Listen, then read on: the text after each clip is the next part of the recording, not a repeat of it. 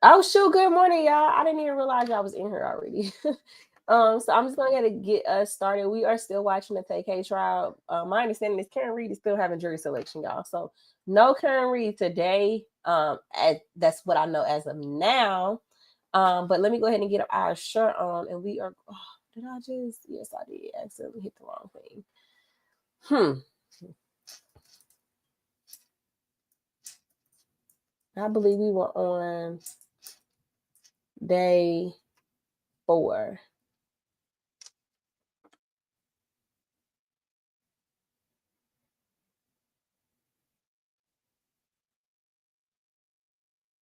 I believe we're on day 4. I'm so upset that I just accidentally. Can I?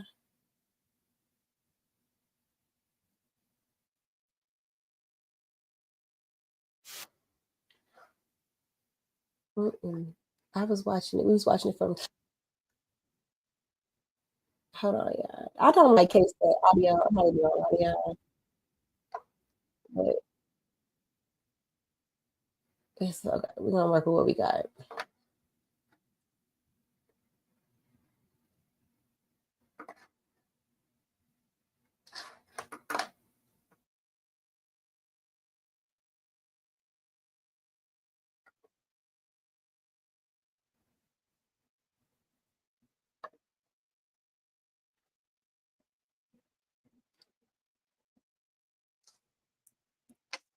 Let me share the screen.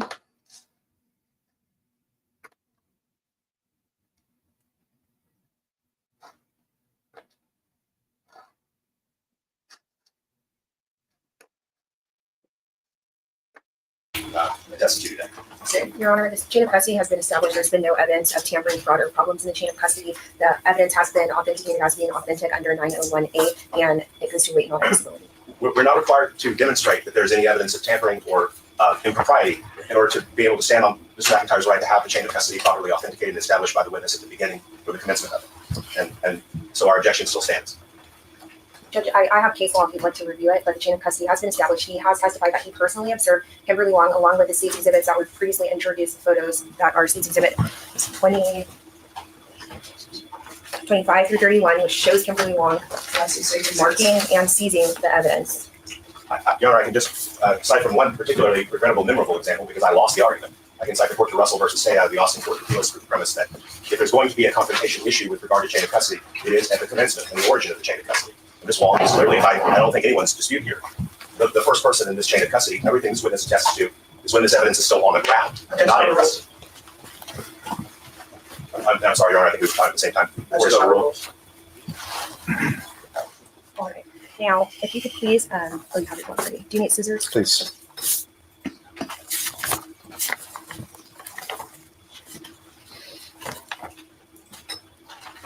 All right. Now, regarding state exhibit number 35, can you please open that?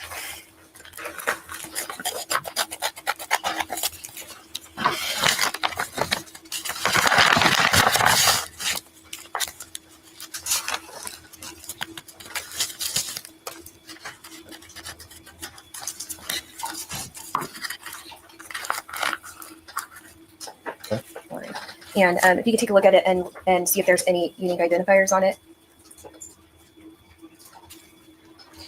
Yes, there's. What are they? Kim Wong's initial KW with a badge 9440 on the inside of the cement showcasing. Same objections, Your Honor, here saying confrontation. You can go ahead and put that back. For that. Yeah. And state exhibit number 36, please.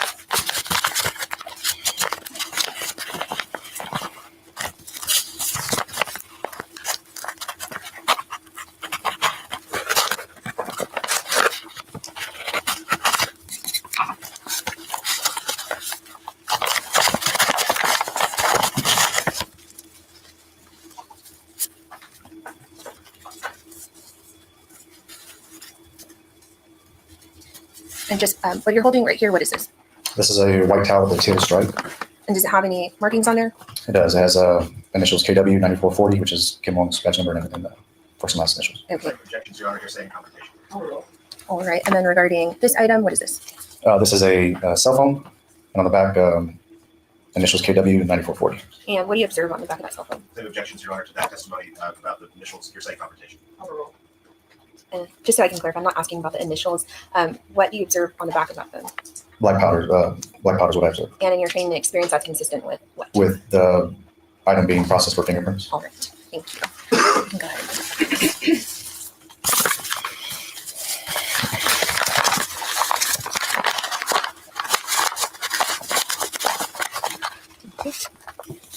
We pass the witness, Your Honor. May I proceed, Your Honor? Yes. And I'm sorry, it's now detected for us, correct? That's correct. So you were talking about observing black powder, and by that I understand you mean fingerprint powder on the phone, right? That's correct. And this was the phone that you've come to learn from other officers, including Ms. Wong, was handed to police by a bystander that they believe was thrown out the window of the car. Is that right? That's my understanding, yes, sir. Okay. You noticed that black powder, and in your mind, that was significant. You automatically connected that with, okay, the technician fingerprinted, dusted for fingerprints. That's correct. You didn't observe that kind of fingerprint dust on the shell casing, correct? I cannot observe that initially when I looked at it, though. And I mean, you have it in front of you today. You don't see any of that kind of fingerprint dust on the shell casing now, do you? It wasn't as it's not standing out like it was on the phone. If it was, I don't see it. Okay, so you don't know either way, but it never stood out. Oh, not on the showcasing, though. Okay. And you don't know whether Ms. Wong dusted that shell casing for fingerprints, do you? If I'm allowed to go to a report, that's I'm not asking you what you read from other sources. Do you have any personal knowledge of it being dusted for fingerprints? no. I was not present when it was processed. And you don't have any personal knowledge of whether it was swabbed for touch DNA or any other forensic procedures, do you? No knowledge of that.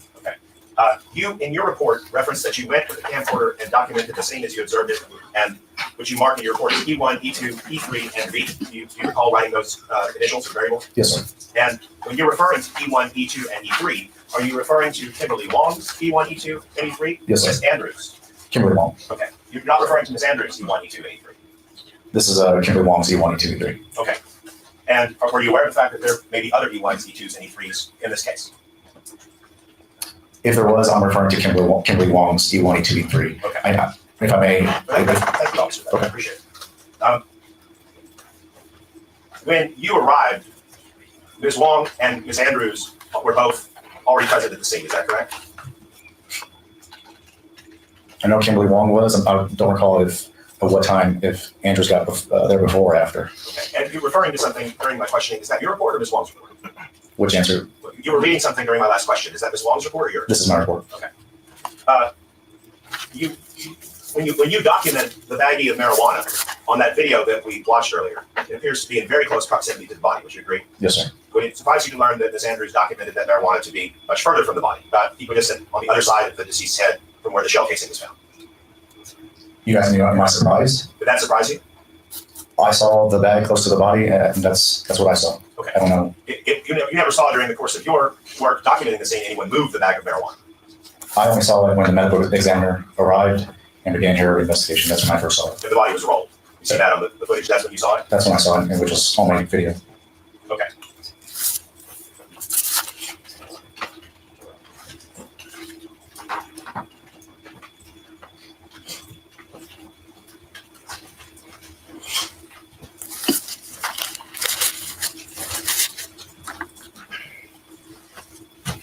Did you have any other involvement in this case after you submitted the videotape to Ms. Wong?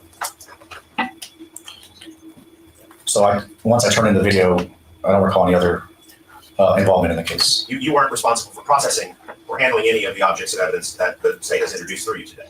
That's correct. Besides the video, at the scene, no, I didn't process any evidence. As to how those things were processed, we would need to ask Ms. Wong, right? That's not my call. That's As far as you know, Ms. Wong's the one who did the processing of these evidence. yes, that's fair. That's the case. I have no further questions. Please approach.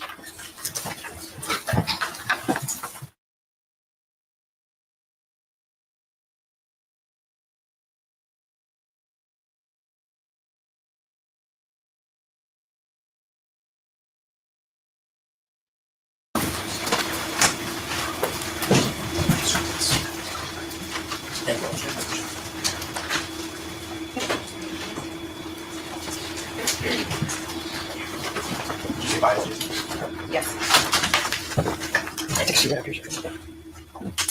Yeah, just put your that's on your shirt. Take a seat. Yeah, that's where you. Can you raise your hand? Can someone say affirm the testimony you give will be the truth and nothing but the truth, so help you God? Yes. All right, you can lower your hand. Make sure you keep your voice up so that members of the jury can hear. And if you'll state your name for the record and spell your last name, please. Hingiro Baez. Last name is Baez. State your name, proceed. Thank you, Judge. Mr. Baez, can you, well, let me ask you some questions. How long have you lived in San Antonio, sir? Just outside of San Antonio. Quite a while, about maybe 15 years. All right, and I'm gonna go ahead, since it's late today, I'm gonna go ahead and jump right in and ask you, on April 23rd, 2017, were you in the parking lot near Jason's Deli and Chick-fil-A? Yes. If you could just speak up into the microphone, Yeah, of course. because people just need to hear you, okay? And will you please tell me, when you were in that parking lot, did you observe anything unusual in the parking lot when you were standing there? Initially, no. It was, And then after you were standing there for an amount of time, whatever it may be, did you see anything that caught your eye? no. So, did you see anything that day in that parking lot? After hearing a noise and Well, let me stop you. You said you heard a noise. What noise did you hear? sound like a gunshot or a loud bang. And can you tell the jury, were you inside a building? Were you inside a car? Were you outside of a car or outside of the building? Where were you? Outside of my car, outside of a building, shopping center. And what was the, if you can remember, what was the closest establishment that you went to? We came out of Jason's Deli, and right next to it was like a fabric store and a Chick-fil-A, I think. So I'm assuming if you came out of Jason's Deli, you had eaten or picked up food? Yes, sir. And you say we, was there anybody else with you? My wife and my oldest daughter. And when you heard this big bang, it caught your attention, and you said bang, or did you say what else it could sound like? Like maybe like a like a tire kind of blowout, just a loud kind of echoing bang. But we were right off the highway, so. And after that big bang, did you observe anything happen after that? I would say kind of like right after, not initially, but a car kind of zipping through the parking lot where we were in, and then just kind of leaving. And you're saying zipping through the parking lot. Can you define that to the jury? Was it moving fast or? Yeah, it was moving fast. It wasn't a normal cruise through the parking lot. And it can you tell the jury, was it daylight or was it nighttime? It was daytime. Don't remember the exact time, but it was after we got done eating. So And when you observed this vehicle going through the parking lot, was it, I guess, coming towards you or away from you? it was coming towards us, but then kind of quickly turned away towards like the exit of the main road. And while observing this vehicle zip through the parking lot, did you observe anything about the vehicle or the occupants or anything? It was really quick, so I wasn't able to really pay a whole lot of attention. Kind of focusing on myself and my family. I guess if you kind of explain a little more, or if you want to go into more detail. No, I mean, it's just what you can remember. I know this was a long time ago. Yeah. But I just want the jury to understand what you saw that day. And I'm just going to ask you questions and you do the best as you can, okay? Yeah. Let me ask you this. Did you ever collect something from that parking lot that day? Yeah. I was gonna. Let me ask you this. Where did that object come from? Yeah. So I'm going to elaborate. As the car was kind of going through the parking lot, kind of like in the quick moment, I noticed what looked like a phone, something shiny, square, kind of tumbling and hitting the ground, kind of right after that car was leaving that area. And so, did you observe that phone coming from that vehicle? Yeah. I mean, it came, just kind of shortly from that turn, in that little area. It didn't look like it was something being ran over. It looked like something coming out of the car. If you could you determine what side of the vehicle it came from? I want to say it came from like the driver's side. I don't know specifically which. Did you ever did you talk to police about this? Yeah, I talked about it for a couple of minutes. When the police showed up? Yes. And let me, you collected this what you determined that did you find out it was a phone? Yeah, after I got my family in the car and we were kind of debating on what we should do, because of the whole situation, and then we thought, well, let's go see what that was, and then that's when I walked up to it, saw that it was a phone, and then I walked around that Chick-fil-A parking lot because I started noticing people heading towards the other side of the building. So yeah, I noticed it was a phone, and I didn't know what to really do at the moment, so we kind of like waited, and then I decided to just go grab a towel and pick it up in case someone found it or didn't see it. Okay, well, let me show you what's been marked state exhibit number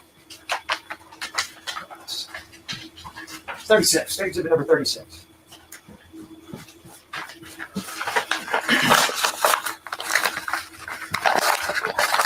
I'll show you that. One, do you recognize the towel? Yes. And Yes. you recognize the phone?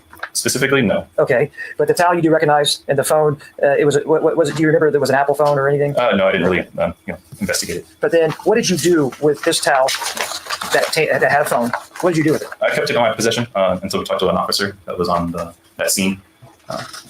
And did you hand that phone or that towel that had the phone in it? Did you hand that off to anyone? Yes, sir. And who did you? Well, did you hand it off to the police? Yes, sir.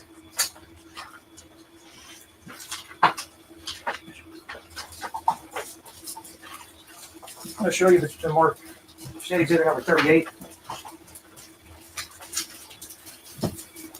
And you recognize that? Yes, And is it a photo? yes. And can you recognize who's in the photo? Me. And that's you? Yes. And is this, what do you have in your hand? That towel and phone. And it looks like you're standing in a rocky area. Yeah, just like a part of the parking lot, little division. And where did you find the phone that day? Don't remember specifically, it's, right now. It was in this general area where we were walking around. I was kind of pointing out to where I saw it kind of tumble and flip. Okay. Then I'm going to show you what's been marked state exhibit number 39. Okay. This is, do you recall this map? Yes, And is it fair and accurate depiction of what you said happened that day? yes, sir. And I see that you have a circle right here. What does that depict? That should be kind of the general area where I found the phone. And then I see a line on this map. What does that indicate? That'd be like the route that we saw this car kind of leave the area. The car that threw the phone? Yes, yes. And then I see a circle over here with it looks like an X over it. Yeah, that should be kind of the general area where we were parking. Okay. And then also I see a circle over here. And what is this area? We didn't physically go to that exact spot, but we were in the general area kind of seeing the crime scene. And I saw like body on the floor. on the And ground. this circle over here, is that where you witnessed the body? Yes, sir. Okay. Do you mind? That's all right. At this time, Your Honor, the state would offer state exhibit number 38 and 39. And evidence. What's in the defense from the objections? No objection. States Exhibit 38 and 39 are admitted without objection. Maybe published from? Yes. Thank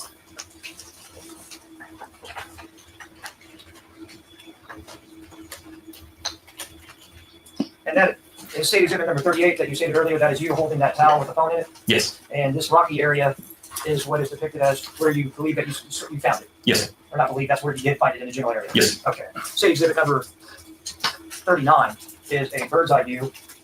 And I'll ask you this portion right here, what does that depict? That should be where we parked.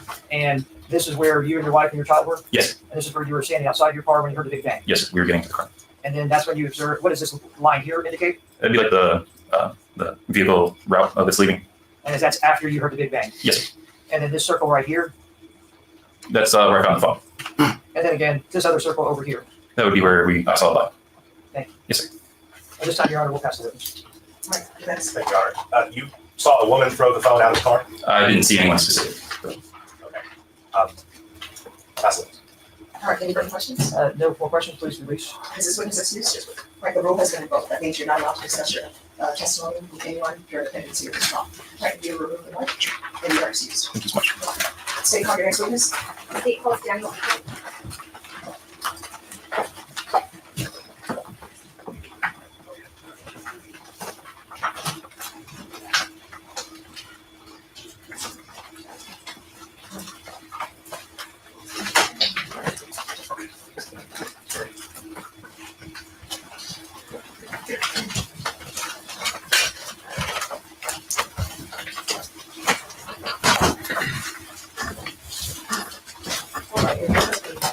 All right, it's the small amount of comments to your left. This way. The square. No, no, no, I'm sorry. right there. On that. Oh, got Yes. it. Sorry. No problem.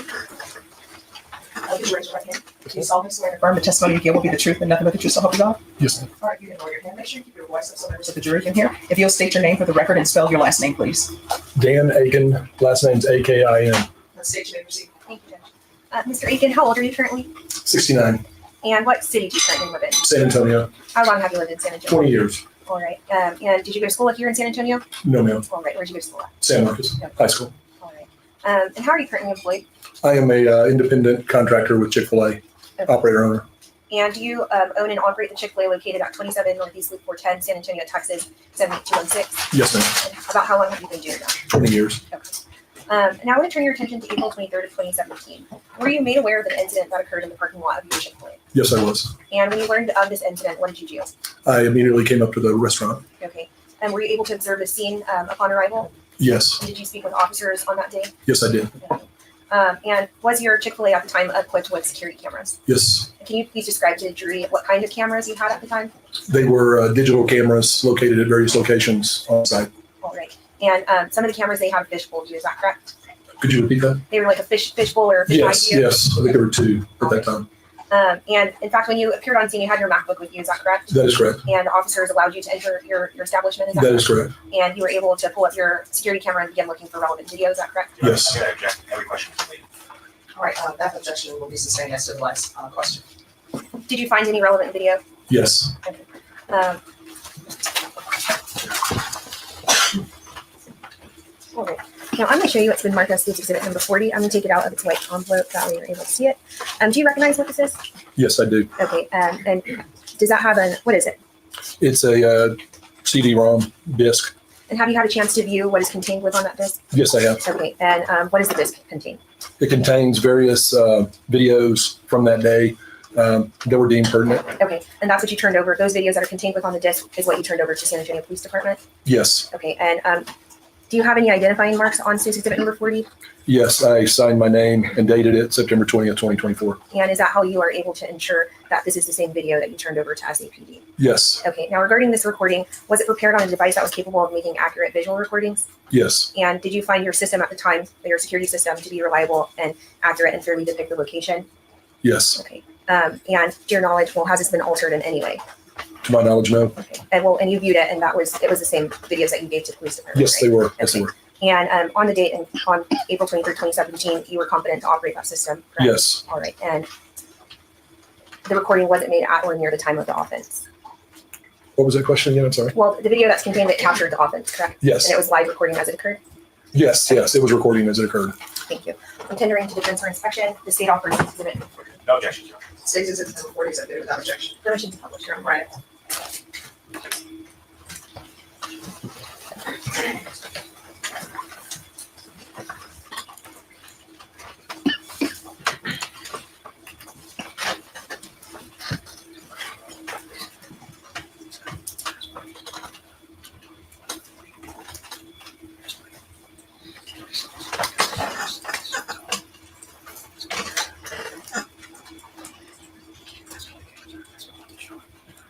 Okay, Mr. Aiken, what is shown on the screen? Can you tell the jury where the camera is located?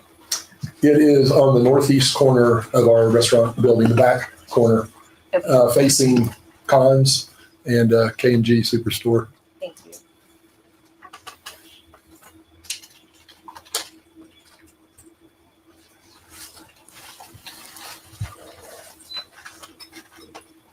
And just to clarify, the view that we're looking at right now, is that a fisheye view camera? Yes, it is. Okay, and on the left side of the video, that's the parking lot going towards the shopping center.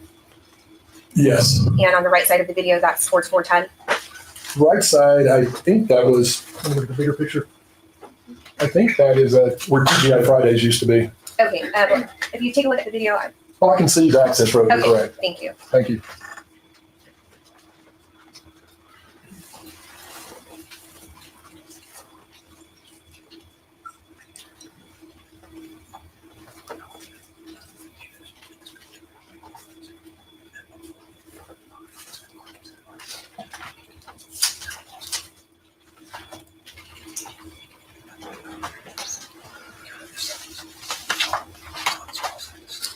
And just for the record, CT exhibit number 40 is paused at 1 minute and 40 seconds.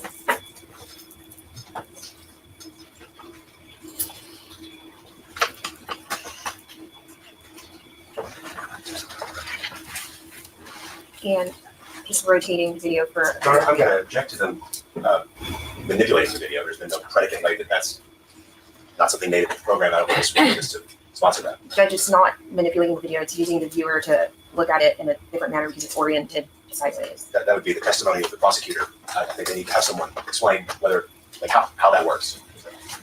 Objection is overruled.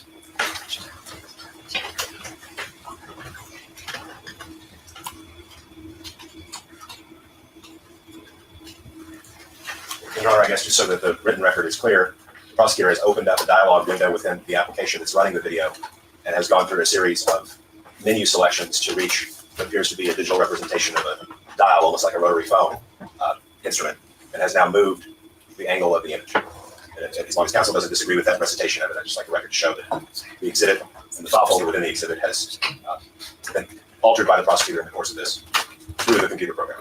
All right, State, with regards to the defense's recitation, has this video changed in the fact that the viewed is changed, or if has the contents been The changed? content has not been changed at all. It is the same video that was just authenticated by this witness that was provided to San Antonio Police Department. The only thing that has been changed is that it has been oriented by the angle so that the jury can have a clearer view of what is occurring in the exhibit, but the contents are not the same, are not altered in any way. And Your Honor, I would just object again to the prosecutor testifying to that fact. I'm just want the record to reflect visually. All right, objection is overruled, and the record will reflect what it reflects on the defense counsel. Thank you. You're welcome.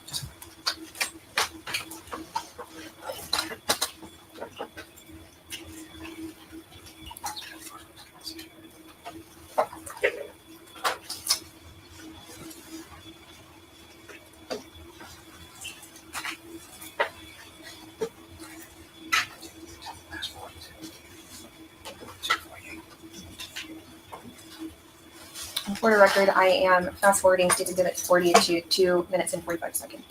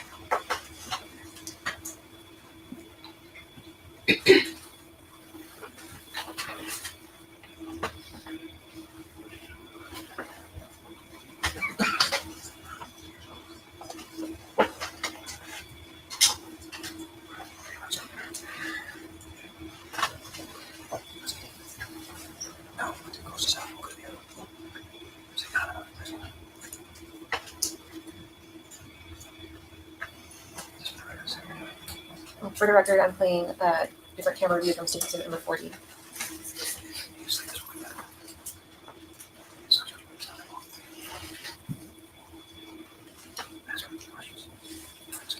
Where is this camera located, Mr. Egan? It is on the other back corner of the building facing the shopping strip mall. Thank you.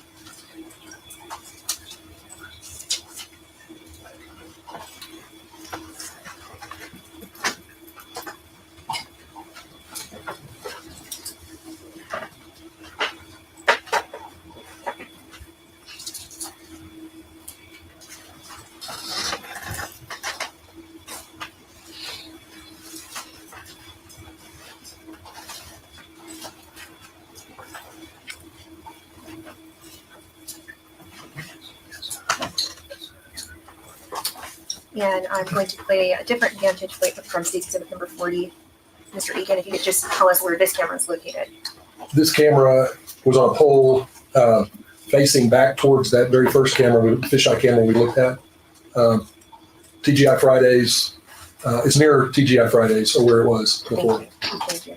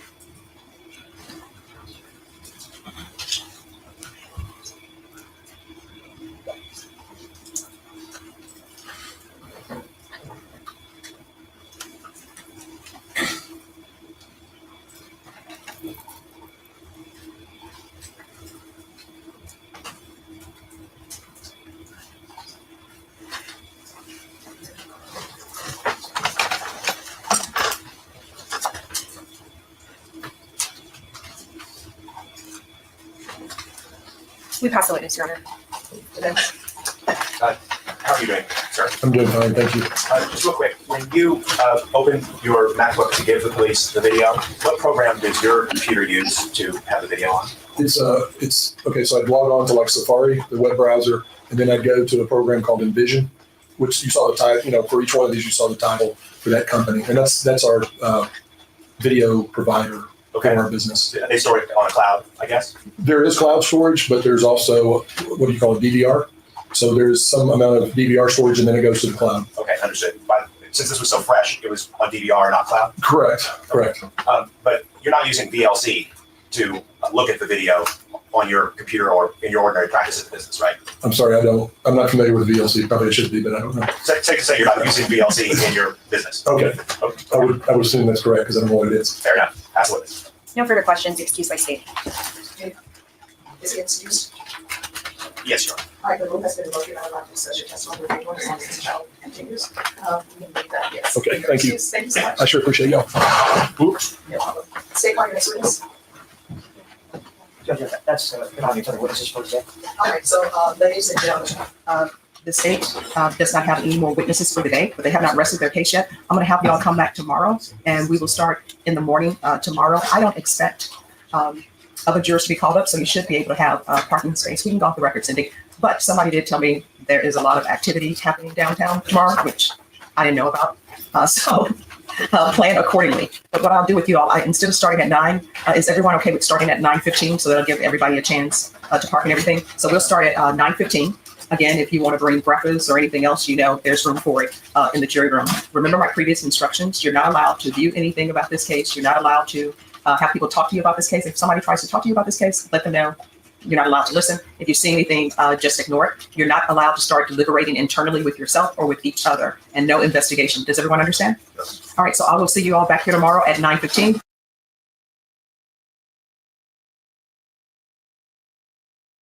please. Yes. I'm Dr. Kimberly Molina, Molina. State you may proceed. Thank you. Dr. Molina, can you please just, I guess, well, one, how long have you been a medical examiner? I've been a medical examiner for approximately 22 years. And hence experience, so can we, you just briefly tell the jury about some of the training and education you had to go through and some of the training experience that you had to go through to become a medical examiner? I attended and graduated from the University of Texas at Austin with a degree in mathematics. I then attended and graduated from the University of Texas Health Science Center Medical School here in San Antonio. I completed my internship in family medicine at the University of Arkansas. I then returned to San Antonio to complete my training in anatomic, clinical, and forensic pathology. And I'm board certified by the American Board of Pathology in anatomic, clinical, and forensic pathology.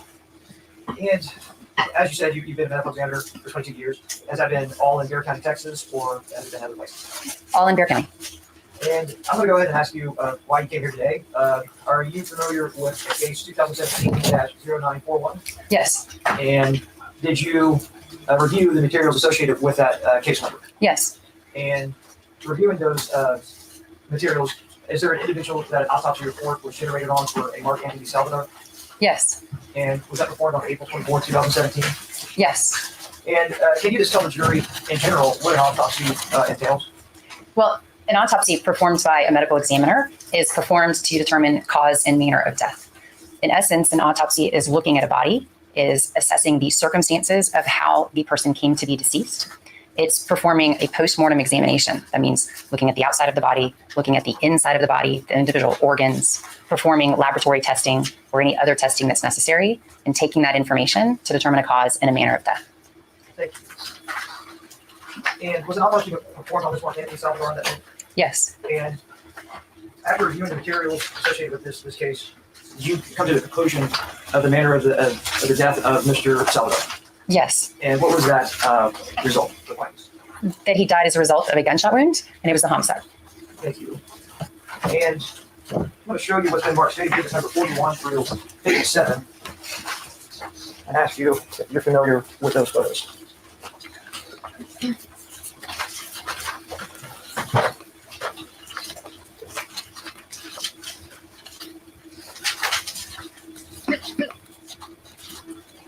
Yes, I am familiar with him. And are these photos from the medical examiner's office? Yes. And are they of Mark Anthony Salvador? They're of the examination, yes. Not all of them are of the decedent. I guess related to the autopsy and the materials with Mark Anthony Salvador. Yes. Thank you.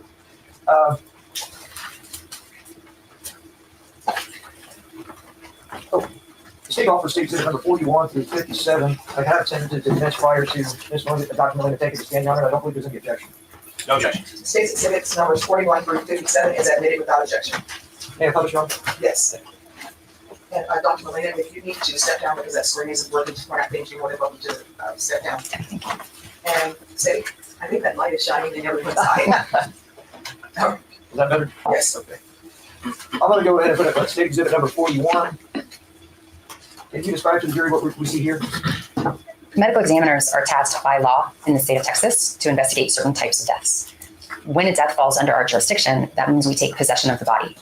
We have investigators who work for our office, so they're independent investigators who will go to a scene and document the scene, get information from the scene, and take possession of the body.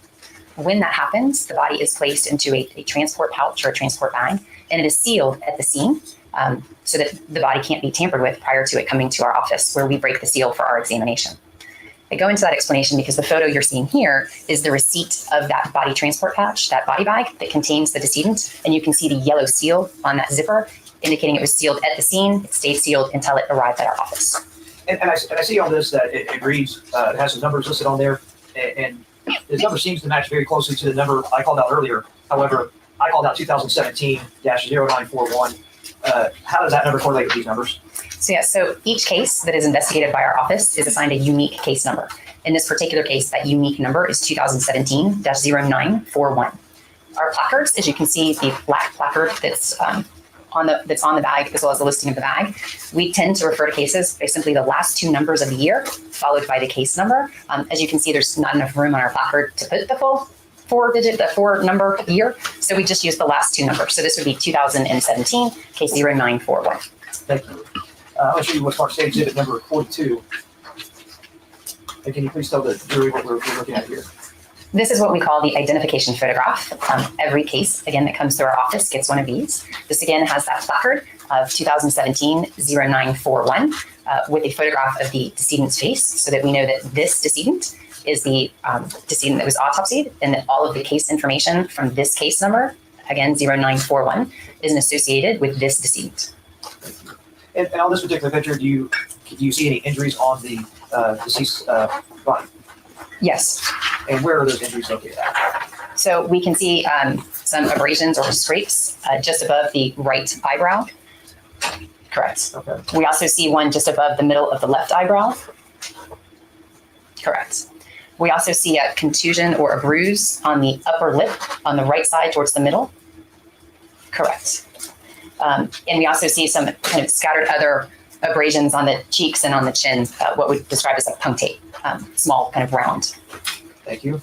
I'll show you what's marked state exhibit number 43. And when Mr. Salvador came to the Emmy's office, did he come in this blue, I guess people call body bags. Yes. I guess a layman's term. And then I see the person's in clothing. Is this how you receive them at the Emmy's office? Yes. So again, our investigators take possession of the body at the scene exactly as it is. So anything that the decedent's wearing, maybe there's a purse or a wallet, all of that is brought into our office, sealed into the body bag. We then open that bag, break that seal, and open the bag at our office, and we take photographs documenting exactly how the body's received. So that's any clothing, if the body hasn't been cleaned or manipulated in any way. And I see that there's some bags on his hands. Why is that? So at the scene, paper bags were placed over the hands by our investigator just to preserve any evidence that may be in or on the hands. State exhibit number 44, I believe, is sort of the same thing from 43, how he arrived at the Emmy's office. Is that correct, Dr. Miller? Correct. We're just trying to show the whole body. So the first picture was the upper half, and this is the lower half, so we can see the whole body. And I guess I do. I mean, is there any injuries that you can notate on this photo? Yeah, in this photo, we see an abrasion or a scratch on the left knee. Right there. Yes. Thank you. State exhibit number 45. Can you please tell the jury what you see here? So once the body is received, we then disrobe the body so we can take a good look at the outer surfaces, and we'll clean the body to see, again, a good look at the outer surfaces. We're trying to find out why people died, so we're looking for signs of trauma, signs of natural disease. So this photograph is taken after the body's been disrobed and cleaned. So now we can see nicely those abrasions or scratches that we saw previously just above the right eyebrow. We can also see that contusion that we talked about, or bruise on the upper lip, that small abrasion, the small kind of punctate abrasions on the chin. And we see some small contusion or bruises of the nose as well. All right. So now you start that. Well, I think I did exactly where you want. Right down. Okay, thank you. I think the jury probably could see you from there, but just for the co-counsels. Correct. State exhibit number 46. So again, this is after cleaning, and we can see kind of better some of those injuries we talked about before. There's the abrasion above the left eyebrow, or the scratch. Right. And there is now we can see a larger abrasion or scratch of the left forehead at the hairline. Correct. In particular, is that a straight line, or what? How is that? No, it's irregular. Okay. I'll show you what's marked state exhibit number 47.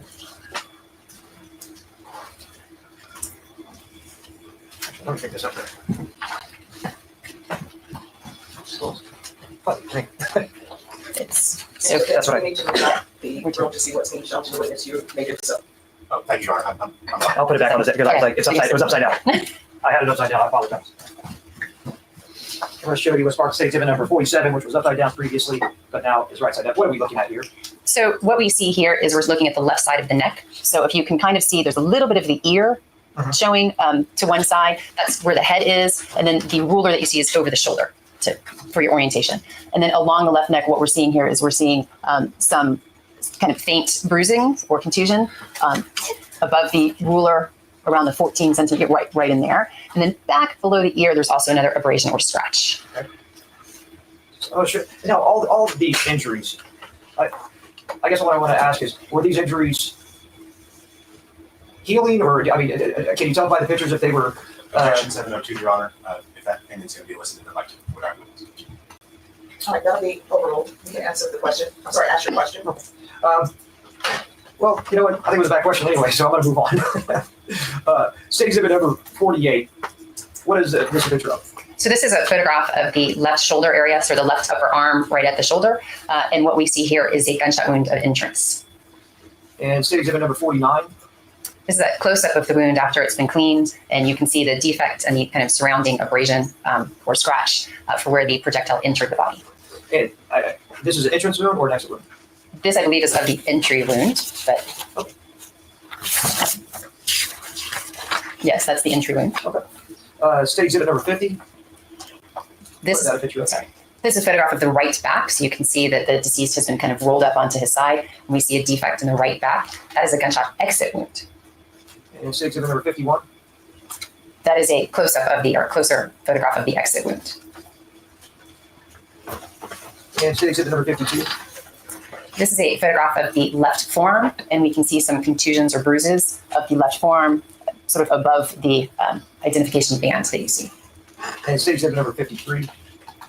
This is a photograph of the hand showing some abrasions or scratches and a contusion or bruise at the base of the thumb. State exhibit number 54. This is a photograph of the right elbow area showing some abrasions or scratches kind of on either side of the forearm at the elbow. State exhibit number 55. This is a photograph of the right forearm kind of wrist area showing another abrasion or scratch sort of right along in the middle of the wrist. And state exhibit number 56, which I believe you testified to earlier in another photo. Correct. This is the abrasion or scratch of the left knee. And then state exhibit number 57. What was this? On the filter paper here, you can see kind of a very small yellow ring. This material was present on the body and collected at the time of the examination. Thank you. Now, with the gunshot wound that you indicated on the photos, there was an entrance wound and an exit wound. Is that correct? Correct. If that bullet entered with at that entrance wound and exits out that exit wound, is there any possibility of vital organs being hit? Yes. Can you just describe to the jury what possible organs could be hit? Well, from where the entry wound is in the left shoulder and where the exit wound is on the right back, the bullet would have to go through the chest, which would mean the possibility of hitting the lungs, so the left lung, the right lung, the heart. There's major vascular structures such as the aorta that course in that area, as well as the spine. So any or all of those could be hit by a bullet going through. And in this particular case, were any of those organs hit? Yes. And your determination of findings is that this bullet or gunshot wound caused the death of Mr. Mark Anthony Sutler. Yes. And you all do a toxicology of the victim's substance, I guess, possible substance into the system. Yes. And in this particular case, did y'all perform that toxicology? Yes. And was there any substance detected in this toxicology report? No. And which particular substances do y'all test for? So we test for hundreds of different drugs and medications. We look for things like ethanol, which is drinking alcohol. We look for over-the-counter medications like Tylenol, aspirin, Benadryl. We look for prescription medications, antidepressants, blood pressure medicines. And we look for illicit drugs, heroin, cocaine, methamphetamine. So it's a number of different screens that we use to look for all of these drugs. But again, it's hundreds. It's drugs that can cause death. And none of those substances were detected, is that correct? Correct. Do y'all test, well, let me ask you this. In the victim's mouth, there seemed to be a green substance. Is that indicated? Yes. And that, I would like to ask then, did y'all test for marijuana levels in his system? No. And why is that? We do not routinely test for marijuana or its drugs in decedents and dead people. The reason being is we are unable to actually interpret what those results mean. When someone dies, if they've been exposed to marijuana for some time prior to death, and depending on the exposure, that can be up to a month prior to death, we can still find that marijuana. Therefore, if we test for it, we don't know what it means. I can't say it's in someone's blood when they die. I just know there was this exposure. So we do not routinely test for it. Thank you. And I know that you stated earlier that there was an entrance and an exit wound. So this might be a dumb question, but I'd like to ask you, was there any type of bullet or projectile found in the victim's body? At the autopsy, no. Thank you. We'll pass it to this time. Thank you, Your Honor. Good morning, Dr. Wade. How are you? Good, how are you? I'm well, thank you.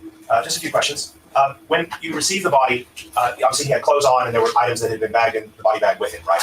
And if you don't recall, please refer your report. Yes, he had clothes on that, I recall. I'm just seeing if anything was with him that had been bagged. You found toothpaste and deodorant? That was in his In pockets. his pockets. Correct, it was in the pockets of the clothing. Okay. And you also noted a smudgy gray material on his hands. Was that fingerprint dust, or did you not know what that was? It wasn't known at the time what that was, so a sample was taken. Okay. Was there any results of that you know of? Or? So we don't test for evidence. We collect evidence and submit it to the police, and then they can decide if they want it tested. So we sample it and we release it to the investigating law enforcement agency, and they can decide. But also to address your other question, I apologize. Fingerprints wouldn't have been done till after the exam, so it wouldn't have been from us. Okay. It wouldn't have been fingerprint dust. It should not have been. Okay. Understood. You indicated that because there was a clean entrance and exit wound, that no fragments of the bullet were recovered, right? Correct. Was there any other foreign material in the wound or the path of the wound, like car glass or dirt or anything else that you all noted? No.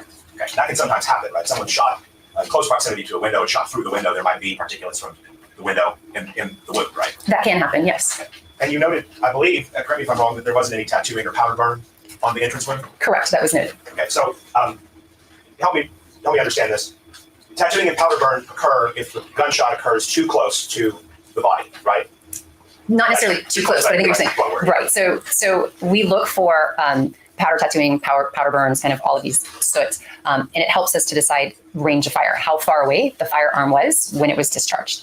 And those markings, those powder burns, will only occur at what we call close range, meaning the firearm has to be relatively close to the decedent when it's sustained.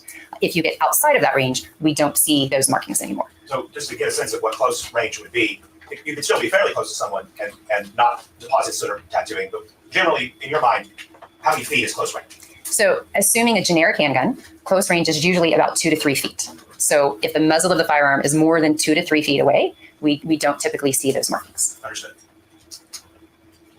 You identified several contusions and scrapes on the body that weren't associated with the gunshot wound, right? Correct.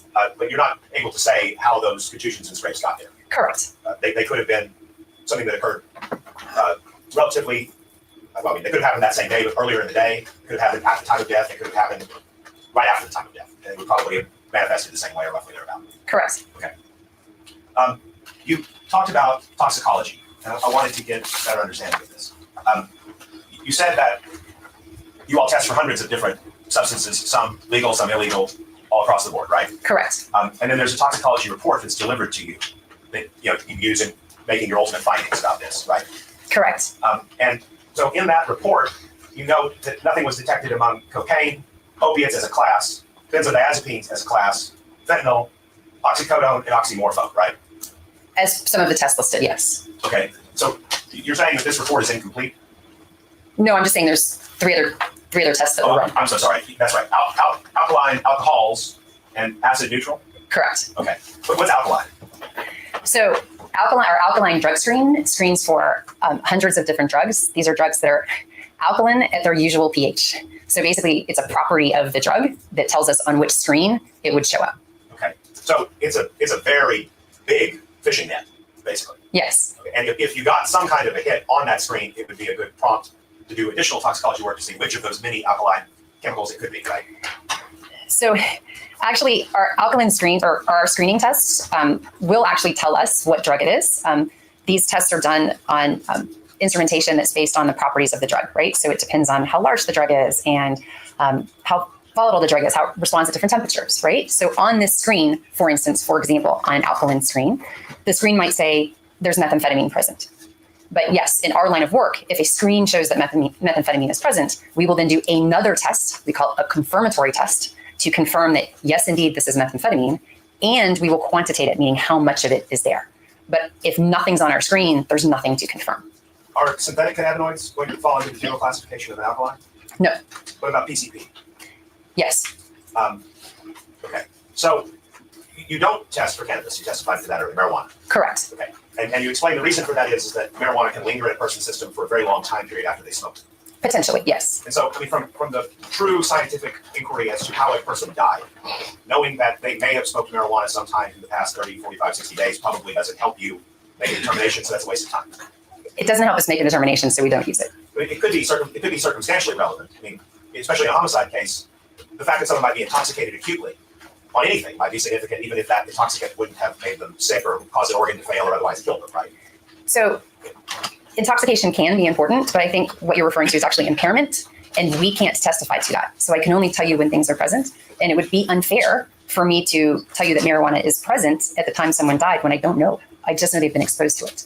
However, yes, if it's helpful to an investigation, we are able to order it if requested. Was it ever requested of you? Not that's indicated, and it wasn't ordered. Okay. And so basically, if someone was acutely impaired by intoxication on something that wasn't screened, that's just something we can't know one way or the other. We actually can't ever testify to impairment when someone is dead.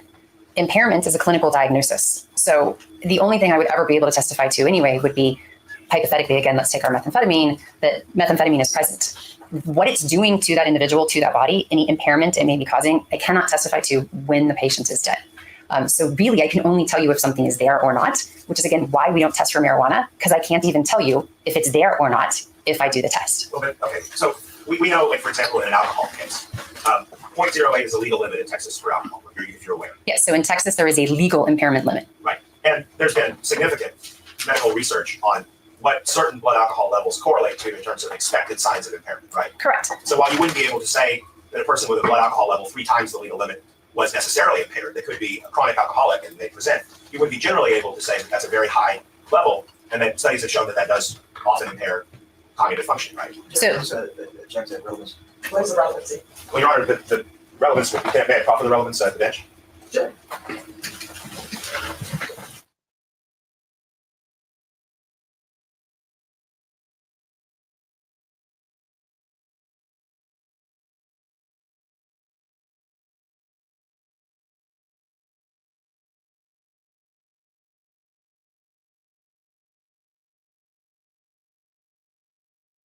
Investigation.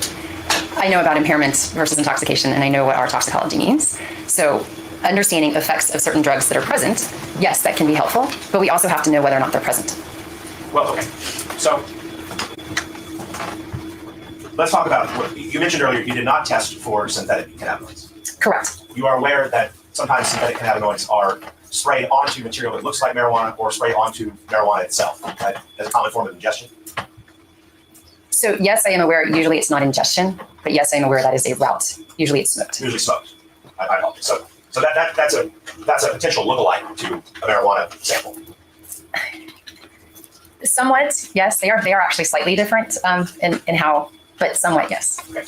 And that was not tested for. Correct. And you are aware of the pharmacology of some of the synthetic cannabinoids that are commonly traded on the street, some of which are legal, some of which are illegal, right? Yes, And that pharmacology can include behavioral changes to a person, correct? correct. And that would be relevant to know in a homicide investigation. Objection, circulation, Your Honor. Sustained. They weren't tested for. Objection, asked and answered. Sustained.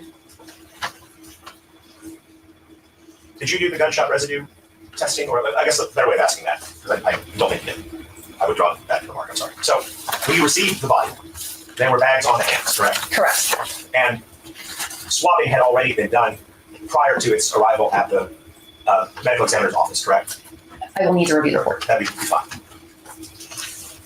Yes, you're talking about GSR swabs. Yes, ma'am. Yes, Okay. So your office doesn't have anything to do with the GSR aspect of that afterwards. The reason the hands are back has nothing to do with the GSR, correct? correct. You bag the hands to determine, to prevent other evidence that might be on the hands unrelated to GSR from falling off during transport so that you can examine it, right?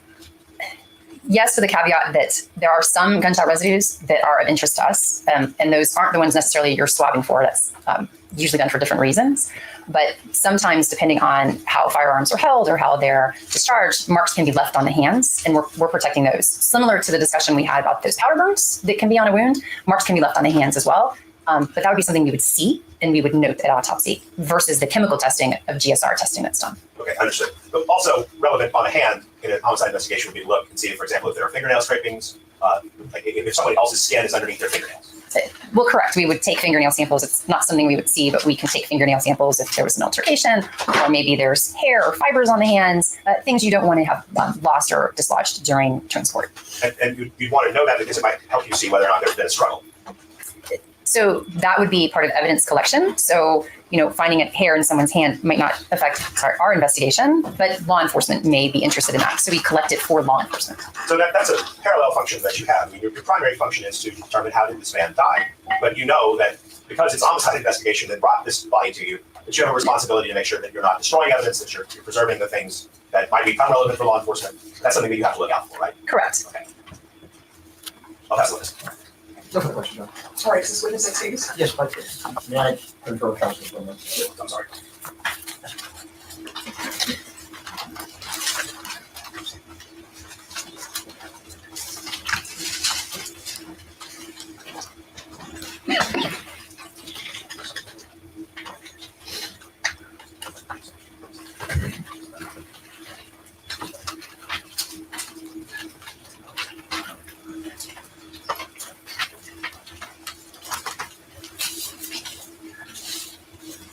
We'll pass the list. All right, so witness excused. Can we have Percentage Julie call this? All right, call the approach.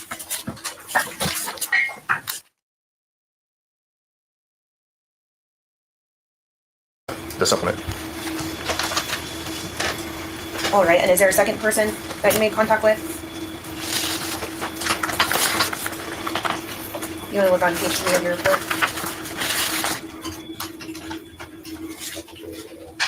Sarah Lopez. All right, thank you. And eventually, did you end up in the parking lot of that Mexican Yes, ma'am. restaurant?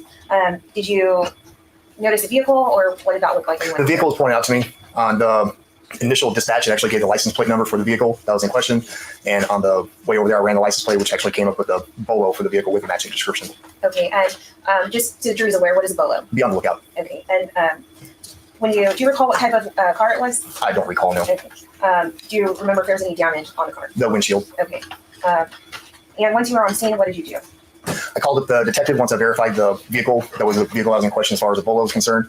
Contacted the detective. Detective Juarez from Homicide, and gave him a heads up as far as that we found the vehicle, that we got the vehicle I was in question as far as that BOLO is concerned. Okay. Regarding the owners of were you looking for any other type of evidence? The possible video as far as the location goes. Okay, and when you met with the owners, were you able to observe any relevant video to the Yes. evidence? Okay. Did you observe any other possible items of evidence that you thought may be pertinent to the investigation? Possible, yes. There's behind the car, I believe it was on the roadway or in the parking lot behind the car. There's a SD drive. I guess I think a 4 megabyte drive or 4 gigabyte drive that was there. Okay, and did you take custody of that? I did, yes. Okay, and did you contact a crime scene investigator to come to the scene to process it? All right, and did you give her that SD card? Yes. Did you go back later on and try to look for other surveillance videos in the area? The next day I did, yes. Okay, and did you find any? I did not. All right.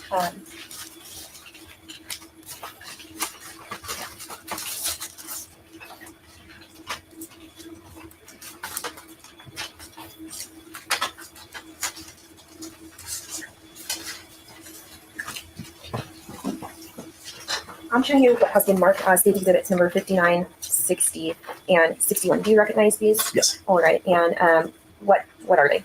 they're CD-ROM or DVDs. Okay. And have you watched the contents of the DVDs? Yes. And what do the DVDs contain? Some of my body cam, or most of my body camera footage as far as my coming up to the scene, making contact with the detective, and then going inside the restaurant and actually watching some of the footage. All right. And does state exhibits 59, 60, and 61 contain any identifying marks by you? Yes. What are those? My first and last initial, my badge number. And is that how you are able to confirm that it's the same thing that you've previously viewed? Yes. All right. And can you kind of help us understand why it's broken out onto 3 CDs? Did you start and stop it? I started to stop, and then one of them was for the very next day whenever I go back over there. All right. And are these a fair and accurate depiction of the events as they occurred on the offense date? Yes. And besides to comply with legal rules, have they been altered in any way? Not to my knowledge, no. And tendering to defense, but at this time the state offers Exhibit 59 for 61 and inclusive. Man, would our witness, Your Honor? Yes. Good morning, officer. How are you? Good, how are you, sir? I'm well, thank you. Which of these, 59, 60, and 61, is the footage of you in the restaurant looking at the surveillance footage? I believe 50. I'm sorry, 59. 59, okay. And does that footage depict the surveillance? In other words, is it your body-worn camera recording a computer screen showing the surveillance footage? Yes. Okay. When you made contact with the restaurant owner about this situation, you had a discussion with that owner about what you thought might be relevant footage? I believe so, yes. Was it you or was it someone else that had the conversation? I can't recall. Well, let me ask you this way. You were not previously assigned to this investigation in any way, No. correct? Did you know anything about why there was a BOLO or be on the lookout for that vehicle? When the BOLO comes up, it gives a case number. So I've looked up the case for that date and time, so it's only about 5 days prior to. So I looked up what was going on, kind of jogged my memory of what was going on. So I watched it or I saw some of it on TV, and I knew some of the officers that were out there that day. So I had an idea of what had happened, but I knew nothing about the case. And you mentioned that you would call an evidence technician out Yes. to help you process that SD card, correct? Not just the SD card, mainly the car itself. It was mainly for the car, but I gave her a heads up that I found the SD card. And even the body cam footage I saved, I was like, I don't know if it has anything to do with this case or not, but I found this outside the car, and I gave it to her. Who else viewed the Mexican restaurant's surveillance footage with you besides the proprietor? There was another detective with I think our IT department that came out there and actually got the video footage from them themselves. So they collect? Yes, sir. Okay. And you don't know anything about the way that Mexican food restaurant curates its surveillance footage, like whether it's real-time recording, whether it overwrites certain things, whether it's motion activated, you don't know. I couldn't recall, no, sir. Okay, so while you can attest to what is a fair and accurate depiction of what your body-worn camera Yes. documented, you can't say whether it's a fair and accurate depiction of the parking lot that you're watching on the screen, right? From where the parking lot was, as far as the footage goes, and what the adjoining property line, I could tell that was where it was in the parking lot. But as far as whether it's truly and accurately recording every second of what's going on in that parking lot, whether anything had been done to the footage before you got there, you can't speak to that. I cannot know. That would be our objection to what the officer has identified as 59, and I'd ask the state to confirm that that is the one that shows the body-worn camera showing the surveillance footage. I don't have objections to the remainder of his body-worn camera, so from what the officer has attested to, my objection would be specifically to 59. The state could confirm that. I'll have to do that on a break. So at this time, I pass the witness and we'll deal with it. I have no Any questions. response to the objections or no response? Well, Judge, I mean, it's a fair and accurate depiction of what he personally observed on the scene. And so, I mean, he's testified that he's reviewed it. It's what he watched at the scene, and it's a fair and accurate depiction of that. And so, we've All right, so, all but once both of you have had a chance to review 59 and the court will make its ruling. Any further questions for this witness? No questions. For this Is he excused or subject to recall? excuse my mistake. Excuse. All right, just make sure you move the microphone. All right, the room has been voted, you're not allowed to discuss your testimony with anyone while this trial is proceeding. You may excuse, thank you. State call your next witness. State calls Sarah Lopez.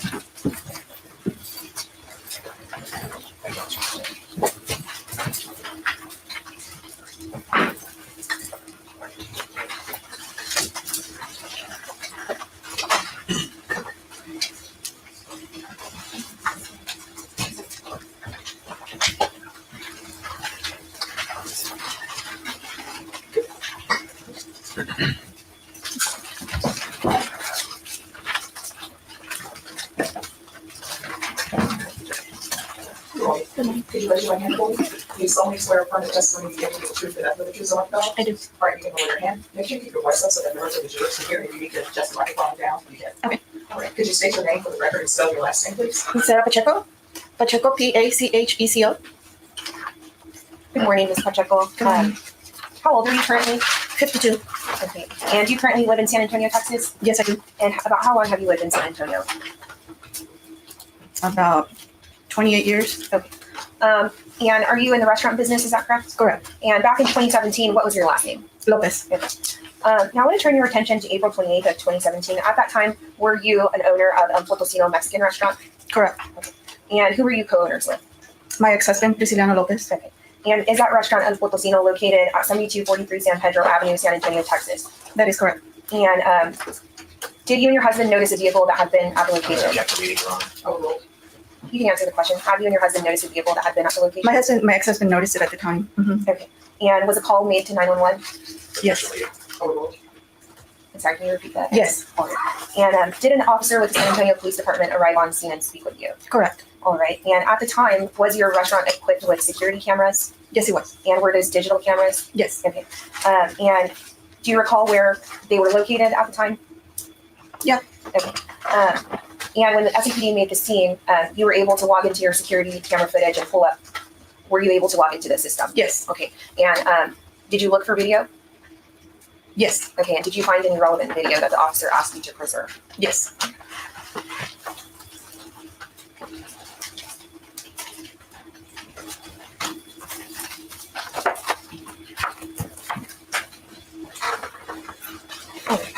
Now, I'm showing you what's been marked as State's Exhibit number 62. I'm going to pull it out of the white envelope.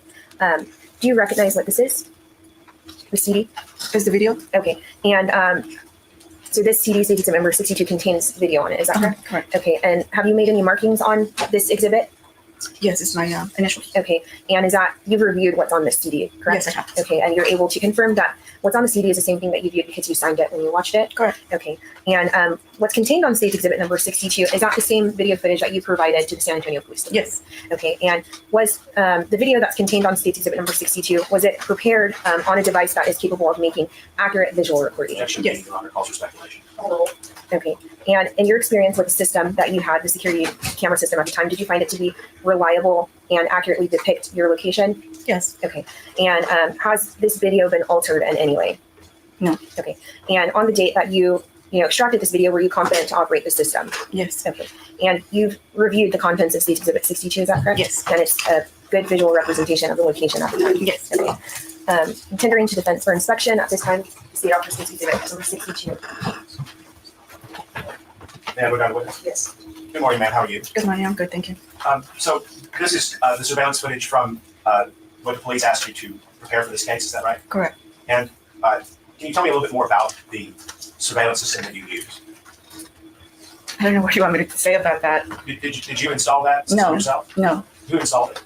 I don't recall at the moment who installed it, but it was a company that came and installed the system. Do you maintain the evidence of like the footage that it collects, and how do you store that information?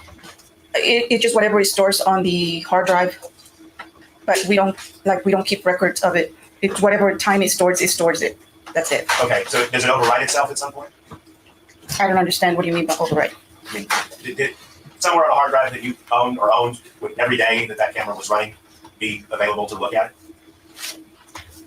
Yeah, I guess. Okay.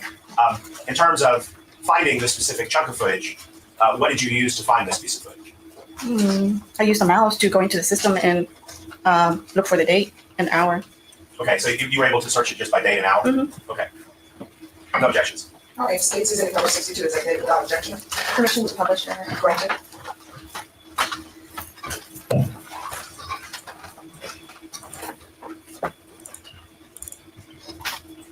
Okay, Ms. Pacheco, and so there was three different camera views that you provided, is that correct? Correct. Okay.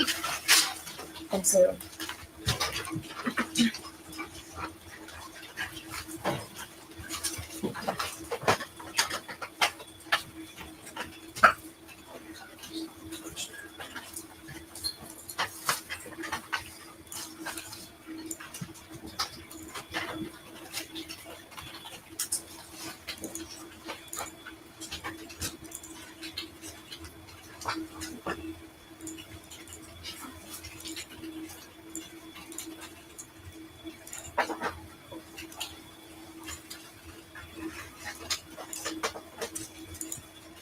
And just for the record, I am playing Vantage Point from camera 12.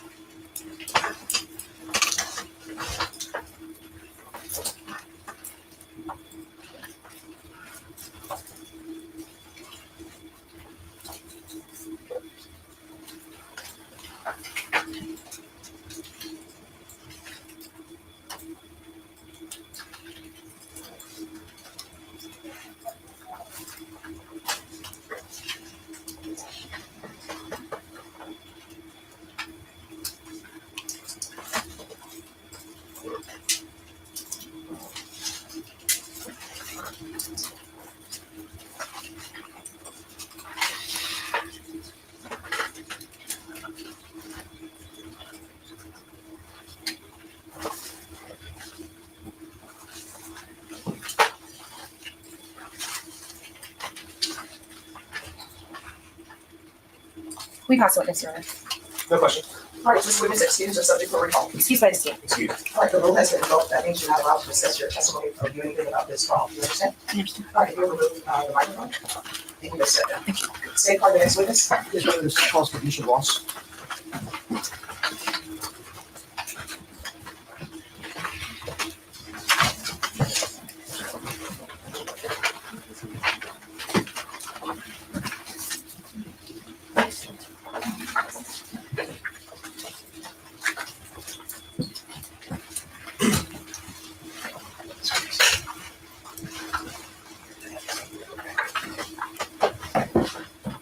Would you raise your right hand? Do you solemnly swear affirm the testimony you give will be the truth and nothing but the truth, so help you God? I do. All right, you can lower your hand. Yes, you can do one step so that members of the jury can hear. And if you state your name for the record and spell your last name, please. My name is Kadisha Ross, Kadeisha. Thank you, Judge. Kadisha Ross, well, actually, do you go by Kay? Yes, sir. Okay, thank you. Can you please just introduce yourself to the jury and tell them what occupation and organization you work for? Yes, good morning. My name is Kadisha Ross. I work for the Regional Organized Crime Information Center, also known as ROCIC. We are one of 6 regional information sharing system centers located in Nashville, Tennessee. We offer or provide investigative services to our law enforcement agencies as well as secure information sharing. Your Honor, I think for the purposes of this, under Rule 705, 702, 703, I'd request that Albert Kelly had a hearing outside the presence. Now, ladies and gentlemen, you've heard some evidence in this case. You're not allowed to discuss anything that you've heard. You're not allowed to internalize or start deliberating. You're not to do any investigation. Everything that you need to know about this case has come from inside the courtroom. Does everyone understand? All right, so I'm going to give you a break, and the deputy will bring you back in after this hearing. All right, everyone, please rise for the jury.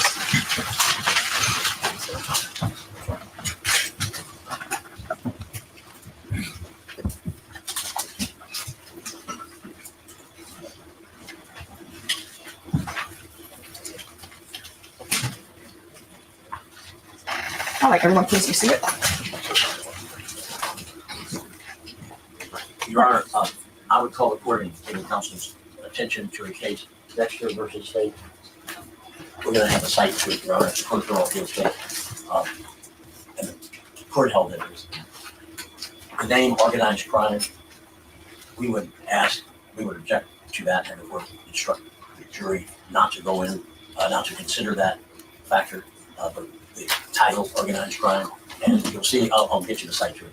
Court of Appeals reversed that case where the prosecutor's office had a sign that said organized crime unit. It does imply, I would suggest to the court, a sinister aspect that has nothing to do with this nice witness or what she does, which we're happy she's doing it. It's just that it implies to the jury that there's some belief that this individual is involved in organized crime. All right, you may proceed. Thank you, Your Honor. I guess, pursuant to that, I would ask that the state could please have the witness offer the basis of her opinion and the underlying facts and data of it. And then I don't know what her opinion is. I don't even know if this is if she's being offered as an expert witness or not. That's my impression, Your Honor, is that they're going to be offering her. She is an individual that clarified the video and had analyzed the video to be better viewed by the trial fact. All right, and so Oh, I see. when you speak, Through that video. Okay, well, I wanted to tell you about that too, so that's good. That's right. so is this specifically her expertise is enhancing videos? Clarified, yes, Your Honor. All right. And when we speak of enhancing videos, is it State's Exhibit 62? Or is it another video? It would be 62 and 440, Your Honor. All right. Could we, I guess, I will hear it. Let's have it here. Your Honor, may I have the record reflection counsel, and the court will have the case of it. We'll get it for it. Dexter versus State is 544 Southwest 2nd, page 426, Texas Criminal Appeals, Court of Appeals, 1976. Thank you, counsel. Thank you. All right, so y'all may ask your questions. you can just pop where testimony is. Or just well, Your Honor, she has analyzed the videos and without just a proper. Yeah, but if we could pop to the witness. Okay, you have to do that. Please. Well, Ms. Ross, can you, your previous educational background, what's your educational background? Sure. I have a criminal justice administration degree from Middle Tennessee State, bachelor's, and also a psychology minor. And then also, do you have any on the job training? I do. I've been conducting forensic video analysis for about 2 years. And do you have any specialized training? Yes, I am a certified forensic video technician under LEVA, which stands for the Law Enforcement and Video and Emergency Services Video Association International Incorporated. And do you have any professional experience? Could you clarify? analyzing videos and that, of that nature? Well, yes, in addition to just on-the-job training, as well as certification, I've undergone about 124 specific hours of video training certification. And what about training that relates exactly to your position? Yes, that is pertaining to LEVA, those certifications again. So 176 hours of audio and video training, specifically 124 hours of certified video training, as well as about 2 years of conducting forensic imaging for cases. And just if you know, how many possible like actual cases have you worked on? In total, 260 as it relates to video. And in this particular case, were you sent videos to analyze? Was I sent videos to analyze? Yes, so Sergeant Rodriguez was able to upload through our secure network risk files. He was able to provide that video to us. And did you successfully complete the analysis of these videos that were sent to you? Yes, enhancements were done relating to specific requests by Sergeant Rodriguez on our RLCIC forensic request form. And in this particular field of work, is the way you analyze and enhance these videos is an accepted practice of how you perform that. Yes, there is a recognition in the scientific community for forensic video analysis. Yes. And did you use certain equipment to perform this enhancement? Yes, so enhancements were conducted using AMP5, which is a forensically sound and scientifically based forensic software used for processing or clarifying video and images. And is this equipment that you use accepted use in the scientific community? Yes.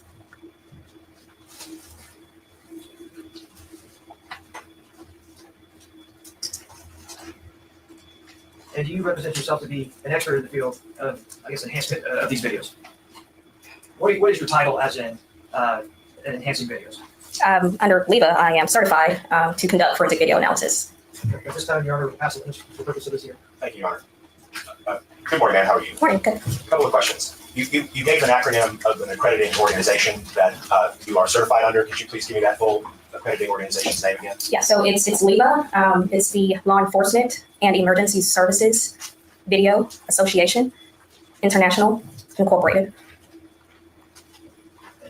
So incorporated. So it's a private entity. It's not a governmental. Is that correct? I'm honestly unsure. Okay.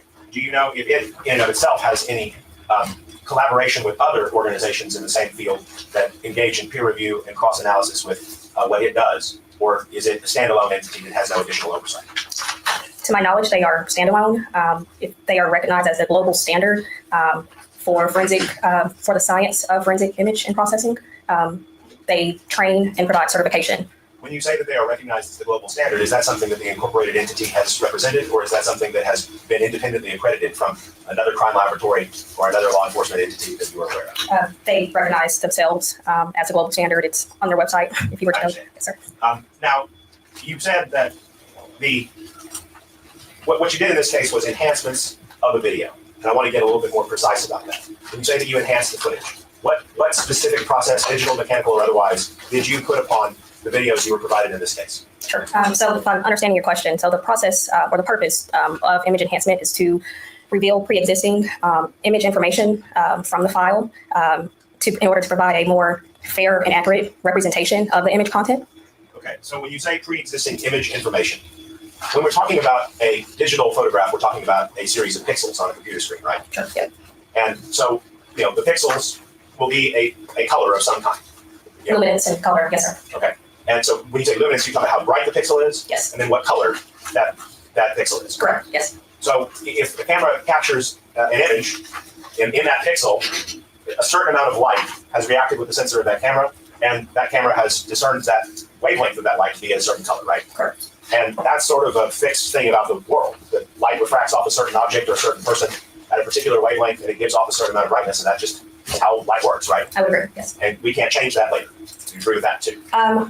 We can, through enhancements, to clarify things that are not revealed at the scene. Yes, Let's we be can. a little bit more precise then. Sure. So you don't dispute that the light is bouncing off of the subject in the photograph at a fixed wavelength. I mean, because of the way physics operates, that's going to be how the photon reacts when it strikes the object and bounces back, no matter what you do with a camera or a computer later, right? Correct, depending on that specific device, the quality of it, sure. And I mean, okay, but you'd agree with me that the sensor on a camera cell or a piece of 35 millimeter film can't register a photon of light that wasn't there, right? Can you clarify? I mean, light either bounced off of something and came back to the eye of the camera or it didn't. A camera is generally a light receiving device. Yes. So while you could do things to the image after the fact, you can't change how the camera actually perceived the object when it was the subject of the photograph, when the exposure was made, right? Correct. Yes. Okay. So when you say that you're going back in and enhancing it, I'm trying to understand what exactly you are doing to the pixel, both in terms of its luminescence and in terms of its color, specifically. Like what are you altering about the image when you make the enhancement? The image content stays the same. I'm not taking away, I'm not adding in any new information. The enhancement process is through already pre-existing information that wasn't clear to the human eye. These cameras at the scene are only capturing what is of quality to that specific device. Videos are volatile and changing information. So you have an encoding and a decoding process. That light is transformed or converted into electronic signals. And it's stored and processed until it's ready to be played back. Okay, so what you're saying is that the way a computer is processing the information that is received by the exposure is being converted to whatever code the computer uses, to the language of the computer, right? Yes. And that's how later you can tell the computer to show you the image again. It has all of the code for what that exposure represents, and it can reproduce the pixels at a later time, correct? Correct. Okay. And so what you're saying is that because videos are dynamic and those pixels are changing a lot and there's a lot of code, that sometimes the way the computer writes in language, the visual information that the camera sensor receives may be confusing to the human eye, and that you need to sometimes fix that? Confusing or not specifically revealing to the human eye, not exposed to exactly what the camera sees and what the human eye has seen once all that information is encoded and transcoded and later processed. Yes, there can be issues with that playback as far as the container, the codec, the frame rate, compression, noise. All of those are factors in the way how the human eye perceives video. And at its core, those are basically aesthetic judgments. I mean, they're about whether or not you as the perceiver of the image feel that the image is sufficiently clear, right? Yes. And so it comes down to a matter of your interpretation as to how much clarity, how much sharpness, how much contrast, how much shadow removal, how much brightness enhancement you believe the image needs in order to be, quote unquote, more clear, right? It's not necessarily based on what I believe. I go by the histogram that basically discerns or lays out in a graphical format how those pixels are distributed. So it's not, in a way, my enhancements aren't to make the video look better or, look a certain way. I am enhancing based off this histogram and the way those pixels must be distributed prior to and after. Do you have any experience with analog camera equipment, just for point of reference? Not fully, no, sir, but I'm familiar. Okay. And so, I mean, obviously, even with digital equipment, you're familiar with like red filters, green filters, yellow filters, and how those can affect the image and affect how the colors register on the final exposure. Generally, yes. That concept? And histograms are sort of a digital photographer's tool to essentially apply the same concept, to be able to see how much of this light is coming in through the red spectrum, the green spectrum, the yellow spectrum, so that adjustments can be made to the color, right? Yes. And photographers do make those adjustments based upon aesthetic judgment about how to make the subject of the image pop, to stand out more from the background, to be more clear, those kinds of things, right? There is a forensic line between Photoshop and making something aesthetically pleasing and conducting a forensic video analysis in order to restore and enhance an image. Yes. But we both refer to a histogram. It is helpful in the process. And thank you so much. That's exactly what I want to talk about. Okay. Let's talk about, as you say, the forensic line between the aesthetics of the image, or its ease of understanding by the observer versus what is going on. What standards do you rely upon when adjusting the histogram of an image? Well, a histogram is made up of midtones, highlights, and lowlights. So a histogram, if it's going to the far right, there's a lot of exposure or clipping or brightness in that image. If it's to the far left, it's basically dark and a lot of contrast. It's hard to be able to see that image. There is no perfect histogram. However, you want it to be as round towards the middle as possible. Okay, but what I'm saying is, the histogram of an image is the histogram in terms of like, when the exposure is made, whether it's a computerized cell or whether it's analog film, when the exposure is made, there is a certain amount of light let into the aperture, and that's going to register on a histogram as demonstrating that some amount of the light falls into this category, some amount of the light falls into that category, et cetera, right? Correct. And so that is the way that the camera captured it. And you're then analyzing a graph showing the percentages of where that light fell in the camera captured it, correct? Yes. So when you say you want it to be more in the middle, the photographer, if he's tasked with making sure that it's a good quality image from the get-go, would want to light meter the subject, right? And make sure that he's corrected for his aperture and exposure so that the histogram does come into the middle, right? That's the sign of a really good photographer that knows how to make that histogram look as you described, correct? Sure. But if the camera didn't do that, then the camera didn't do that. It's overexposed, it's underexposed, the light's over on one side or the other, right? Sure. So when you talk about wanting it to be in the center, we're talking about now instructing the computer to change the values that it will ascribe to those pixels so that different colors and different luminances will appear on your computer screen than what was originally captured, right? You are more so, you're not, could you clarify? I'm sorry. So you look at an image. Let's say we have an image that's horribly underexposed, right? You know, just way too dark. Okay. And you look at that histogram, and what all of it would be on the left for an overexposed. Yes. I'm sorry, Under. underexposed. So everything's way over on the left, and you look at the image and you go, I can't see anything in this. It looks almost like a totally black screen. This is a bad image. Just cameraman shouldn't have taken this picture. And now you have to do something to the pixels, luminescence into their color, in order to try and correct it, right?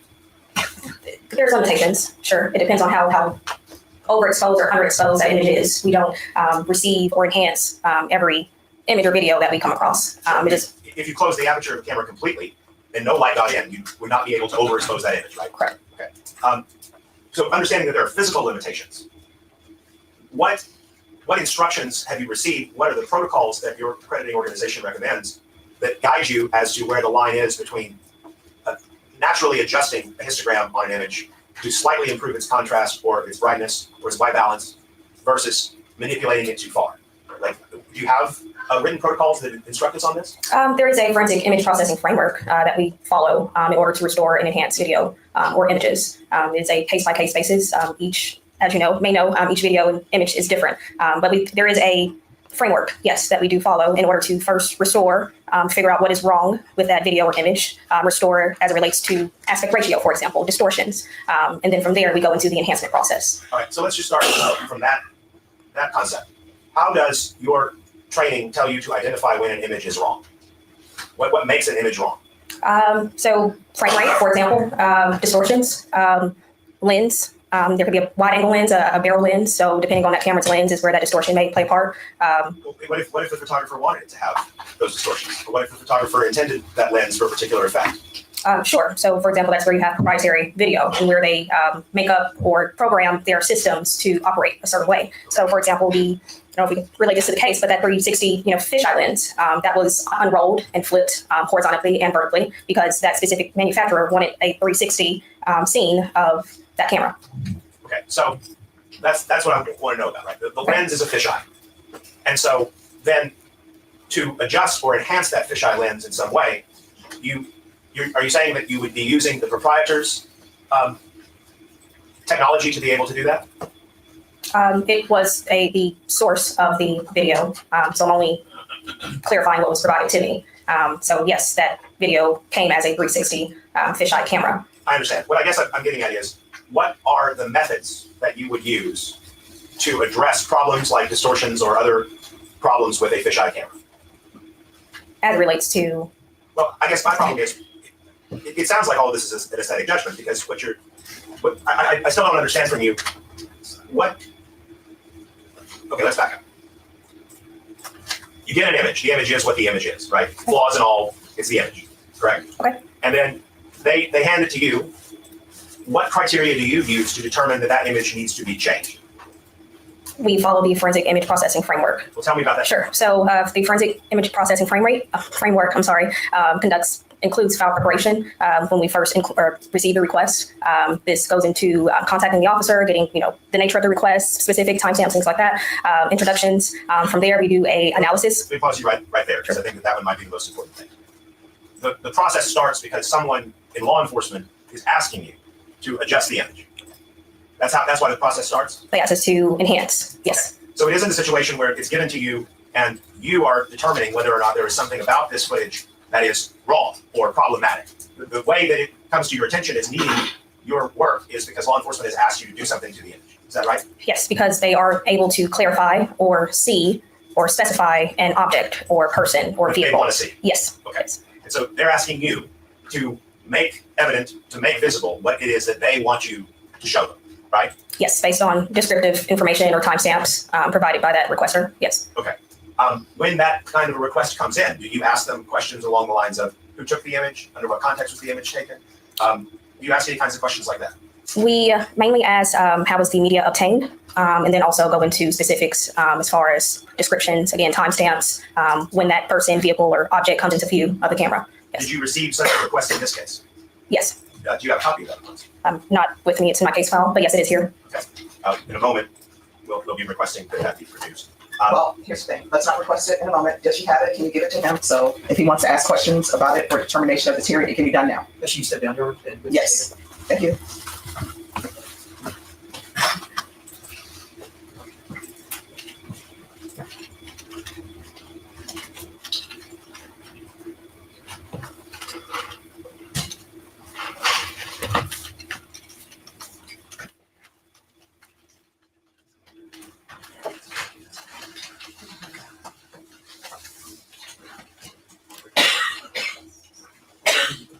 Yeah, All right, and I just want to remind everybody, this is a Dover hearing, it's not cross-examination.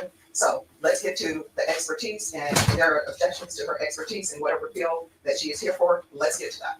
Yes, Your Honor. What I'm inquiring into now are the three prongs of Kelly. Let's get to it. Yes.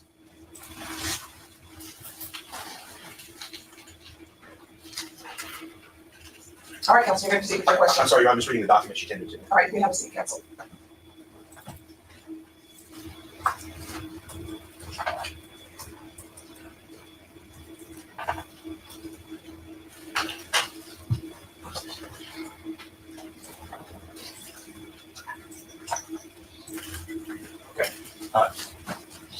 We walk up with three different sets of court orders, stickers. And I'd like to hear from that. All right, so do you have some stickers for them? We do, Your Honor. I'm sorry. We just.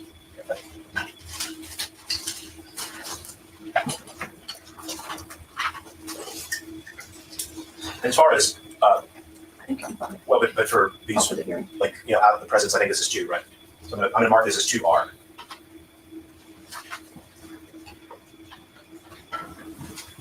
Your Honor, for the purposes of the hearing, I would move to admit 2R. All right, 2 hours admitted for purposes of this hearing. All right, I'm going to hand this back to you. So in that request, there isn't a date on that request. Could you tell us when that was submitted to you? It's on the back. Oh, I'm sorry. No problem. June 21st, 2024. June 21st of 2024. Okay. And when you, and the request that you have in front of you requested you to focus specifically on certain timestamps related to focusing on the black Kia, right? Yeah, so this specific request included the vehicle, Black Kia, and also its occupants as well. Okay. And so, Your Honor, I'm just gonna check this topic. I'm sorry. How about that? This doesn't seem like it's related to her expertise in this. All right, that's the same. Can we get to her level of expertise? What she's planning on testifying that requires her proposed level of expertise, and I will make a ruling on whether or not she's an expert in this field, whether or not this is scientifically accepted. Can we get to that point? This is not for everyone to cross-examine her now. This is a focused hearing, and that focused hearing is whether or not she should be allowed to testify as an expert. And it appears from the court that the expertise she's being offered in is in some sort of video enhancement. Is that correct? That's correct. All right, so if we can get to those points, the court would appreciate it. so all right, let me just real quick make sure that I walk through this like this. You stated that your background in education prior to your employment was not in any kind of photographic field, correct? Correct. You received on-the-job training for the last 2 years in video enhancement. Correct. And that was done under this law enforcement and emergency services entity that you described, which is an incorporated private entity, right? I'm not sure about private, but yes. And you indicated that they don't have any oversight organization that addresses or reviews their standards, that they are self-regulated. I'm unsure. Okay. And with respect to the scientific principles that you rely upon in order to bring about these enhanced processes, what are they? What are the principles that you are using? Like, what scientifically is going on in terms of the physics of it? We're talking about light and how light registers with the human eye when we look at it on a computer screen. What about that discipline is underlying the work you do that confirms that it's valid? I'm unsure how to answer that question.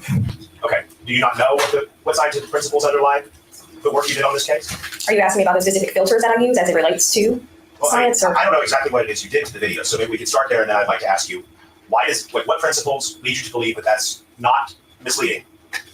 What methods do you use to make sure that those principles are being applied correctly? Okay. And what did you do specifically in this case, and was that in keeping with those standards? So if I'm understanding your questions clearly, so it's a restorative practice. So these guidelines that I'm following fall under already scientific methods that were proven to enhance or clarify images or video. What methods? There are references. I don't have a handbook on these men or women. Do you know of that are applicable? I can refer to my verification report. I don't mentally know specific methods, scientific methods. I can tell you the filters or processes that I used and how they were applied to the video and how the pixels were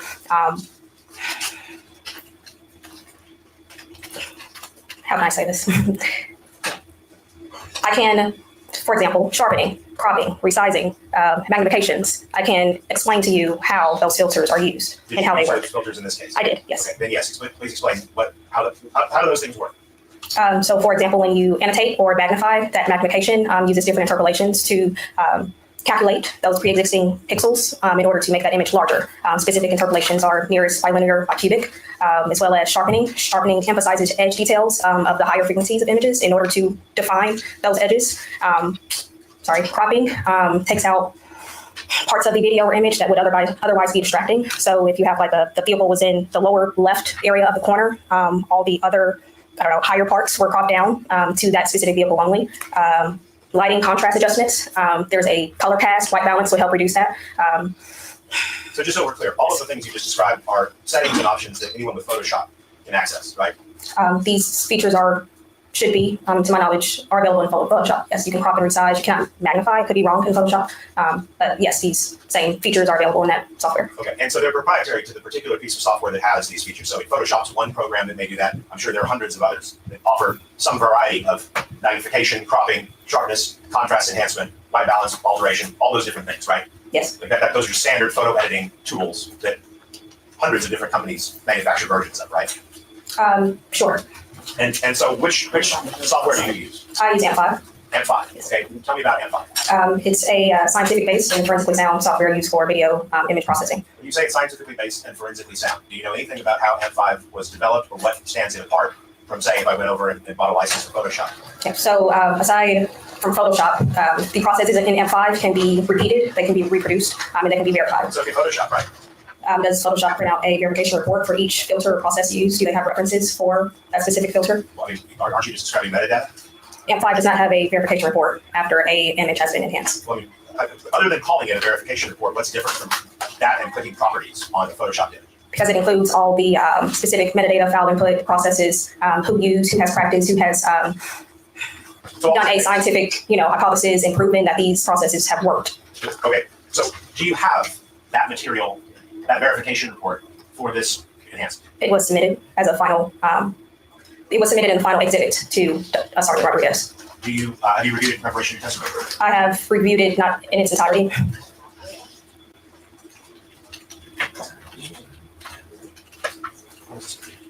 When was this produced? All right, so here's the first question. The document that is being handed to the defense, number one, what is that document? And number two, is that in any way related to whether or not what her expertise that she's being offered as, and I'm assuming again that expertise is video enhancement. Does it have anything to do with whether or not the video enhancement that, from what I'm hearing from the testimony, she operated on a DVD? Does that document have anything to do with this hearing on whether or not she's an expert in this field and whether or not this is a scientifically accepted enhancement?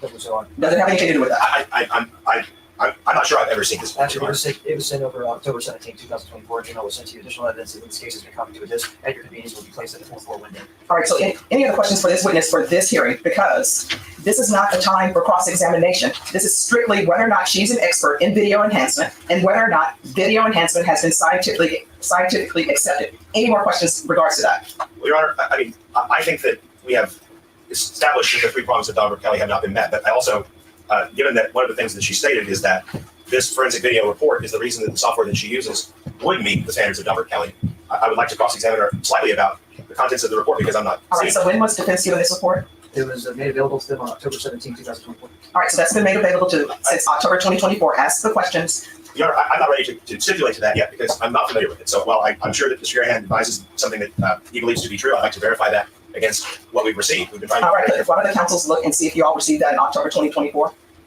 I'm sorry, Your Honor? Could one of the councils at the table look and see if that documentation has been in your possession since October 2024? It will take us it'll take us a few minutes to confirm that, Your Honor. There's been a lot of production since October 23. All right, so just so everyone knows, we're going to continue with this witness, and we will be here until this witness is concluded. Then at that point, that's when we will take our recess. Your Honor, may I ask before the jury is brought back in? Oh, no, the jury's not going to be brought back in right now. I'm going to let defense ask whatever other questions the defense wants to ask of this And then if I witness. may. Yes. And then after he finishes asking all the questions he wants to ask as it relates to a Daubert hearing, the court will make its ruling, and then the jurors will be brought back in. And I you may will ask for an instruction before the hearing. Depending on Instruction? the court. an instruction on what? This has nothing to do with this. Assuming that she is brought here solely for the purpose of video enhancement, which I believe the court has said several times, I would like a Dexter versus State instruction that the word organized crime just happens to be the name of her company, and that it is not intended to imply anything to do. All right, if there's no objection from the state, if she's allowed to testify, I will give an instruction that the title of her company is in no way to suggest that this case is something concerning organized crime. Any objections from the state? No objection. I guess, Your Honor, to help move this along, I mean, Mr. Garahan has established that. I'll just ask your questions, counsel. We're going to move it along through question and answer, so go ahead and ask your questions. Tell the jurors just wait. Counsel, you can have a seat, ask your questions. Yes, Your Honor.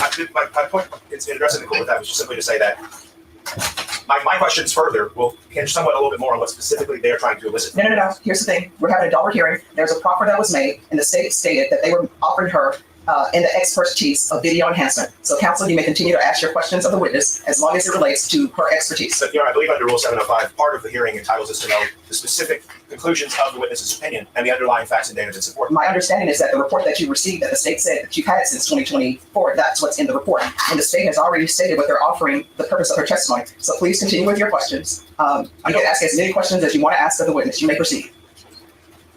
Ma'am, if you could just briefly explain what opinions you intend to give to this jury today. I don't provide opinions. I'm not an analyst. I'm a technician. So what are you going to say to this jury specifically about the work that you did? It depends on what you ask. I don't know what I'm going to say. Sorry. Your Honor, I think I've established this, and I'd like to mark this as well, that this defendants are free and have this admitted as well for the purposes of this record. We will check our discovery production records and confirm whether we received it. I'd move it this time to have it admitted. I don't object, Your Honor, but that was my copy, but I can get another copy. I just want to paper copy. I'm sorry. I think I marked it except for the front. I'm okay with your highlight. Telegraph so Well, if you would, then if the state will need to make a copy of that, your exhibit number, if you'll put it on the back, on the last page. I can probably make a copy. I can make a copy. I can. All right, proceed. May I approach? Yes.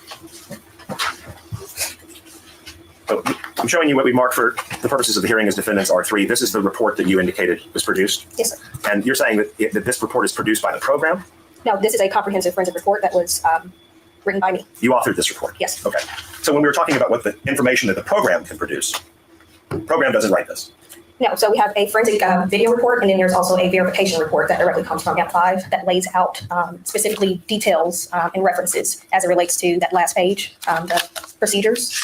So again, this is a comprehensive forensic report that was written by me. It lays out my procedures and processes, the filters that were used, in addition to that verification report directly from the software. If that answers your question. Nothing in this document was made by the software, right? No. You wrote everything that's in this document? I did. Okay. And so much of the document consists of just showing the file names that are associated with these videos? Yes, it includes the reason for the examination. It has a chain of custody as well. In addition to the media information, it has multiple pages of each file that was provided by Sergeant Rodriguez, laying out that file information, the metadata. And then in the back of that, the conclusion is the procedure, what was done, the software used, the filters, why more enhancements could not be done, and how those enhancements were exported and provided to that requester. So in terms of computer language, nothing in here shows us the actual commands that the computer executed when you decided, for example, to make the image sharper. There's nothing in here that another expert wanting to critique your work would be able to say, she moved the slider over this many degrees to the right because here's the hash value for that in this printout of what the computer actually executed, right? That's not in this report? In that report, no. That is in the verification report that was also provided. So there's another report in addition to this one? It is. Okay. Was that also produced in October of 2024? It was. Okay. Mr. Garahan, we'd also like to see that. Yes, ma'am, Projector. Yes. Make sure. You want to see the exhibit? No, I want to be able to show the witness. Okay, so make sure we got that. Which one is that? Is that that report? No, This was the forensic report. there should be a verification. Is this exhibit 02? I'm sorry? Okay. It may be an exhibit 01. Do you here? have that? No. It's not there. It's not that. Oh, yes, that is it. That is it? That is it. Yes. Okay, Judge, it is 106 pages, Judge. So we will print it out. Okay. When on the final page, or I guess on the final 2 pages of this report, pages 25 and 26 of defendants R3, you said that you describe in plain language the procedures that you employed, right? Yes. So you, for example, say that they were imported into AMP5 and you give the specific version of the software you're using, right? Correct. And then you list the techniques. You use the unroll tool Yes. to convert the camera's fisheye lens to a standard panoramic video. Yes. It was then flipped horizontally and vertically for easier viewing. Yes. Aspect ratio was calibrated based on a near perfect circle of the vehicle's tire, right? Yes. And that's, I guess, the vehicle's tire as measured on the camera, not actually knowing the diameter of the vehicle's tire and scaling it. Correct. This is. Okay. As far as the El Potosino videos are concerned, the parking lot videos, you indicated that you enlarged the image, right? I would have to read it. I know the El Potosino cameras were DVR screen recorded due to them coming from a proprietary player. I see. Yes. I see. So, and that fact that they were DVR screen recorded, that limits the amount of information that you have to adjust, right? So that proprietary player did not include an export function. So therefore, and it also would not convert the associated files. So the last resort was to screen capture the proprietary player using the DVR screen capture function. So that does limit the amount of information that you have to work with, right? They aren't designed, proprietary players aren't designed. They vary greatly in functionality. So no, sir, they are not allowed, they aren't meant for forensic analysis and they can limit the process. So for example, you note here that lossy compression, which is part of the process you used on the Potosino parking lot camera, lossy compression discards important information which cannot be restored, right? Correct, but I did not use lossy compression. More enhancements were not possible due to insufficient pixel detail, distance, and compression of the videos. Are you sure you didn't use lossy compression? That states more enhancements were not possible due to lossy compression, insufficient pixel detail.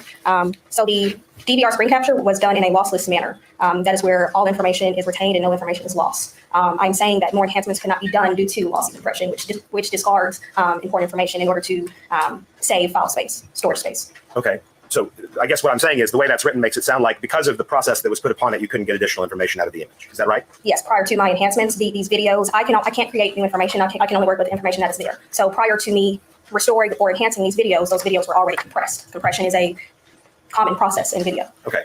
So thank you, ma'am. Your Honor, when that's printed, we would like to have that entered in for the record, but I think for the purposes of our objection, I'm ready to just make a full objection. Oh, do you have any more questions of the witness? Do you have any more questions of the witness? I'm passing the witness. All right, any questions, state? That was fine.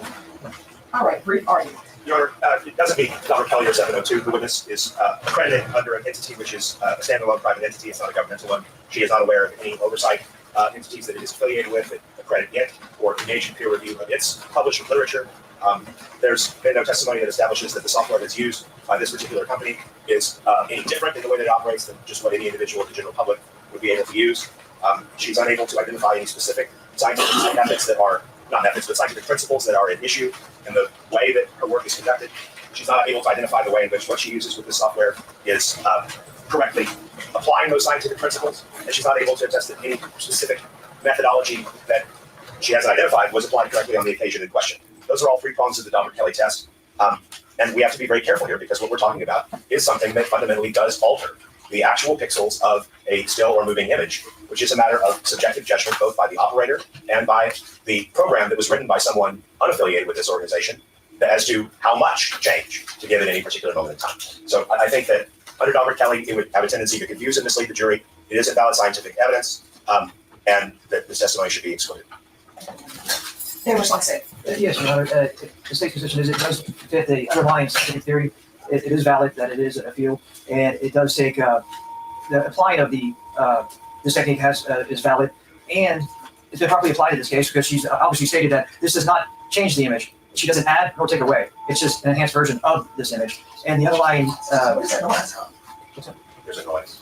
Probably has to do with the final formula. Did somebody hear that? Oh, all right. I just You may continue. Okay, sorry. And in this particular thing, she is trained. She's spoken about her background, her education, and also her training. She has over 176 hours in the field and 124 related specifically to video. And she also has worked on over 260 cases. So due to this experience, she should be certified as a video enhancer. All I would say, Judge, is I still have not heard what the scientific theory applicable is. I still have not heard what exactly her field is encompassed by. I think that what we're talking about here is someone who I'm sure is very skilled in using digital photo and video editing software. And I don't doubt that she knows how to use that equipment. I'm just saying there's no way that you can adjust an image with those kinds of software without changing it. and that she would not be the person who would ever know whether the changes that she's making are destroying, altering, or adding data to the image that was not previously there or that cannot ever be recovered. She can't know that because she's not the person who designed the programs that make these changes. She can say that she did them and that she did them the way that she was trained. And we're not saying that there's anything improper about her decision making. We're just saying it's a subjective discipline that is not scientific, and that it is driven by a law enforcement request. It isn't as though a scientist is saying, ooh, this image is problematic in some objective way that relates to the way in which the image cell operated or the film was exposed. We're saying that the reason why this process must be put upon it is because a policeman or a prosecutor asked it to be done. All right, thank you. And Your Honor, if we may, two things. One, this is the problem with AI, with how she receives this. Maybe someday we will all be able to say this works, but I don't think there's a proper foundation for that in this case. And we could spend weeks here litigating whether the AI is meaningful, appropriate. All we know is the name of the AI. And if we were going to go through lunch with the witness, and I let my wife know who's waiting downstairs, and let Father Rufus and Lexi and Eddie from my office go to St. Mary's, and I will remain here with them. All right, the court is certified that the witness is an expert in the field of video enhancement based upon the training, the certification, and the working field. You can bring the jury. All right, for the jury.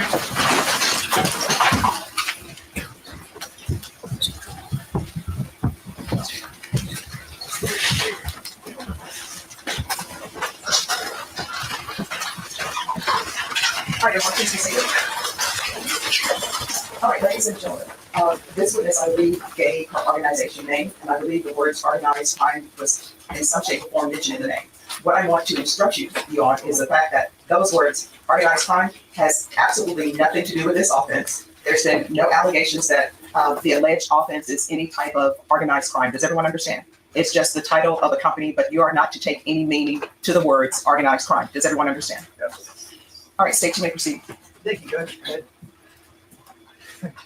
I think we were at, can I just reference you as Kate? Yes. Okay. Today is the first day I actually met you in person, is that right? Correct. Okay. And can you, I think you've already stated the organization and the judge just referenced it just now, but can you just briefly tell the jury about your background as an education? Education background? Yes. Sure. I have a criminal justice administration degree from Middle Tennessee State University, as well as a psychology minor. And can you also speak to your training that's associated with your current position? Yes, so I have undergone Level 1 and Level 2. They are certified in training and providing certifications for forensic video analysts as well as technicians. You must conduct forensic imaging for at least 1 year in order to go to that Level 2 training. After you finish Level 2 and have completed at least a year conducting forensic imaging, you are allowed a certification. Under that certification, you are to uphold a code of ethics and conducts in order to maintain your certification. Overruled with regards to relevance, with regards to narrative sustainment. Too much, okay. Okay, thank you for explaining that. I appreciate that. But you have some extensive training in that field. Yes. And speaking of that, can you specifically speak about what you do for, and I think the acronym is ROCIC? Yes. Can you explain to the jury briefly of what you do for that? Yes, so I am employed with ROCIC. My position is a forensic video analyst or technician, or audio video specialist. This includes processing image recordings, as well as conducting video forensic analysis. In other words, to improve the images in order to clarify any objects or scenes or persons, as well as being able to understand the intelligibility or listenability of recorded material. Thank you. Did you go through certain training? How many hours would you have to do training to qualify for this position? So I've been doing audio video forensics for almost 2 years in July. I've been certified under LEVA for maybe 6 months now. And so let's go to, in this particular case, were you contacted to perform an enhancement on some videos associated with this case? Yes. And tell me, what is a video? A video, simply put, is an electronic representation of images. These images can be moving or stationary. This can also include audio. And let me ask you this, particularly to this case, was there any audio involved? Not that I remember, no. Now let me ask you, just specifically, for instance, like what is like sharpening of a video? Yes, so sharpening is to emphasize the high frequencies of edge details in a image or video. It basically clarifies or enhances the fine details that you aren't able to see at the scene, as opposed to seeing that through a camera. And can you explain to the jury codecs versus containers. Yes, so a codec is used to compress or decompress, encode or decode. An example would be H.264, H.265. A container is basically a wrapper. It's a structural layer. This container can include the audio information, include the video streams. It can include timestamp information, caption information. It basically tells that video how to be played. And can you explain what a frame rate is? Yes, so a frame rate is it's a measurement of the video's display rate in frames per second. And can you explain or describe resolution? What resolution means? Yes, so a video or image's resolution, it relates to the pixel dimensions that make up that image or video. It's generally expressed as the pixels captured horizontally or vertically. And what about pixels? Can you describe to the jury what pixels are? Yes, so a pixel is a picture element. It is the smallest unit that can be processed individually. One pixel can make up an entire resolution. Thank you for explaining that to us. And can I ask you this specifically to this case, were you requested to perform your analysis of videos in this case? Yes, we were contacted for video enhancements. And can you describe that process of how you go about receiving and analyzing videos? Yes, so there is a policy and procedure in place that we are to follow. Once a request comes in, it is assigned as a video or audio case. Upon receipt of that request, we are to contact the officer within 24 hours. This contact includes an introduction, the nature of the request, the transfer of media, how they want to get those files over to us, whether by mail or electronically or in person. From there, a forensic copy is made. We do not work on that original copy or original file that the officer gives us. Once that copy has been made, we hash that folder or file. A hash is a forensic digital fingerprint that enables us to ensure and prove that that media has not been altered or changed once we receive it. And from there, we follow a forensic image processing framework. This includes the file preparation, fulfilling out that chain of custody, and analysis, visual analysis, basically trying to figure out what is wrong, restoration and enhancement. From there, we do the file output, export the clarified images. We write a forensic processing comprehensive report. A verification report is provided as well. And we basically detail how our processes and filters are applied to that request. And we export and send that media to the officer, whether by USB or electronically. Thank you. I'm so sorry, Your Honor, but we approach this very briefly. Yes.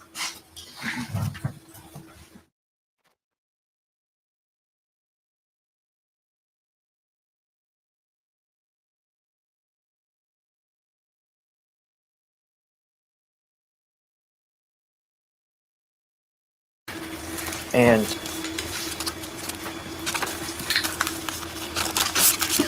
I just want to ask you, are you familiar with these, these discs? I am. And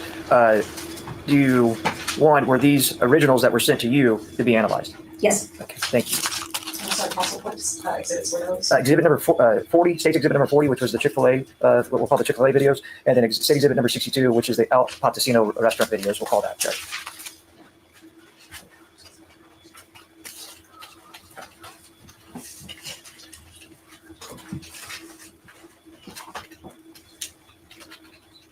And at this time,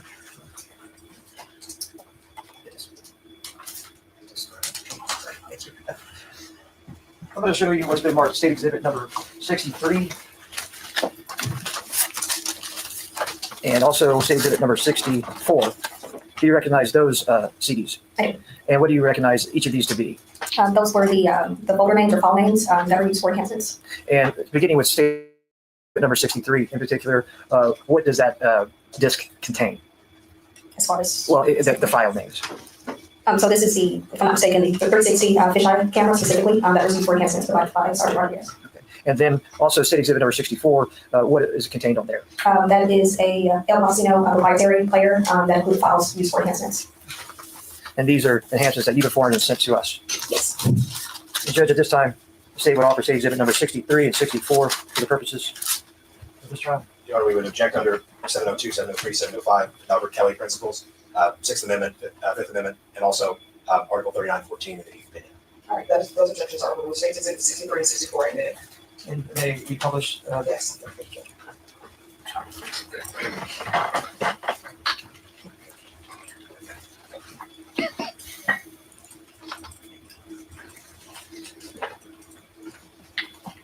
And just to ask you about State Exhibit number 63, can you explain to the jury what we're looking at and what you did to enhance this video? Sure. So this was a This was a 360 fisheye camera. What you are looking at is an unrolled and flipped version of that 360 fisheye for easier viewing. This is a magnification of the scene that Sergeant Rodriguez specifically requests to be directed to and focused on. Due to distance, this was magnified for easier viewing.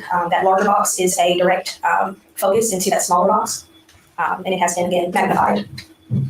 And I see that, one, it looks a little, I guess, lack of expertise in this field. It looks a little grainy. Can you explain to the jury why it looks like that?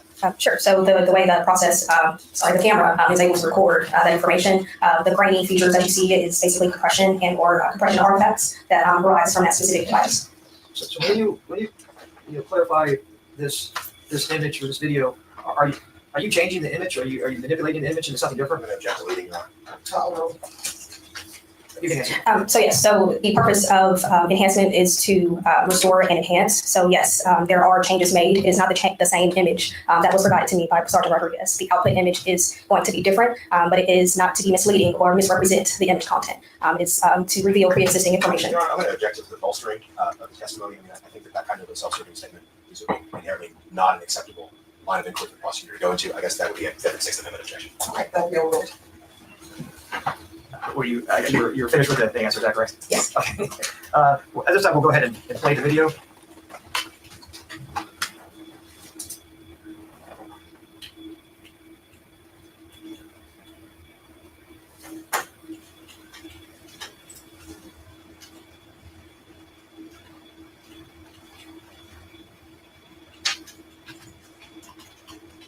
We'll go to the next video.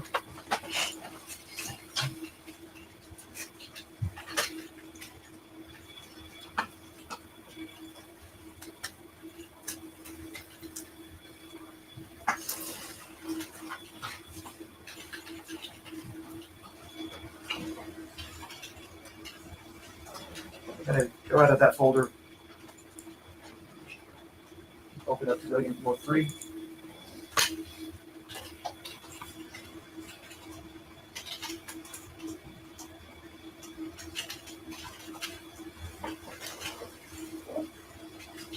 Close out that folder.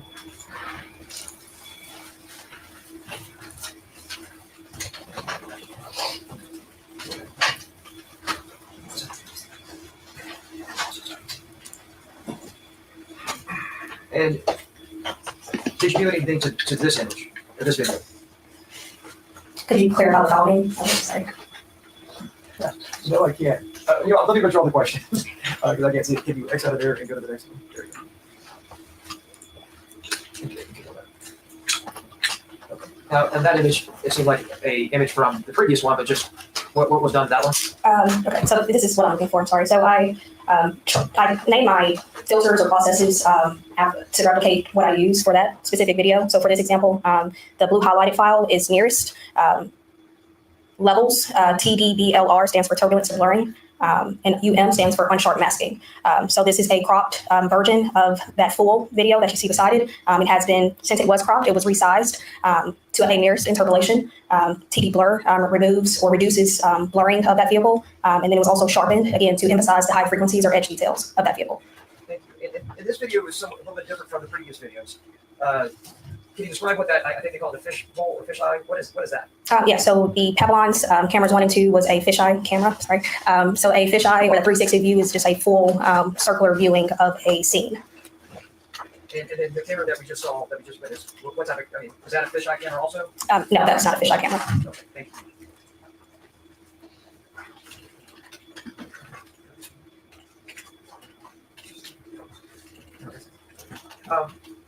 Now we're going to go ahead and go into state. Okay, state exhibit number 63. And please tell us, and the reason, Judge, just to make the record clear, we're using it from the hard drive and not from the actual disk that had been entered into evidence, and that's why I got confused. And so now we are on state exhibit number 64. But nothing from the hard drive was played that hasn't been admitted, right? Correct. Okay. Correct. Okay. All right.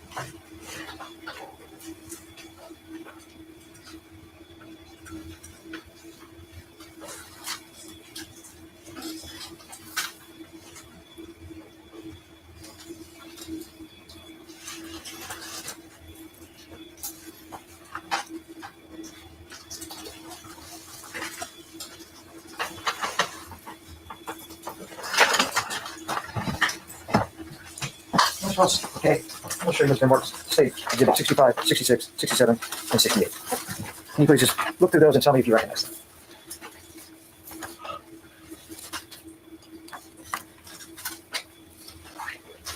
I do. Yes, these are recognized, but I would like to note that these are not a direct depiction of the clarified images, as these are printouts and not based on light or luminance as a digital recorder would be. But yes, they are similar. Yes. As in, they're printed from a digital form that you created? Yes. Okay, thank you.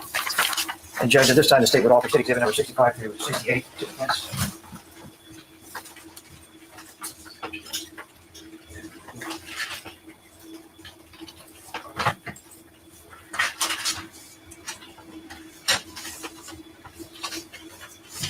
Your Honor, same objection, 702, 703, 705, 3914, Heath, Delbert Kelly, Fifth and Sixth Amendment, and specifically to these offered exhibits 65 through 68. The witness just testified that they do not fairly accurately depict the same thing that her work provides a foundation. Say states exhibit 65, 66, 67, 68. And I guess it's that 403 for Tennessee conclusion mistake. All right, the objection will be sustained as to foundation.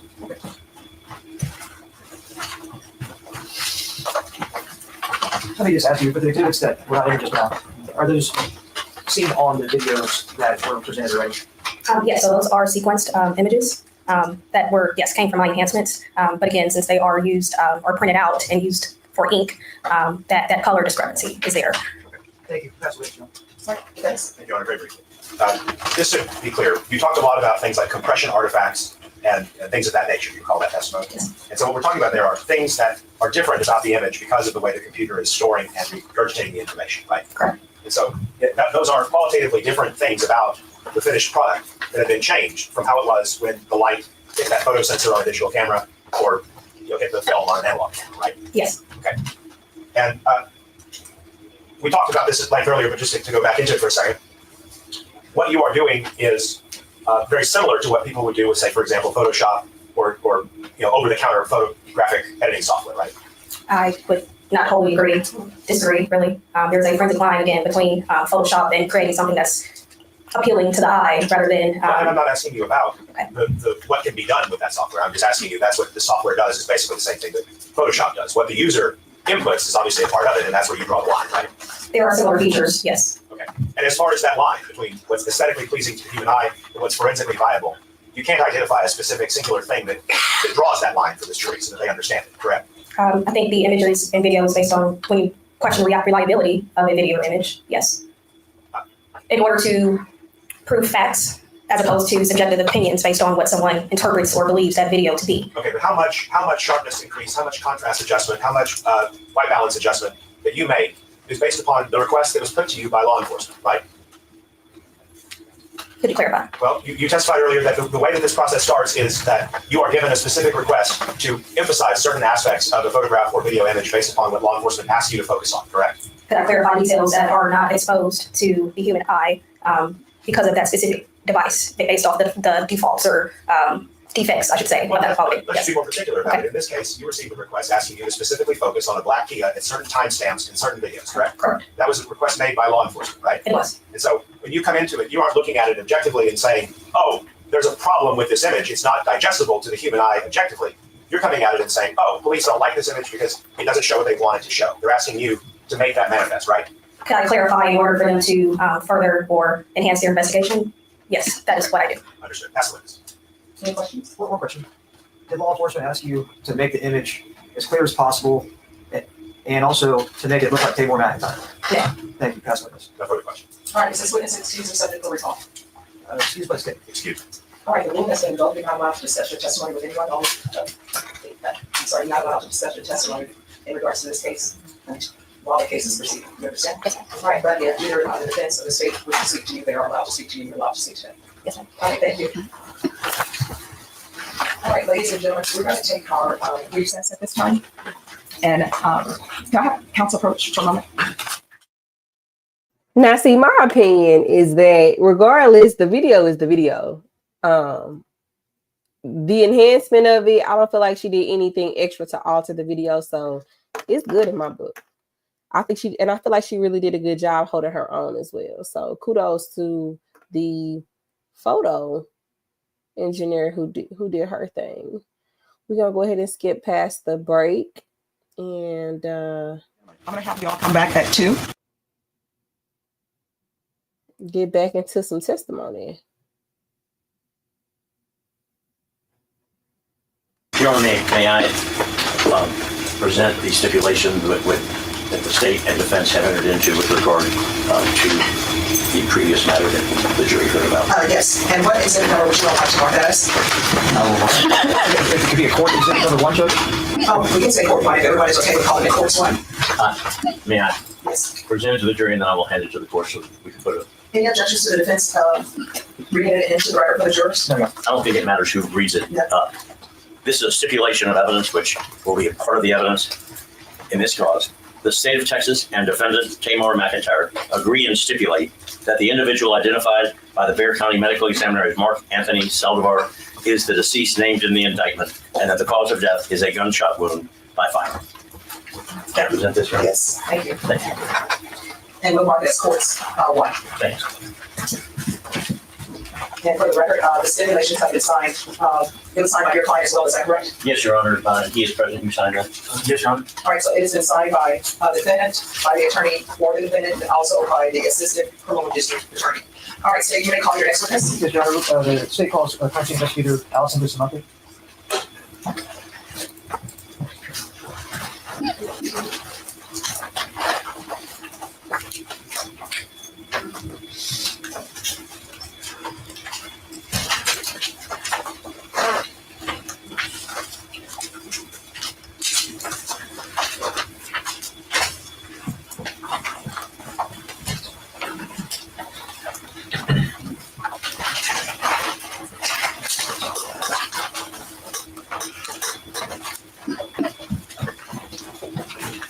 Can you raise your right hand for me? Do you solemnly swear affirm the testimony you give will be the truth and nothing but the truth, so help you God? Yes. All right, you can lower your hand, make sure you keep your voice up for members of the jury, and you can state your name and spell your last name, please. Allison Bustamante. It's Bustamante. All right, State, you may proceed. Thank you, Judge. Ms. Bustamante, can you please just tell the jury how you're currently employed? I'm employed with the City of San Antonio. And what do you currently do for the City of San Antonio? I'm a crime scene investigator. And can you please describe what a crime scene investigator does? We're responsible for responding to calls, analyzing, looking for evidence. We process, collect, and make sure that it's submitted correctly. And do you have to go through certain training to become a crime scene investigator for the City of San Antonio? Yes. And can you just briefly tell them what type of training you have to go through? Initially, it's a modified version of the police academy. You have 400 hours of coursework that's geared toward crime scene, mock crime scene, things like that. And let me take you back to April of 2017. Were you then employed with the City of San Antonio SAPD as a crime scene investigator? Yes. And on a particular occasion on April 28, 2017, were you dispatched to a scene at 7243 San Pedro? Yes. And can you tell the jury why you were dispatched to this? Initially, I was called out just for an abandoned vehicle. When I arrived, the officer advised me that it was for an abandoned vehicle that was possibly involved in a murder. And when you, after you made that initial contact, what were your duties at that scene? To walk the scene, to look for and identify any items of evidence, to photograph, to decide what needed to be printed, latent prints. And did you collect any items at that scene that particular day? I did. And did you do anything else at the scene? I took photographs at that location. I'm sorry, what? I took photographs. Okay. And did anybody else assist you at the scene? Yes, I did call for some help. And who was that individual? That was CSI R. Hurtado. And did he also make the scene that day? Yes. And do you know what his responsibilities were? For latent prints of the exterior of the vehicle. Now, on this particular day, did you make access to the vehicle on the inside? No. And why is that? We were in need of a search warrant. And so you did not have a search warrant for the inside of the vehicle, but you did for the outside. The outside of search warrant is not needed. Okay. And so after you performed all your duties at this location, what happened to the vehicle? The vehicle was sent to the ground and pound to be stored in a secure area, waiting the search warrant. And it was transferred to the pound. Did you ever make access to it at the pound? I did not. And did you ever see the vehicle again? I did. And where did you see the vehicle?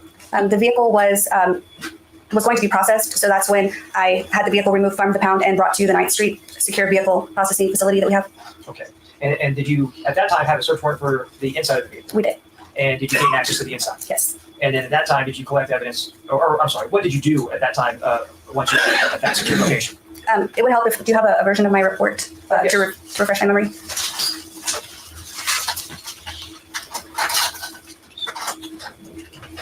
You have two reports for this case, is that correct? Correct.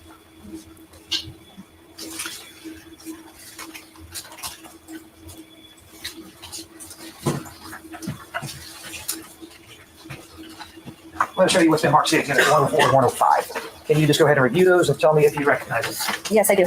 And are these fair and accurate copies of the report that you made for the case? They are. Okay, and so if you can review that and then answer the question.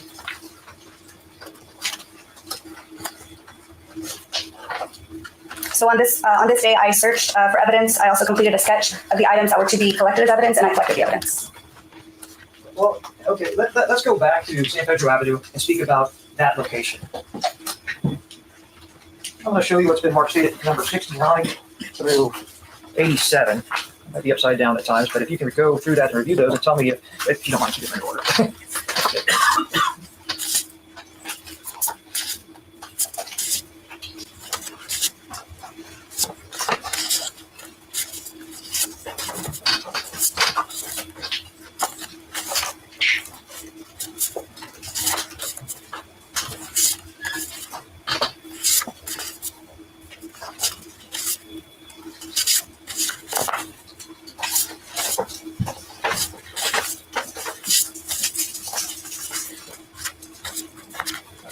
Thank you. Now, State Exhibit number 69 through 87. Are you familiar with each of these photos? Yes. And do they fairly and accurately represent what they purport to be? Yes. And I know that a couple of these photos were not taken actually at the San Pedro Avenue. Is that correct? Correct. And in particular, 87, State Exhibit number 87, and 86 were taken. Where were they taken at? They were taken back at our crime scene lab. Okay. But all the other photos were taken at the scene on San Pedro? Correct. And Your Honor, will offer State Exhibit number 69 through 87 and evidence presented defense for any objections.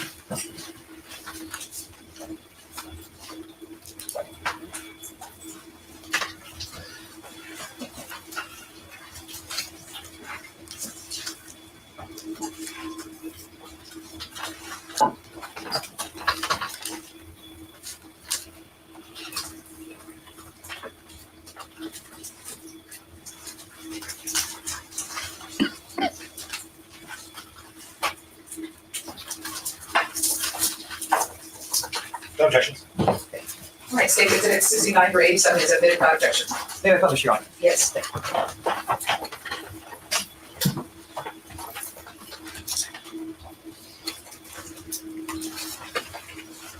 I'll show you what's been marked State Exhibit number 69. Can you tell the jury what we're looking at here?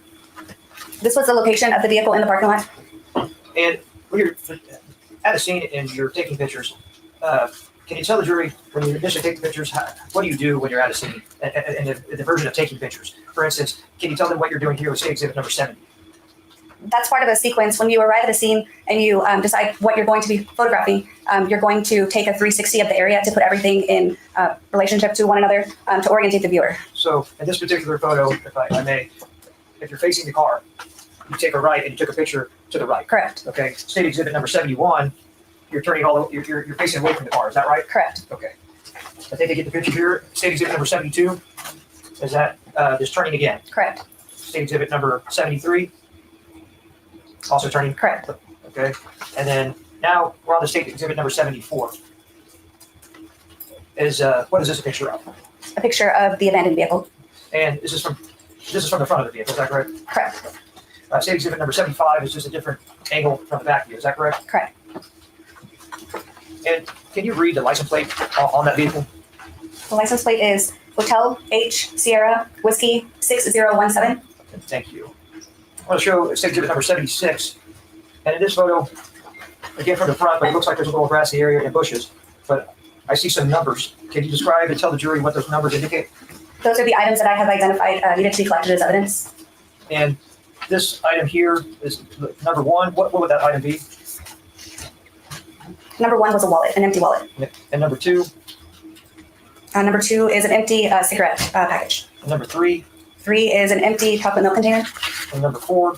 Four is an empty black glasses pouch. Oh, I'm sorry. A glasses pouch. Okay. I'm going to show you what the Mark State Exhibit number 77. It looks like a closer view of item number one. And I think you indicated that that was a wallet. Correct. State Exhibit number 78 is a closer view of that wallet. Is that correct? Correct. Thank you. And then State Exhibit number 79. Again, closer views of number two and number three, the cigarette package and the milk container. Correct. State Exhibit number 80. That is, it looks like now there's a 4 and a 5. What would 5 indicate? 5 is a pair of sunglasses. There was a missing lens. And 4 is, just to make sure, is that empty glasses pouch. Correct. State Exhibit number 81 is another angle of the, it looks like just from the distance from that vehicle. Is that correct? Correct. State Exhibit number 82. What does it indicate with this 6 here? There was another item found. E6 was a cross pendant. And it looks like there's an E7. Correct. E7 would indicate where I took swabs. I took a swab of the exterior hood. And can you describe to the jury what you mean by swab? In an effort to obtain biological material, possible biological material, we'll swab that area. Close up of number 6, State Exhibit number 83. Is that what was near that car? Correct, underneath the vehicle. And then another photo of just a long ways along the curb area, State Exhibit number 84. And it indicates that there's, what is this right here? That was an empty beer can. Now, I guess when you're at the scene, do you know what happened? No. So how do you know what to sort of collect and what not to collect? Based on what's around the vehicle, if you can tell that it's an area that's generally clean, they don't have a lot of debris, trash lying around, items that look out of place. You can also tell if an item has been there for quite a while. If say it was a can, it looked rusted, or dirt and things on top of it. So you're trying to find items that were most likely just put there. And so tell me hypothetically, at times do you sometimes collect things that are not associated with the crime? Correct. And at other times there's stuff that is definitely associated with the crime. Correct. Okay. I'll show you State Exhibit number 85. You can tell me what that is. That is a memory card. And where did you obtain this memory card from? That was given to me by an officer on scene. Did you know the officer's name by any chance? That was Officer Halbert. Thank you. And State Exhibit number 86. Can you tell us what that is? That is E5, what I initially photographed, the sunglasses with the missing lens, and then an additional lens that was recovered in a final walkthrough of the scene at a different location. I believe it's under the vehicle.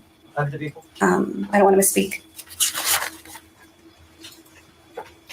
Yes, under the passenger side. Thank you. Now, at this particular scene, you stated that you collected some items. Yes.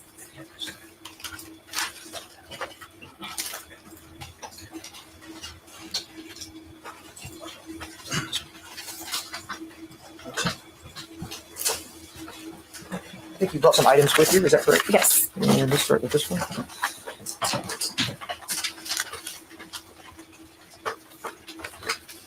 I'm going to mark this State Exhibit number 107. And if you don't mind, can you just observe that package and tell me if you recognize it? Yes, I do. And how do you recognize it? It has the markings that I placed on the package. And this is markings that you put on that package? Correct. And what is contained within that package? E1, the empty wallet. The empty wallet. Judge, at this time, the state would ask to enter State Exhibit number 107. Tentative defense for any objections? No objection. All right, State's Exhibit 107 in its contents, State. Thank you, Judge. Are you entering 107 in the contents or just 107? And contents, I apologize. Thank you, Judge. And no objections, or do you have objections to this? No objection, Your Honor. All right, then 107 in contents is admitted without objection.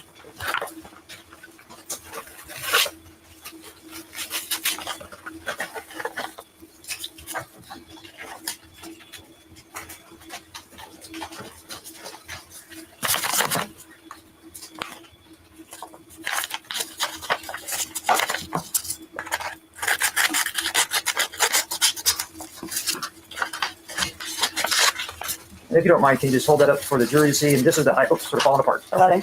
But this is the item that you collected that was E1 Correct. at this scene. Yes. Okay, thank you. And then let's go ahead and mark this next package as 108. And can you please observe that and tell me if you know what is it located in that package? The cross pendant, And how do you know that that is in there? the label, And did you label it? correct. And can you go ahead and open it?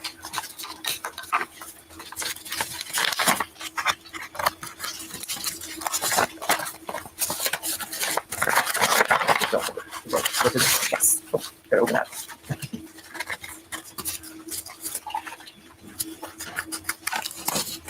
Go ahead and open it, pull it out. Okay, and put it back in there. And is this the, I guess, what you classified as a cross that you, or pendant that you found at the scene? Correct. Okay. Judge, the state offers the 108 and its contents into evidence. Okay. United States Exhibit 108 is admitted without objection. Can you just pick it out and just hold it up to the jury? And that is the actual one that you found out, the lot, is that correct? Okay, thank you.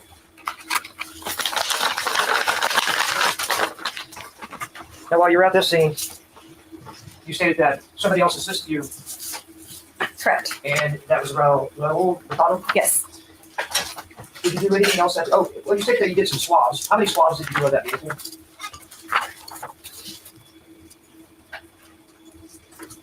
I did 6. And is it your job to test them, or are you just collecting them? No, I just collect. Okay. And then also, did you try to find any latent prints on any objects at the scene? Or At the scene, no. From the scene. From the scene, correct. Which item did you try to find latent prints on? From E2, the empty cigarette package, E3, the empty chocolate milk container, and E14, which was the empty beer can. Were you able to develop any prints from those items? I was not.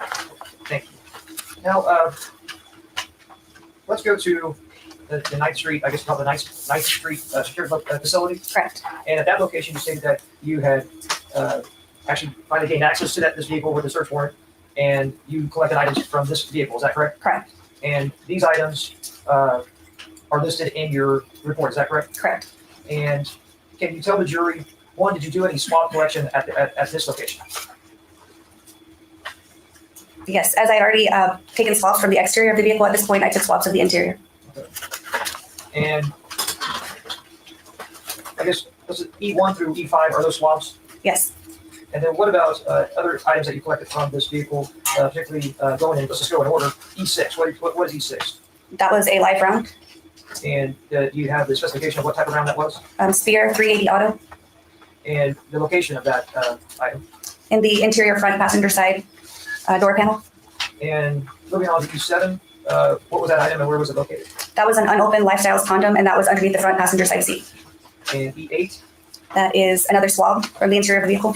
and E9 E9 was a spin brush, toothbrush, and E10, an additional swab from the interior. so I guess E10 through E15 Correct. are the swabs from the interior. Correct.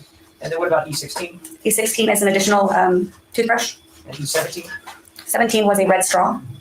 and E18? That was an empty Smith & Wesson black magazine. And where was it located? That was in the top console tray of the vehicle. E19 19 was an empty Taurus black magazine, and that was at the bottom console tray of the vehicle. and E20 E20 is a blue iPhone, and that was in the glove box. and E21 E21 was an empty Ruger black magazine in the glove box as well. and E22.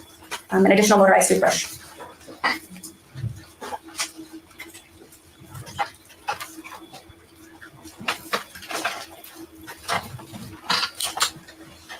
I'll show you what's been marked 88 through 103. If you can just take a look at those items or photos and tell me if you recognize them.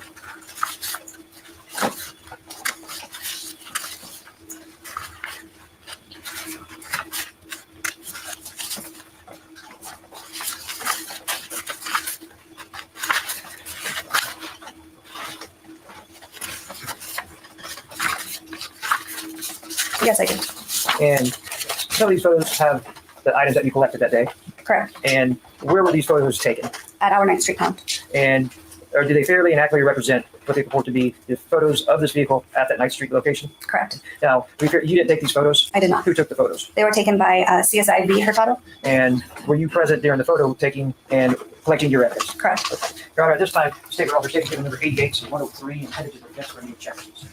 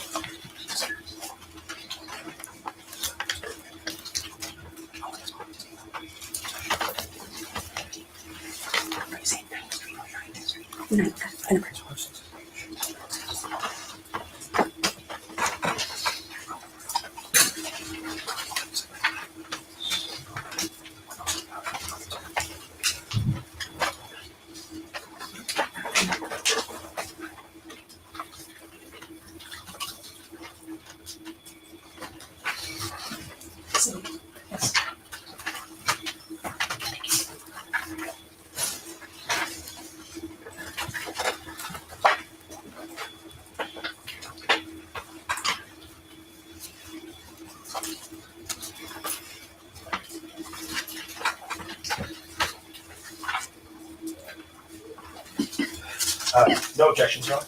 United States Exhibit numbers 88 through 103 are admitted without objection. May I publish in the jury? Yes. Thank you. Yeah, no, sorry, no objection. Judge, what's state exhibit number 88? Sorry, Judge, I'm just trying to get a little less glare on there. Sorry.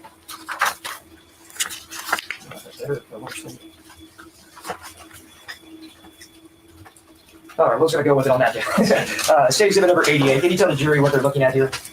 This is the vehicle, MV1, that I processed. And that license plate, is that the same license plate that was at the scene in San Pedro? Correct. Thank you. And by just viewing the photo, you can see that it looks like it's some type of a garage. Is this that secured facility? Yes. Thank you. I gotta show you what's been marked state exhibit number 89. What is this a picture of? The interior of the vehicle. And I would ask, what is this, this right here? The center console. So would this be the front seat of this vehicle? Correct. And so what seat would this be right here? The driver's seat. Okay, and this would be the passenger seat. Correct. Thank you. I'm gonna show another picture, state exhibit number 90. And exhibit number 18, it looks like it's marked there. What is exhibit number 18? 18 is the MD Smith & Wesson black magazine from the top console tray. Just a little bit brighter picture of state exhibit number 91.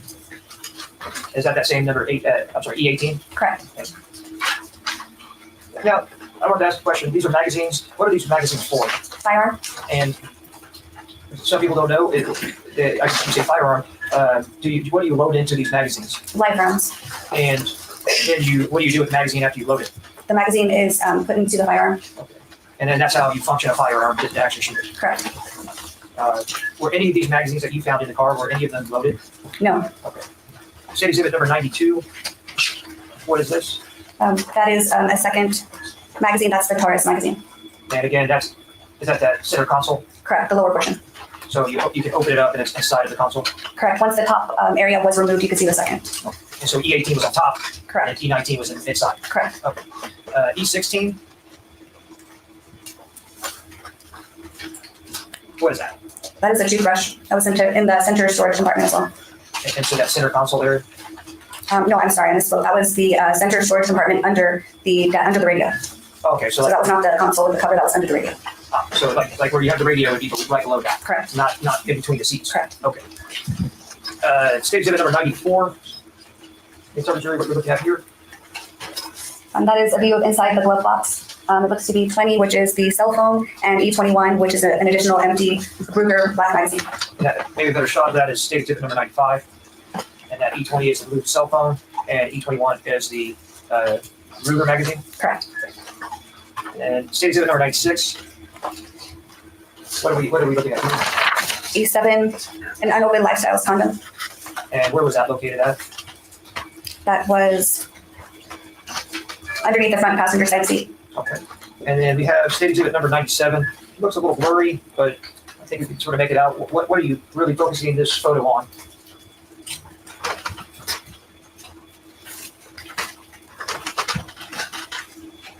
Is there an additional photo of that one with a number or? I mean, it appears to be a spent shell casing or a live round rather. What did you collect from the car? The, I guess that would be E6. That would be the Spear 380 live round. Okay. State exhibit number 98.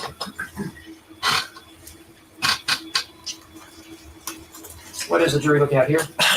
E9 is a toothbrush. I'm sorry? A toothbrush. Okay. Well, I mean, let me ask this. What part of the car are we looking at? The rear driver's side floorboard. Okay. And there's other objects in there, is that correct? Correct. Now, I know that you marked E9, but there seems to be other objects down on the floorboard with these objects, or with E9. Correct. But you did not collect those items, did you? No. State exhibit number 99, what does that appear to be there? An additional view of the toothbrush. And what seems to be next to it? It looks to be toothpaste, possibly. Thank you. State exhibit number 100. Can you tell the jury what they're looking at here? It's an overall view of the back seats of the vehicle to show as many items as possible in one view of the evidence. State exhibit number 101. What is that? That's of the interior trunk. Interior of the trunk. And then state exhibit number 102. That's marking E22, a toothbrush. And that is also state exhibit number 103. Is that correct? Correct. Now, I see that you brought some items that you collected at this scene with you.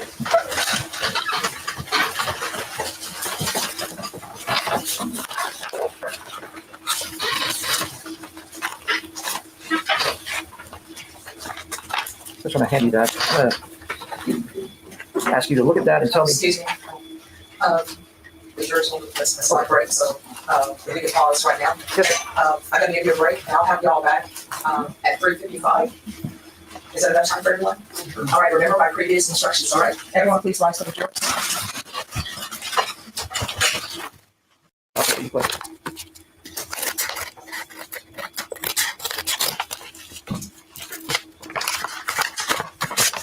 Yes.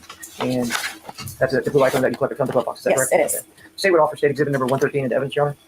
No new objections. All right, then that will be it. And if you can take that out of the bag and hold it up and back and forth. Thank you.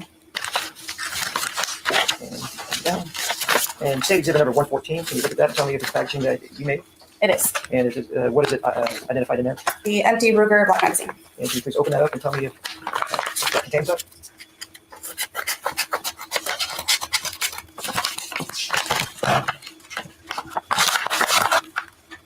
It does. And say what after state exhibit number 114, Your Honor, into evidence, tender defense, any objection? No objection. Thank you. All right, state exhibit number 114 is a objection. Go ahead, hold that up.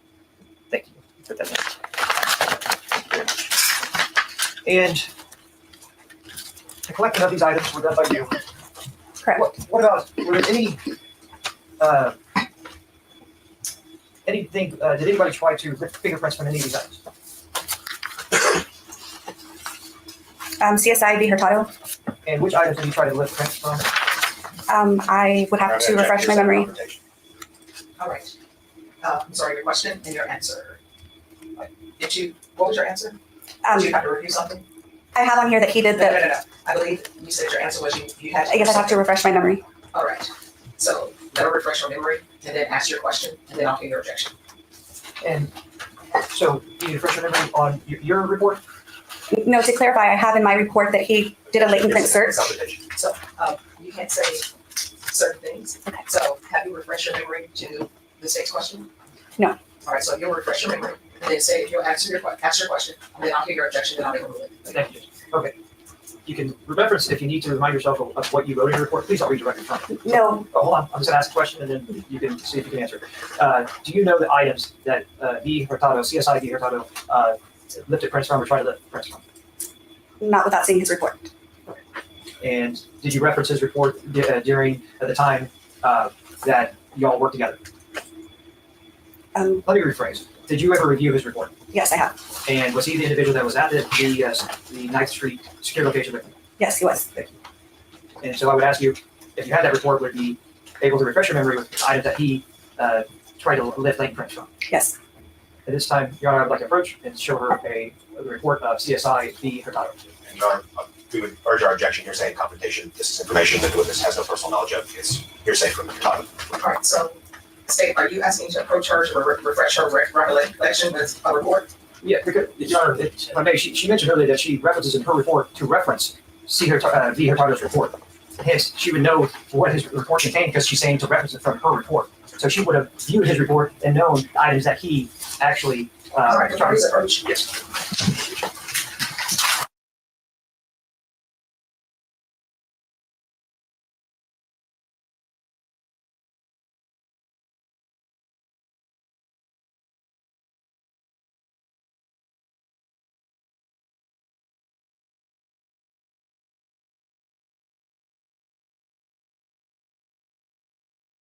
confrontation. I don't think that's an appropriate objection at this time. With regards to that objection will be overruled now that the foundation is there. So that objection will be overruled as to what duties she gave him.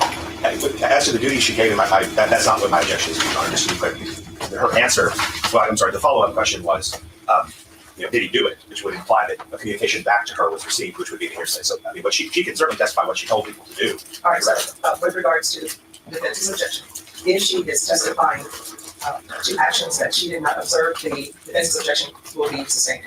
Okay, I'm asking you, one, in your report, just referencing your report, not anybody else's report, is there anything in your report that will help refresh your memory that Victor or Di Hurtado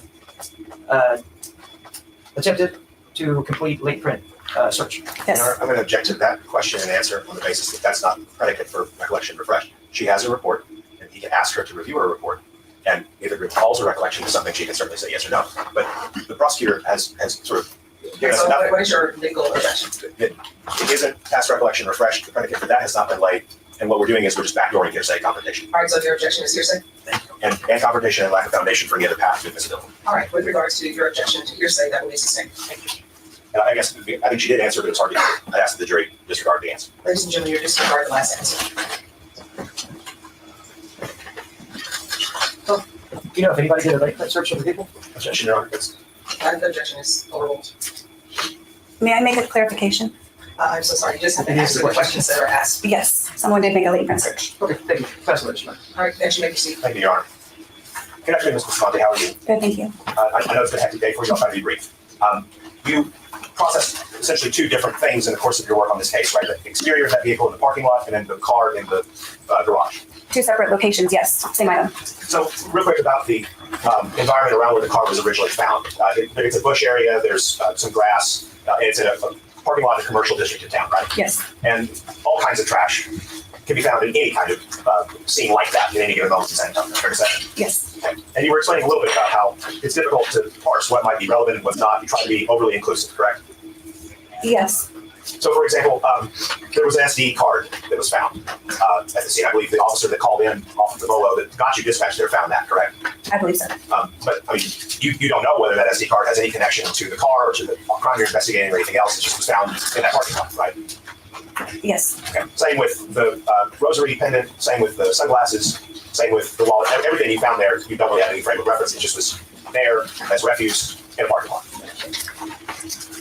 if I may, it's in, how can I say this?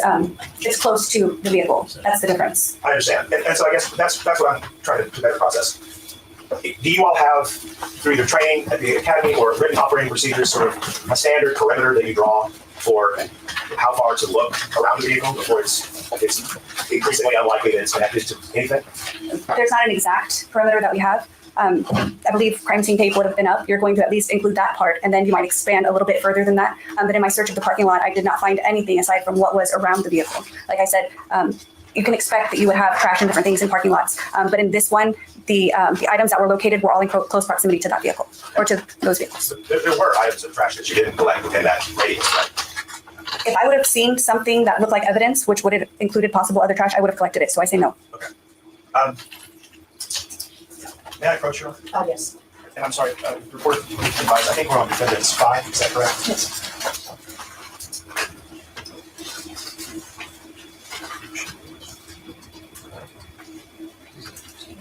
I think there's like a different column.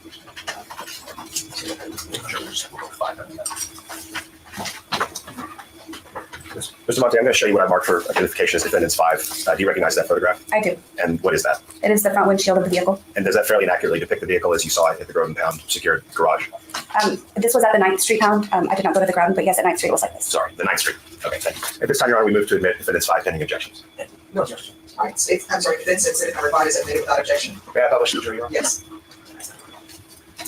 So when you looked at the vehicle itself, the windshield was severely damaged, right? Yes. And it's broken all the way from the wiper blade all the way to the top of the window, correct? Correct. Okay. Did you find any? Did anyone dust for latent fingerprints on the exterior doors? Let me refresh my memory on the report. It has been 7 years. Would that have been your responsibility? I don't believe so. If I remember correctly, I had tasked that to Raul or Hurtado. Okay, well, if you didn't do it, then we'll sort of leave it alone. Correct. I did the evidence that I had, but as far as the vehicle, I tasked that to a second CSI. Would that function, dusting for fingerprints of the exterior of the vehicle, have been done at the location where it was found abandoned, or would it have been done at the impound? It could have been done at either. Okay, do you know if it was done at the location or at the impound? I do. Where did you direct it to be done? At the location. At the location, okay. And you indicated that you swabbed the front hood of the car for biological evidence, correct? Which would not include fingerprints, you'd be looking for DNA. Correct. Okay. When you looked at the interior of the car at the impound, did you look for any signs of biological evidence on the seats or on the windows, interior, or anything like that? I did look for biological material on the interior. Okay, let's describe the protocol for that. What do you do to look for biological material on the interior? Well, you're not able to actually see it, so we swab the areas that would most likely have been touched by individuals inside the vehicle. Okay, now there are bioluminescent reactive agents you could spray on the surfaces to see if there's some kind of biological material, right? Like luminol? Correct. Based on the knowledge that I had, the person was shot outside of the vehicle, so it did not warrant a search inside of the vehicle using luminol. Okay, so you were not aware at the time of your investigation that there had been a struggle of some significance inside of the vehicle leading up to the events on the exterior of the vehicle? I don't believe we don't always have all of the information. I don't believe I knew that part. Okay, and that's a point of interest I want to talk about a little bit more. How, this is a crime scene that spans over a mile radius, right? From the Chick-fil-A parking lot where it's alleged to have happened to where you find this vehicle. I mean, it's not a huge search radius, but that's a decent search radius, right? Yes. And clearly in this case, we have different teams of police officers responding to different locations of interest in the case, right? I cannot speak to that. I would assume so. I don't know what they're. You weren't at the Chick-fil-A parking lot on the 23rd of April of 2017, were you? I was not. Okay, a whole different team of people were involved in that, right? Police officers, yes. Right, a whole different team of police for that day were out there responding to the scene and processing evidence, correct? Police officers, yes. I'm the crime scene investigator. We don't have the same duties. Okay, there were crime scene investigators out at the Chick-fil-A parking lot too, if you know. There would have been, yes. Okay, so in a situation like that where there are different crime scenes or potential crime scenes, and different policemen and different crime scene investigators at different times, different days, have to collect evidence and coordinate with each other. Back in 2017, what was your department's method of making sure that all of those independent locations, the evidence and the work done at those independent locations gets linked up? How did the department do that? I don't have any knowledge of how they do that. I just know my part to collect where I am at. Okay, so Detective Juarez is the lead detective on this case. Are you aware of that? I refresh my memory with my report, yes, as far as that. And did Detective Juarez tell you to come out to process this? Yeah, I would just yourself. Okay. Were you dispatched by someone just in an ordinary chain of events, like you would be dispatched if someone called 911 today at the courthouse, or were you dispatched by a specific officer? I'm not asking for the content of the statement. That'd be overlooked. Thank you. Yes, okay. It was just dispatch. It wasn't anyone in particular. Okay. When you are dispatched to a call generally, and in the role of being a crime scene investigator, is part of your responsibility to familiarize yourself with what other investigators and detectives have been doing on that same case number? No. Okay. So you're going out and you're just collecting things. I'm speaking to the officer who can give me relevant information they may have at that time, and that is all I have to rely on. In this case, it was a completely different day. Okay, understood. And that officer in this case would have been not Detective Juarez? Correct. Would have been the officer that arrived, Albert? Correct. Okay. And Officer Hobbs is a patrolman, is that correct? Yes. Okay. So,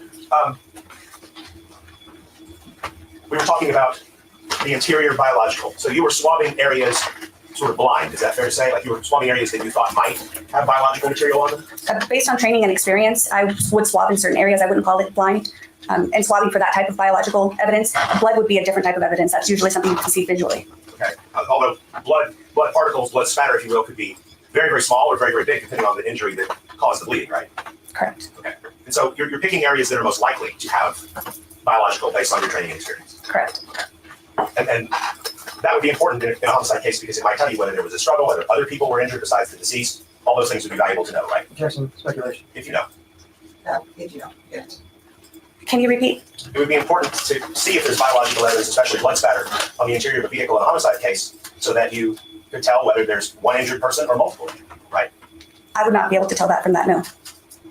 But somebody hopefully would be able to tell that based upon your work, right? That's why you're doing this kind of work. I'll be wrong. Are you trained in firearms use at all, then? Firearm use, no. Okay. Are you familiar with firearms at all? Yes. Okay. You collected 3 different gun magazines from this vehicle, correct? Correct. One was a Taurus, Yes. one was a Ruger, Yes, and one was a Smith & Wesson. Is that right? correct, And those are all different gun manufacturers, correct? correct. Do you know the calibers of the pistols that each of those magazines belongs to? Offhand or no? Okay, would you be able to tell from looking at the magazines if we looked at the exhibits? I'm not sure. I did not take the photographs myself, so I don't know what that view would allow me to see. But I'm just saying, if we actually if we looked at those magazines again, the real magazines, would you be able to tell what calibers they go to? Possibly. Possibly. All right, may I touch them? Yes. And the magazines are okay, here. So let's start with States 114. This is the Ruger Black Magazine. I can have you remove that from its envelope.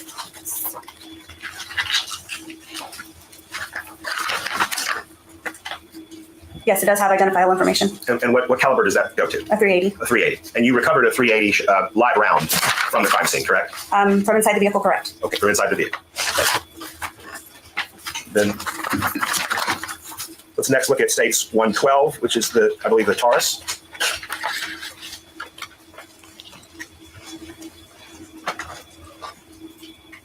Sorry, I'm put on my glasses. You're fine.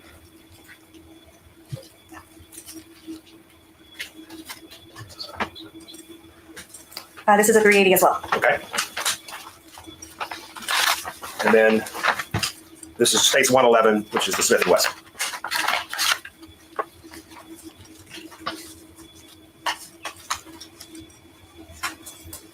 Sorry, the lighting isn't the best in here. Yes, it says 9mm. A 9mm. Okay.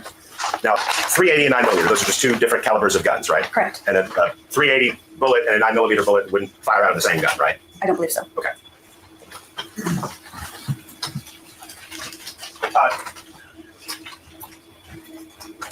And as to the two 380s, are those, I mean, if you know, interchangeable in the same, like, if I had a Taurus pistol, but I also happen to just have a Ruger magazine, both 380 calibers, can I plug that Ruger magazine into my Taurus 380, do you know? That's not in the scope of my usual job duty, so I'm not familiar with. Fair enough. When you noted these particular items of evidence, the magazines, you gave them a unique barcode, correct? Correct. And you described them, right? Correct. And do you have that property report up there with you? The official property report, no. How I listed them in my report, I do. Okay. In your report, when you list them, do you notate anything about them other than just simply their manufacturer, other than just their manufacturer? I did notate that they were empty and the location of where they were. Did you write down any identifying numbers that may have been associated with those with those magazines? And this report, no. Okay. Would it have been notated elsewhere? No. Okay. The manufacturer generally does label the magazine with a serial number like they would label a gun with a serial number, right? Not always, I don't believe. Okay. Are there features of some magazines that might allow for law enforcement to follow up and try and figure out where it was manufactured and where it was sold and those kinds of things? That's outside of the scope of my duties. I can't speak to that. But they don't encourage you to notate those types of markings or identifiers when you process this information. If there's unique identifiers such as serial numbers and things like that, I usually notate that in my report. Okay, but your report doesn't notate whether they're 9mm or 380 auto, right? No, in this, it does not. Okay.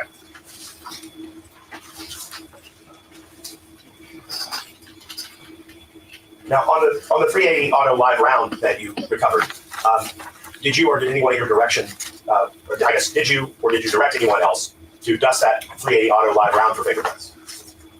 I had asked CSIB Hurtado to complete or conduct the latent print search of the interior. So that would include the vehicle and any and all items within the vehicle that could be printed to include the evidence. So that'd be a question for Mr. Hurtado as to whether he did or didn't and what it found. Correct. Okay. What about the magazines? Same answer? Correct. But if it's a printable surface, we work together, and I mean, those are just items we always print.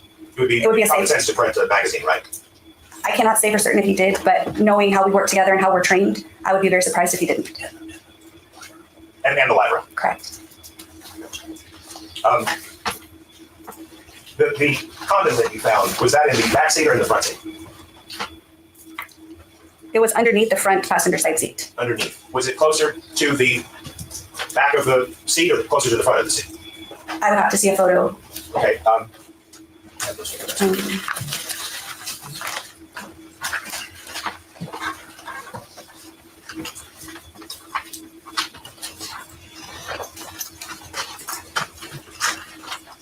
showing you again States 96. If that jogs your memory about exactly where it is, I just couldn't tell. Yes, this is the, like the door frame, the door jamb. It appears that this is the back of the seat. So it would be right down by the levers. Okay, so it's It's near the center column where the seatbelt probably is attached. okay, understood. So this portion here is the barrier between the outside and the inside if you've opened the door, right? Yes, And this is the seat. This would be the lever here to adjust like the angle of the seat and so forth. I would assume so. And so the condom is sort of situated at the back of that front seat. Correct. Okay.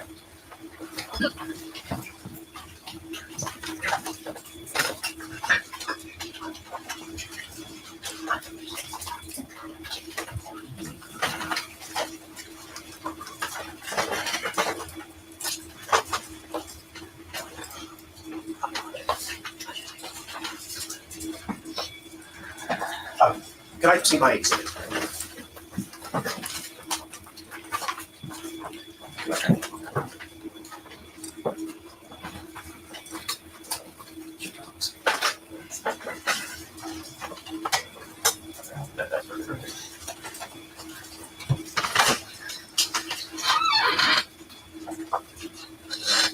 And that's the sash window you observed, right? Correct. Okay.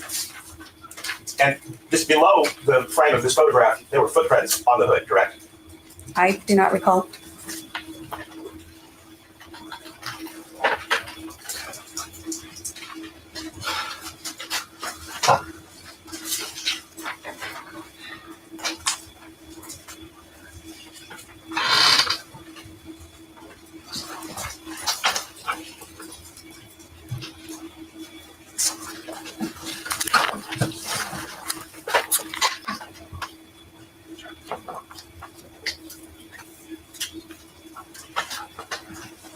I'm sorry, I asked you about the hood. Did you also note footprints on the sides of the windshield around the broken areas? I don't recall reading in my report that I did, in refreshing my memory. Had there been footprints or shoe prints, they would have been processed by myself, and I did not do that, so I did not see any shoe prints or footprints.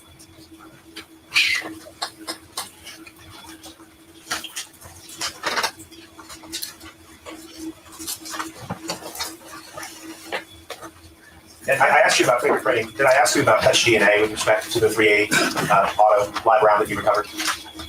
In what respect? Did you do a swab of the 380 auto live round for touch DNA? I did not directly, but that is an item that would be sent to the lab for DNA processing. Okay, and the way that you handled the 380 auto for your purposes, would that have had any effect on later attempts to lift touch DNA? No. I mean, I guess my question would be, when we talk about touch DNA, we're talking about dead skin cells and oils of the hand on the object you want to test for, right? Correct. And when you do fingerprinting, you are putting powder on the object you want to test for, and then you're brushing it away with a brush, right? Correct. So there's no risk that if you fingerprint first, you will be brushing away the dead skin cells that you later would want to try and find with touch DNA? I can't say that there is no risk, but we have a process in order for obtaining prints and further DNA, and we are advised to print first because DNA can still be obtained even with powder on the item, not the reverse. Even though there is a risk?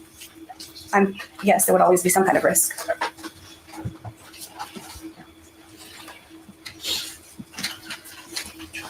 You noted several different items in your examination of the scene where the car was found. We had scene photographs where you have placed little evidence tags next to them, right, and taken the pictures numbered chronologically 1, 2, 3, et cetera. And so, for example, your E2 is an empty packet of cigarettes, I believe. Yes, it is. And your E3 is the empty milk car. Correct. So your E2 and your E3 may not be the same thing as the E2 and E3 of the other evidence technicians at other scenes in the process, right? Correct.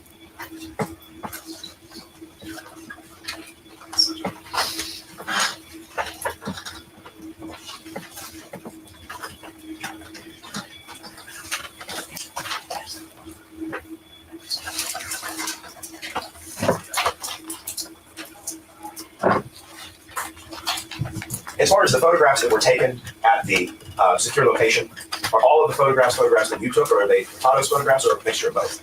I did not take photographs at that location. They would all be Victor Hurtado's. Okay, great. So you took the photographs at the crime scene? At the initial recovery scene, yes, I did. Okay. Pardon me, one moment.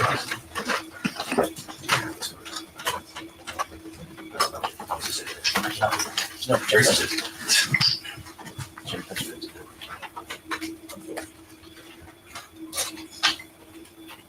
I was wondering if you by chance.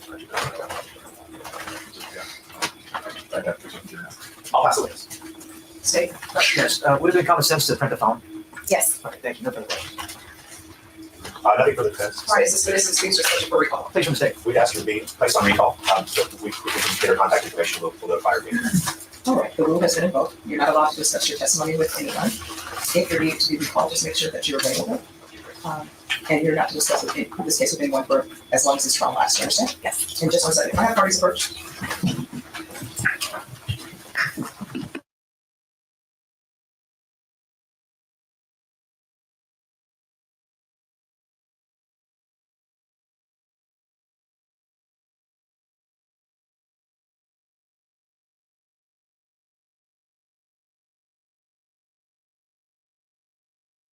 Agreed that if they do need you back, that you can appear by Zoom. Oh, okay. All right. So if you'll just make sure the court reporter has the items that have been admitted into evidence, please, and remove your court reporter mic. Thank you.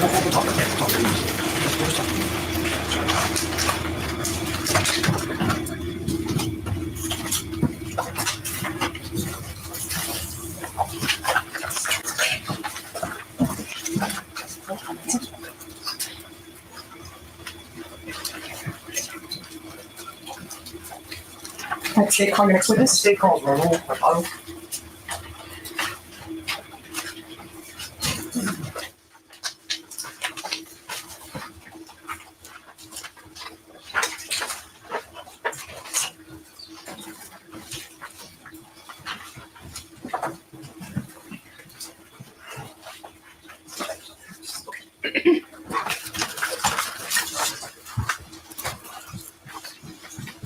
Raise your right hand. Do solemnly swear affirm the testimony you will be the truth and nothing but the truth, so help you God? Yes, ma'am. All right, you can lower your hand and you'll state your name for the record, spell your last name, and make sure you keep your voice up so that members of the jury can hear. Yes, my name is Raul Mercado, and you spell it Hurtado. All right, state your name, proceed. Thank you, Your Honor. Mr. Hurtado, are you currently employed with the city of San Antonio as a CSI investigator? No, sir, I'm not. Did you just currently leave that position? Yes, in March. And previously, were you a CSI investigator or CS investigator for the city of San Antonio? Yes, sir, 15 and a half years. And back in 2017, were you a CSI investigator? I was. And I'm assuming you got to go through certain training and everything for that position? Yes, sir, around 3.5 months, over 300 hours of forensic training. And so quite a long time, a lot of bit of training. So, but let me go ahead and ask you about April 28, 2017. Were you dispatched to a scene at 7243 San Pedro? I was requested by my sergeant, James Estrada, to meet CSI Allison Bustamante there. And he explained to me, gave me details saying that there was a recovered stolen vehicle there that was involved in a murder. So he wanted me to go and help her out. And so and actually you just saw her today, is that correct? That's correct, sir, yes. And then did you make that location? I did, sir. And when you arrived at that location, did you have certain duties that you had to perform? After she gave me details of the incident, and she basically told me it was a recovered stolen vehicle possibly involved in a murder. She had items of evidentiary value marked with evidence markers, and she asked me if I would print search the vehicle for latent prints.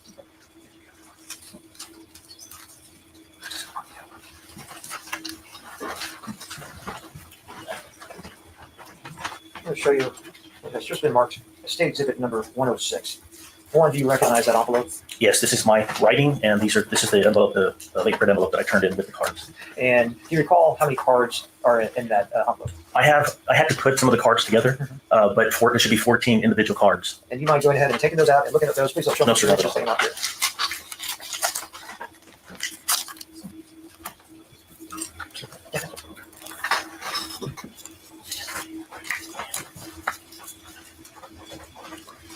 Okay. Now, I'd like you to briefly tell the jury, when you're looking for latent prints, what process do you go to? What do you have to do? I know in this individual case, Allison CSI Bustamante had markers on the vehicle.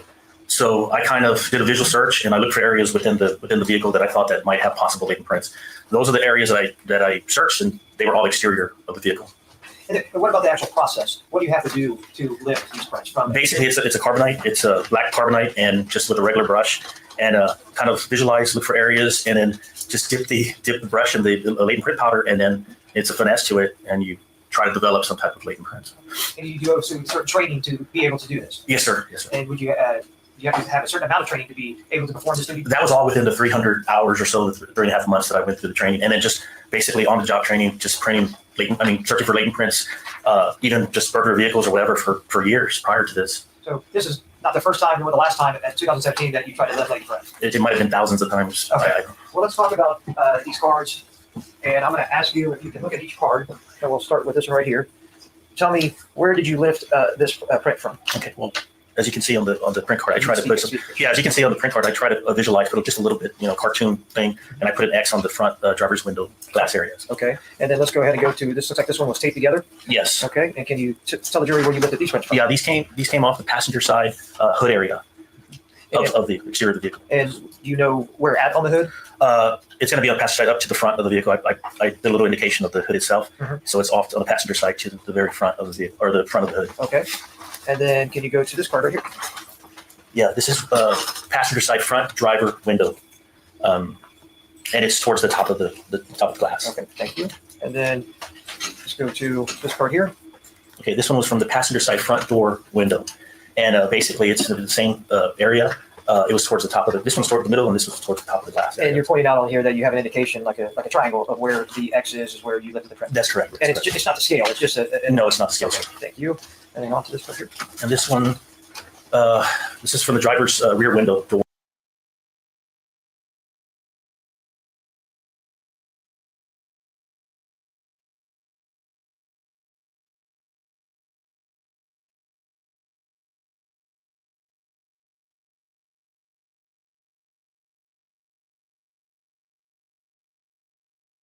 All right, family, we have switched over to the sentencing, the punishment phase of the trial. So right now, you're getting ready to watch the 2019 CR 12495 State versus Tamar McIntyre.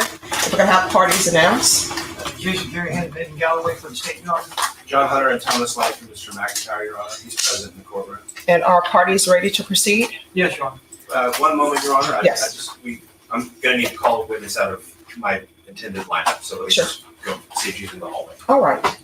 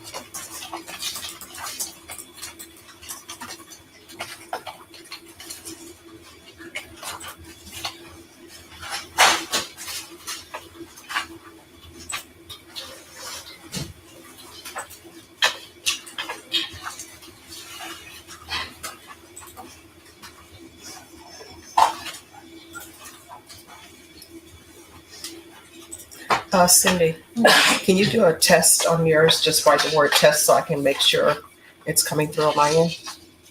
Because I think I'm connected. Yes, thank you.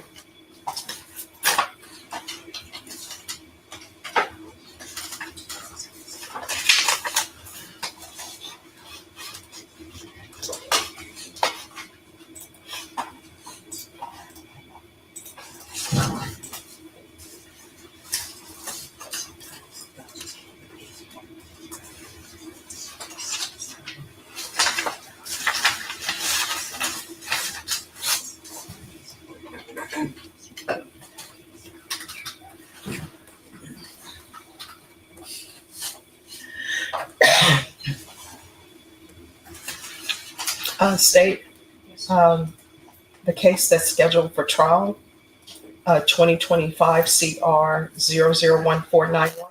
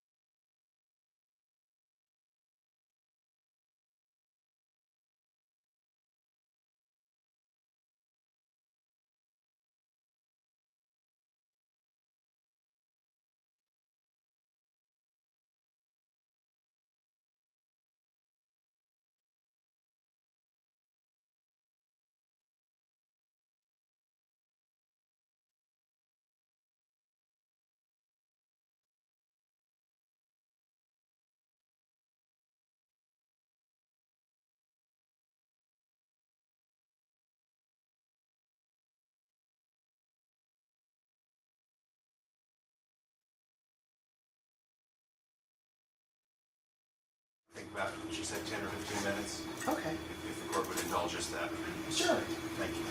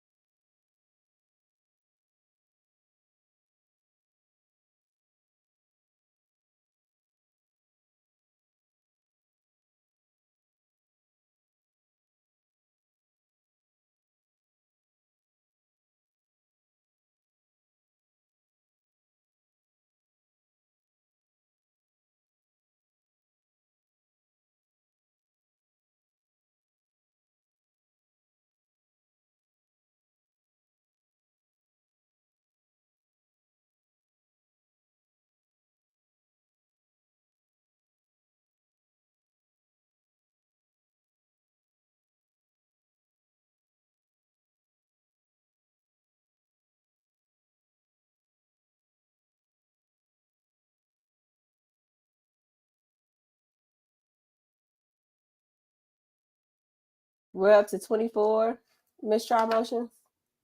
Sorry, I had to send an email out, so I just kind of like spaced without for a second.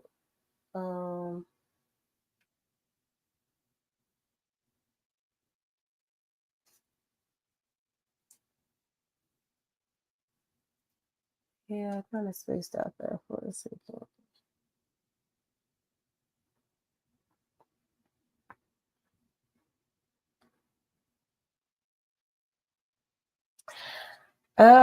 Yeah, Forever 21 is closing it. They're closing everything. That's because they let Shein and Temu outdo them. But they never really like shifted with the times. It was like the clothes just stayed in the era in which it was in. Like it never evolved. They had a good thing going though. They had a nice run. They really did have a nice run. But they definitely should have tried to switch up the styles. And it's crazy because fashion repeats itself. And so for Forever 21 not to do what it needed to do. Oh, wait a minute, somebody at my door, y'all. 1 second.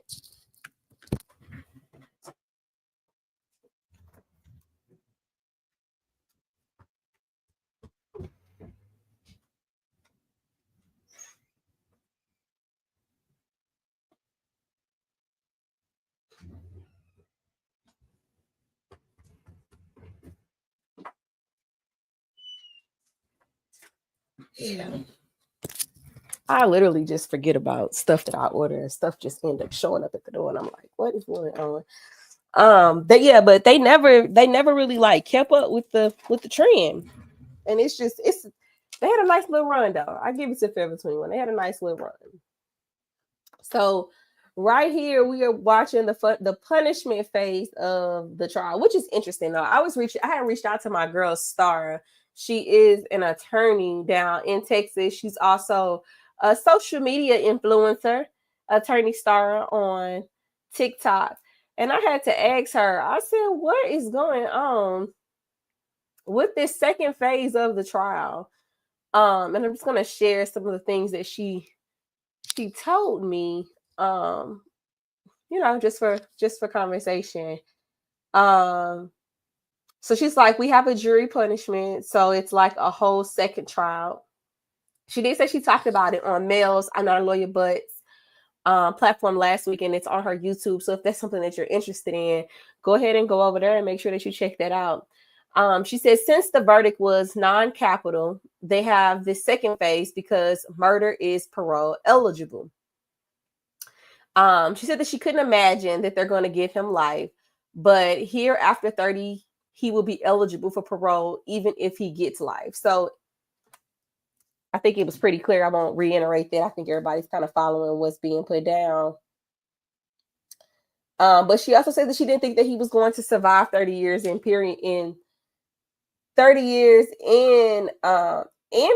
because of what he did the last time. And I'm like, what did he do the last time he was in jail? Apparently, he was up in there trying to start a little race war with the Tango Blast gang, Mexican gang in jail, y'all. And they are Tango Blast is like a huge Mexican gang. And apparently, TK was down there tripping with them folks.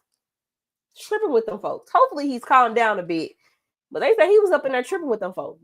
Now, y'all know I missed the ending of yesterday. So if y'all seen it, the gang expert had came up, he started talking, and in the middle of his conversation, I ended up leaving. But did they bring that up yesterday? Let me know in the chat if y'all heard anything about Tango Blast being in there. She did also share with me that Texas counties rarely seek the death penalty. And she also points out that they were never trying for a death. The way that they put on the case, she said they were never trying for death penalty. Trying for the death penalty. So just some interesting little snippets that I was able to get from Attorney Star. I am going to get out here and see if we got any updates on Karen Read because the people want to know.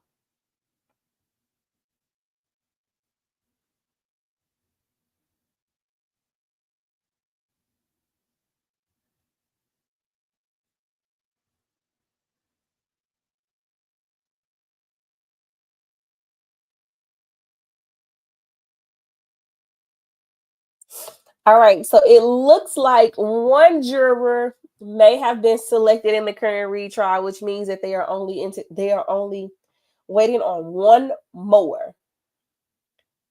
One more. So they talked about pretrial motions, and I believe a few new motions were filed as of yesterday or day before yesterday. So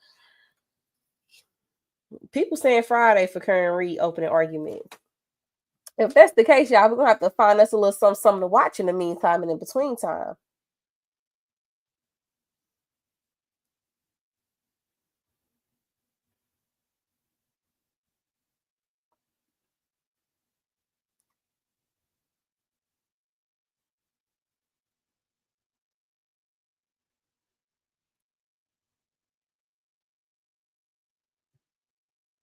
Wait a minute, y'all.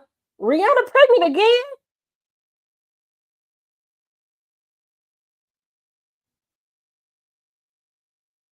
In that pink with them denims, and she got her jewels just going, and she looks so pretty and happy, you know? We were in Harlem, New York City, and that information. I think that's how it should be. She thought it would be the best place to do it in my hometown. Oh, they talking about the gender reveal. I'm about to say, now Rihanna about to have another one. ASAP ain't got off of her since he got off the trial. Yep, so they say that they started with 56 potential jurors this morning, and that they needed 2. So I was hoping that they would be ready to start tomorrow too, D Wood, but apparently the folks ain't ready. The folks ain't ready. The folks aren't ready.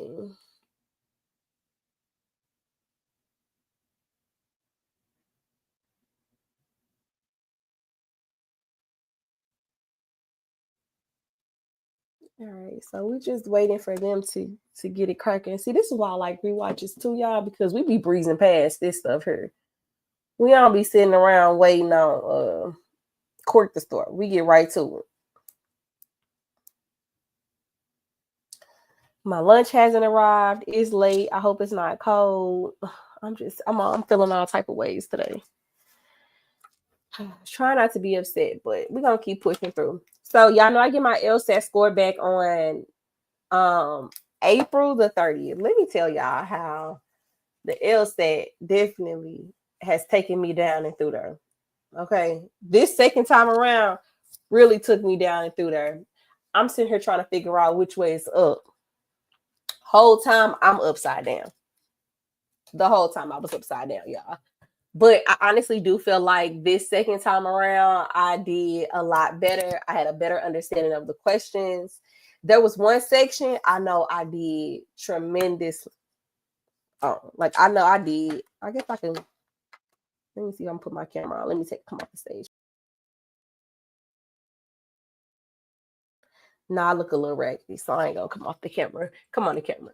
But one section I feel like I did the best on. So on the LSAT, you get 4 sections. You can get either a logical reasoning section or you can get a reading comprehension section. And you get it. Only 3 sections are scored. The 4th section is experimental. They don't tell you which section is experimental, y'all. So you literally just got to give it your best shot every 35 minutes because each section is 35 minutes timed. My test was set up. I had 2 logical reasoning, 1 reading comprehension, and then another logical reasoning, which means that my reading comp section was scored and I did the absolute best in that section. Okay. That section right there is going to carry me to the gates of glory. I ain't lying. That section right there got me in. It's going to get me into the law school that I want to get into. Now, keep in mind, y'all, I have been accepted into a school. Like there's already a school I've been accepted to. I paid a deposit on it, but there is another school that I absolutely want to go to, which is why I decided to take the LSAT again to just give myself a better chance at my number 1 pick because they hadn't even given me a decision yet. So I was like, well, hold on, let me go back and take this test over and see if I can do better. Y'all. Oh, D Wood, I look raggedy today. I look raggedy. So I just retook it and I feel good about it. I feel like this was I clinched this. This was the best thing that ever happened. Best thing that ever happened.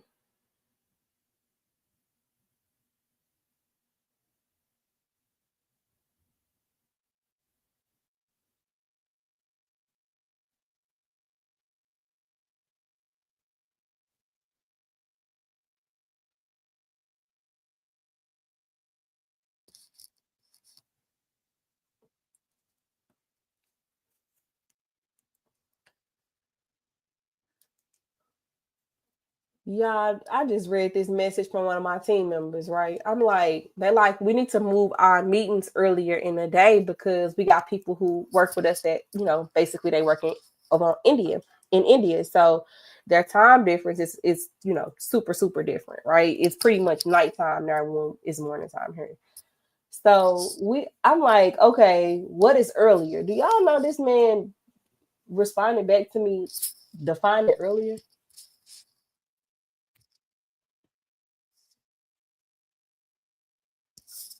Like, I'm so irritated. Like, I haven't even responded back to him because what are you talking about? What are you talking about?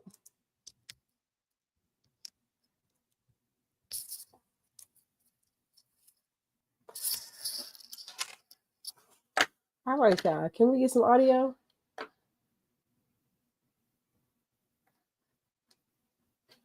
All right, I could go back to our other trial watch until when the audio starts on the punishment phase, I'll switch over because now I'm rambling. I know y'all want to hear me ramble.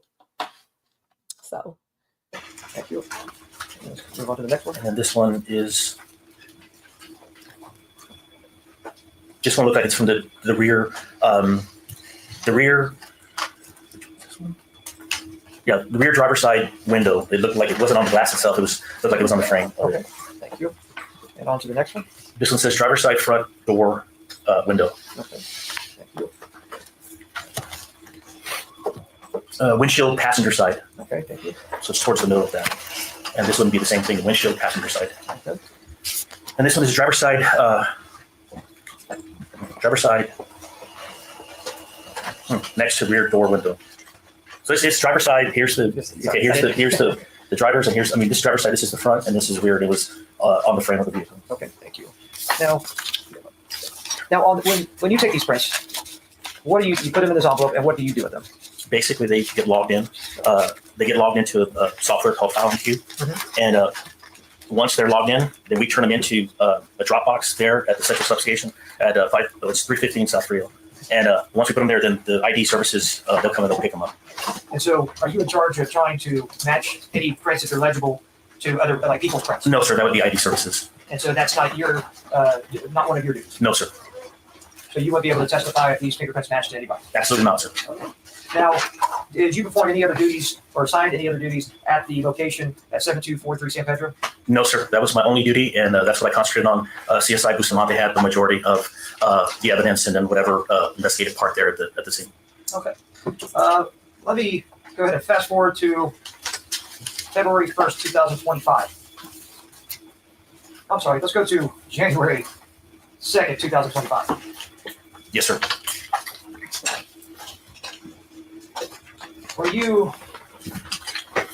Did you ever see this vehicle that you took prints from again? Well, at the initial recover stolen, yeah, that's when I saw it. You requested, and Sergeant Raul Waters requested me to go down. All right, with regards to your second objection, what needs to say? Let me ask you, did you ever go to Ground and Pound to view this vehicle? Yes, sir. Yes, sir. Yes.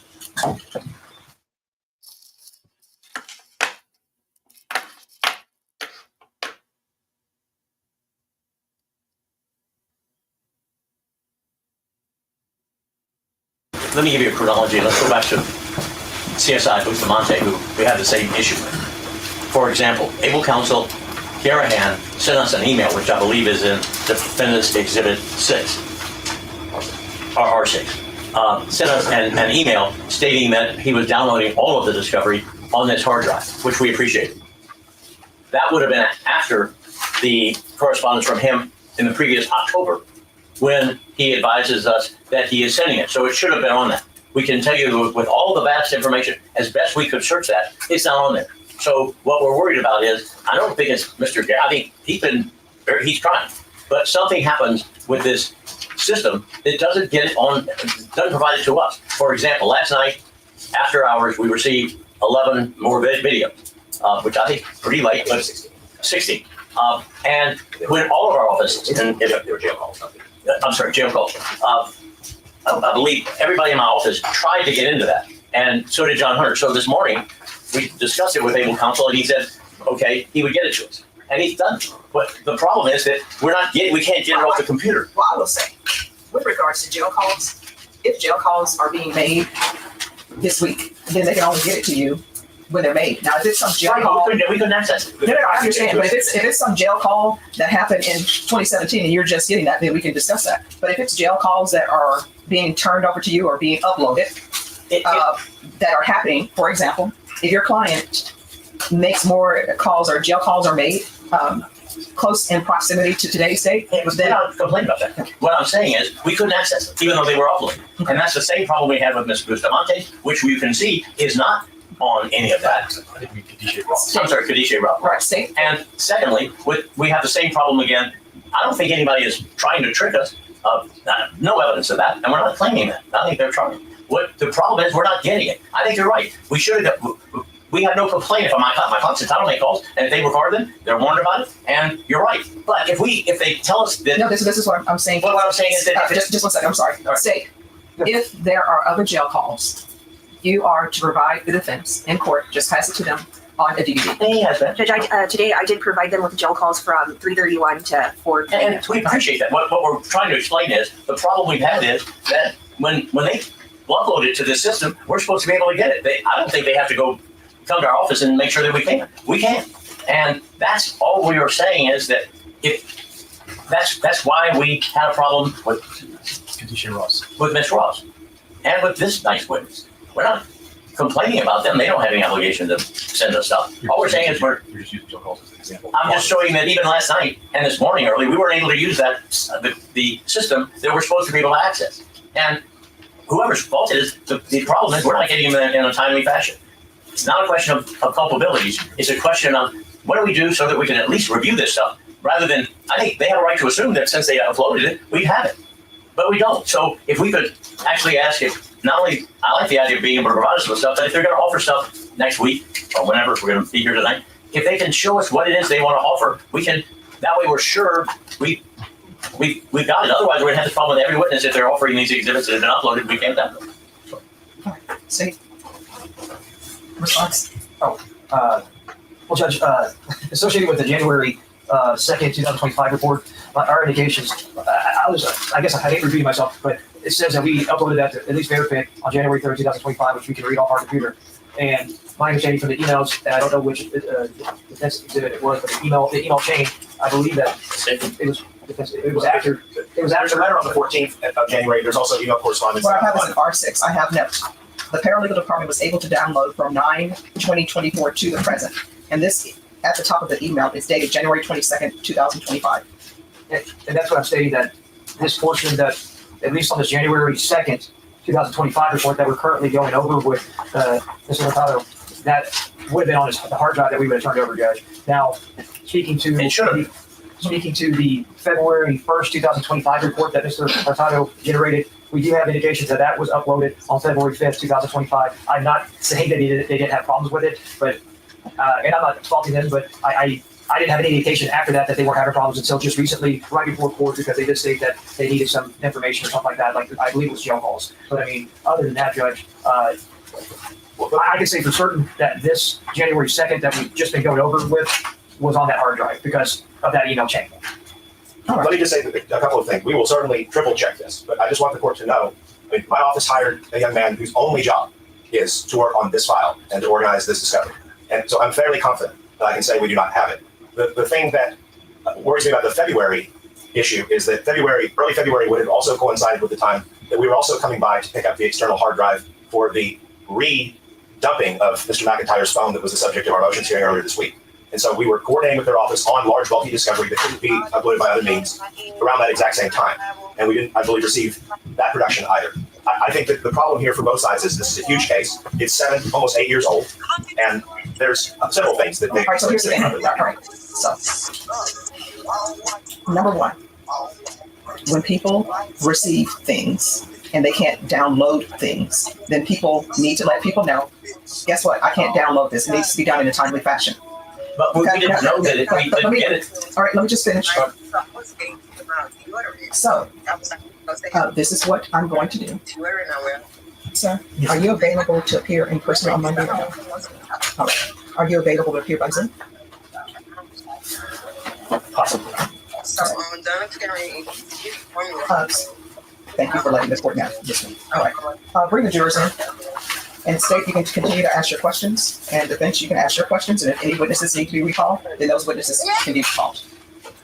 And I'll note for the record that defense, you're offering for appellate purposes, for the record, defense exhibit 6, 7, and 8. Any objections to 6, 7, and 8?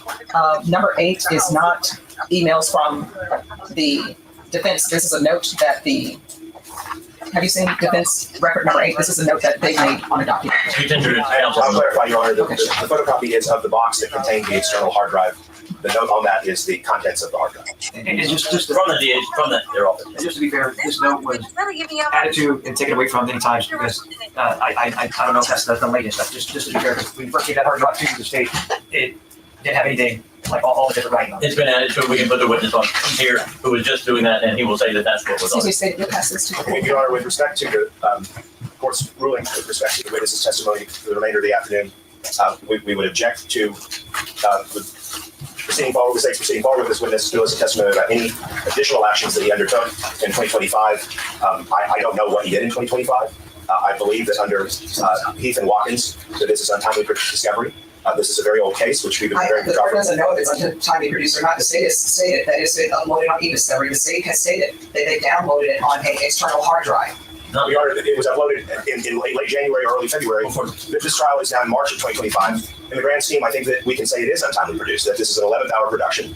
There are a great many moving parts to a trial of this severity. That's untimely produced. Similarly, I can't tell you. Finding that it is not untimely produced. I can't even tell you what the materials that will be elicited from this witness are. So additionally, I would object that it violates my client's right to effective assistance of counsel under the Sixth Amendment because I don't know what he's about to testify to and I can't effectively cross-examine what I don't know he's going to testify to.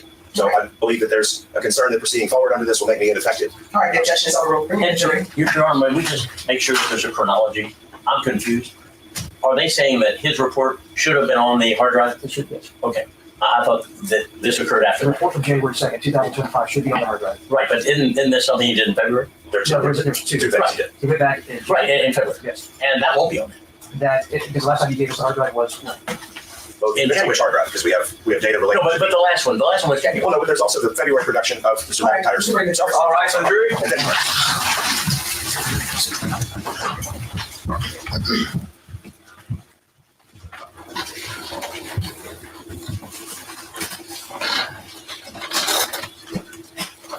All right, everyone, please be seated. State your name, proceed. Yes, sir. Thank you. I believe I was asking you about January 2nd, 2025 report that you made associated with this case. Is that correct? Yes, sir, that's correct. And at that time, did you have an opportunity to inspect the vehicle associated with this case? When I went out there, nothing was done. I wasn't conducting an investigation. I went out there because I was requested to go out there to photograph some items that were found and to collect them. So basically, I took chain of custody of these items. And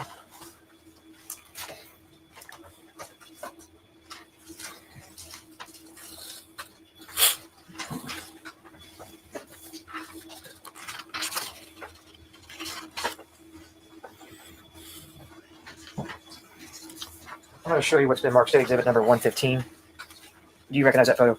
I do, sir. And is that a photo you took at the, I guess, the pound or the ground pound? Yes, sir. And is that for, well, near or on the vehicle that is associated with this case? It was within the documents of a folder. Okay. And, Your Honor, the state would offer state exhibit number 115 and evidence for tentative transfer of objections. same objections we just made a moment ago, Your Honor, 3915, Sixth Amendment. Objection is overruled. State exhibit 115 is admitted. May I publish, Your Honor? Yes.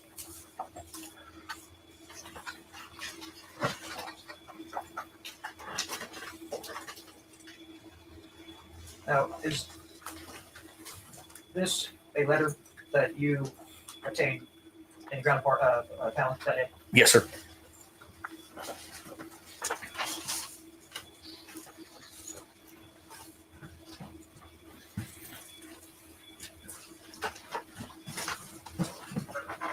And that was associated with that vehicle that's associated with this case, is that correct? That's correct, sir. Your Honor, at this time we'll pass the witness. Defense?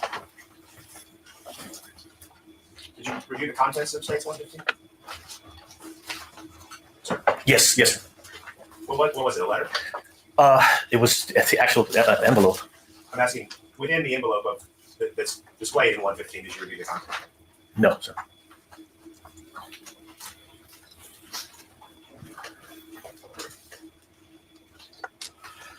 I want to go back to 2017. In your report, you noted that no latent prints were found, correct? That's correct, sir. So the cards that you were just shown, that you were just talking about with Mr. Garahan, those aren't latent prints? Sir, let me clarify. So I'm not the expert when it comes to latent print. So what I collected possibly could have been something. So that's why I collected in the first place. And by submitting the cards to ID services, they're the ones that are going to make a determination. They have the microscopes, they have all the technology to figure if it's an actual latent print or not. So when you noted latent prints found none. From what I physically see, I didn't develop anything that looked like a latent print to me. Okay, gotcha. So you can authenticate that you laid the dust down and took those samples off the card. That's correct, sir. But none of it looks like a print to you. I physically didn't see anything. Thank you. Pass the witness. Any further questions? No further questions to this witness at this time, Your Honor. All right, is this witness excused or subject to recall? Excuse me, State, Your Honor, subject to recall. All right, the rule has been invoked. You're not allowed to discuss your testimony with anyone during the pendency of this trial. If you'll remove the, and just make sure you're available for recall if you're needed. Yes, ma'am. All right, thank you.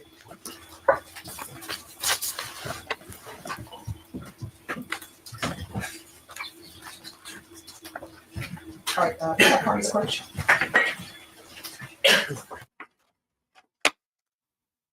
Nah, you don't need to rewind, Chain. We ain't really.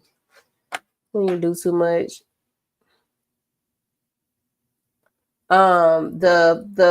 The punishment phase hasn't started. Currently live in San Antonio, Texas. I do. How long have you lived in San Antonio, Texas? Approximately 20 years. And where did you live before that? Washington, D.C. Okay. Did you attend high school in San Antonio, Texas? I did. What high school is that? Winston Churchill High School. Okay. And are you currently employed? I'm a full-time student. Okay.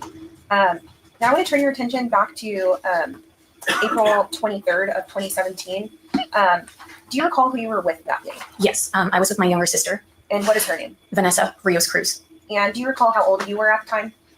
I was in my early 20s. So. Okay.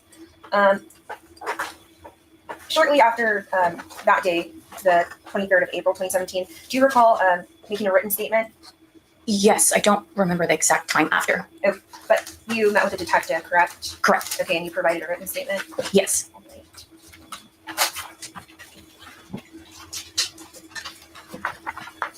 I'm going to show you what's been marked for identification purposes. Okay. As State's Exhibit number 116. Can you take a look at that? Okay. And do you recognize that document? I do. And does that document contain your signature? It does. Okay, and you've previously reviewed the statement before, correct? Correct. And is that a true and accurate copy of the statement that you provided? Yes. Okay. Would it help you to refresh your memory if you needed to at any point? Yes. Okay, and so you're able to refresh your memory, but please don't read from the document. Okay. And so you stated that you were in your early 20s on that day? All right. And do you recall what age your sister was? We have we have like about a 9-year difference, 9 to 10 year difference. So she would have been a preteen? Preteen, yeah. Okay, all right, thank you. And do you recall what y'all were doing that day? Yes, we were attempting to get a massage. Okay. And where was the massage parlor located? It was off of San Pedro. And when you arrived to the massage parlor, were you able to find parking? Not for the particular massage place. I was able to find parking at a restaurant adjacent to the massage place. Okay. And these locations that we're talking about, are they located in Bexar County, Texas? Yes. Okay. And so you stated you parked in a restaurant parking lot? Yes. All right. And do you recall what kind of car you were driving? Yes, 2015 Toyota Corolla. All right. And did that car belong to you at the time? Yes. Okay. And who was driving the car that day? I was driving. All right. And when you parked in the parking lot of the restaurant, did you, in the parking lot immediately to, or excuse me, the parking space immediately to the right of you, was it occupied or not? No, I'm going to object to leading. All right, that will be succinct. Okay. We can start the jury disregard question. All right, ladies and gentlemen, you disregard the question, the last question and answer. All right. Where did you park in the parking lot? The restaurant has a drive-through, and I park behind the drive-through, so I would say it's behind the restaurant. All right. Was there anything next to your car when you parked? I believe there was one or two cars also alongside, but not directly beside my car. Okay. And so when you parked, then what did you do? Did you get off of your car? What did you do? Yes, we went to look for the massage offices. It's like a duplex of some sort, so we had to find. We walked across some grass to find the massage place. Okay. And were you able to get a massage at that time? No, we were instructed to come back. Okay. And so what did you do after leaving the massage parlor? We started heading back to the vehicle. Okay. And did you notice anything when you were walking back to your vehicle? Yes, I noticed a car had parked itself next to our vehicle, my vehicle, that my sister was in with me, and they kind of like a group of people or a boy, two boys started approaching us from that vehicle. Okay. Just regarding the vehicle that parked next to your vehicle, was there anything significant that stood out about the vehicle to you? Yes, the first thing that stood out was the boys, and once I approached closer to the vehicle, I noticed there was a busted windshield. Okay.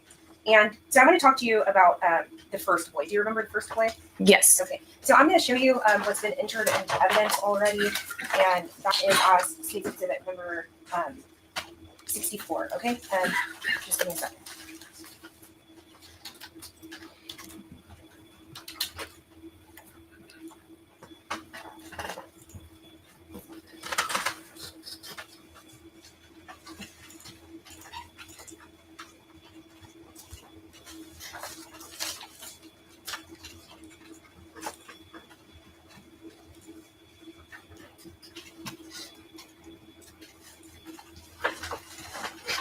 I'm playing State Exhibit number 64 for the record. There's kind of a glare, I'm sorry. Do you need to step down or are you able to see? Oh, this is perfect. Right here.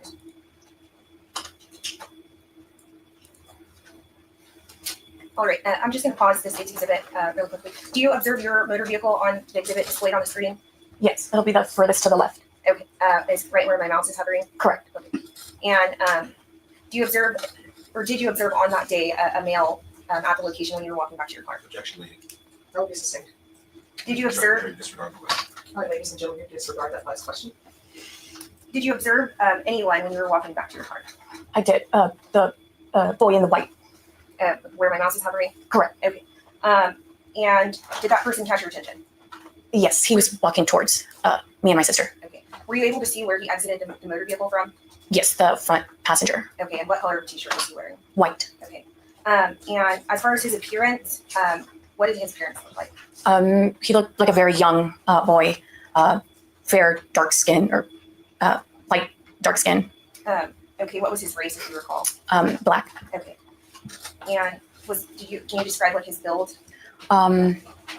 He just looked like a young boy. Okay. Just really skinny. Okay. Yeah. Did he say anything to you? Yes. Yes. What did he tell you? Objection, hearsay, confrontation. Statement against interest, statements against party opponent. That party approach.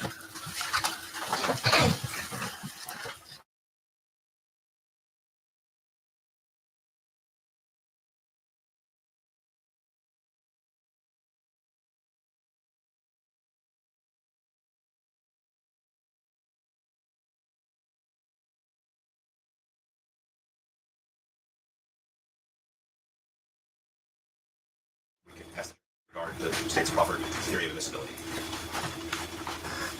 Well, that's going to be overruled. You all make legal objections and I make a ruling on that. Okay. I'm going to play the state's exhibit.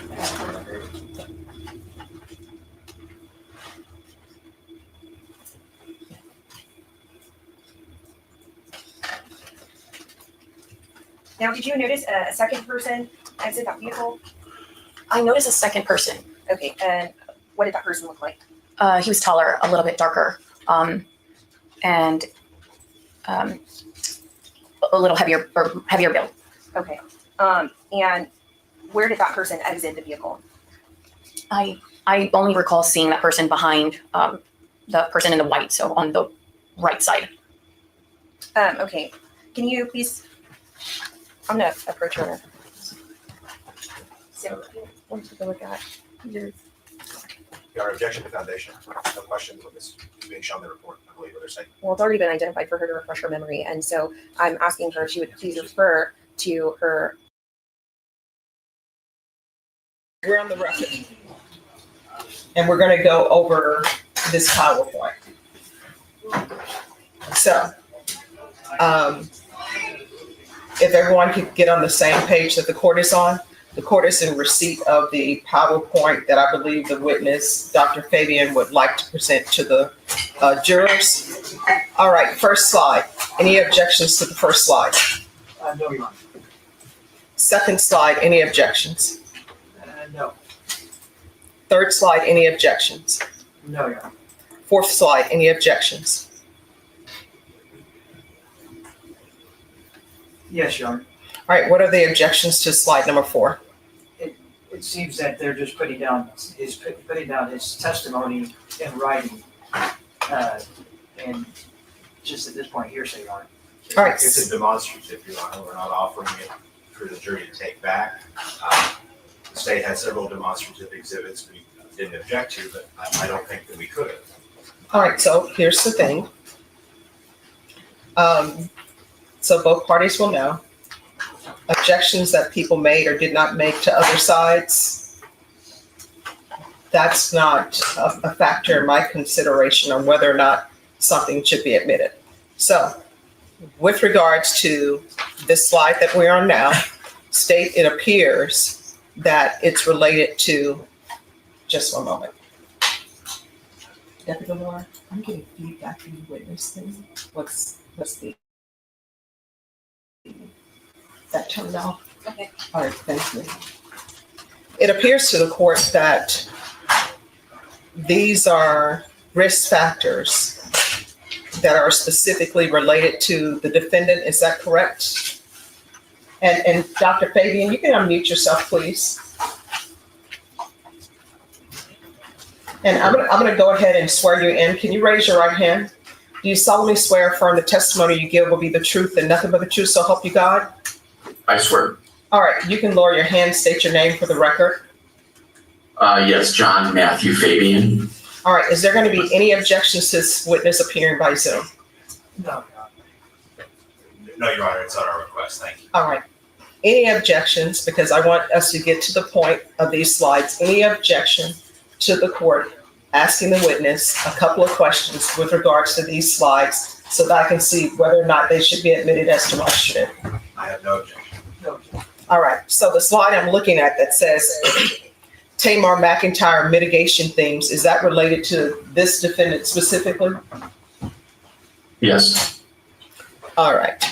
So with regards to that, it appears that it is not demonstrative. It is testimony that he is going to be given about your client. So if it were a general slide about, we look at risk factors among adolescents, that would be fine. But this slide appears that it's specific testimony. So the objection to that slide is going to be sustained by the state. Then with regards to, I'm so sorry, Your Honor. I got off.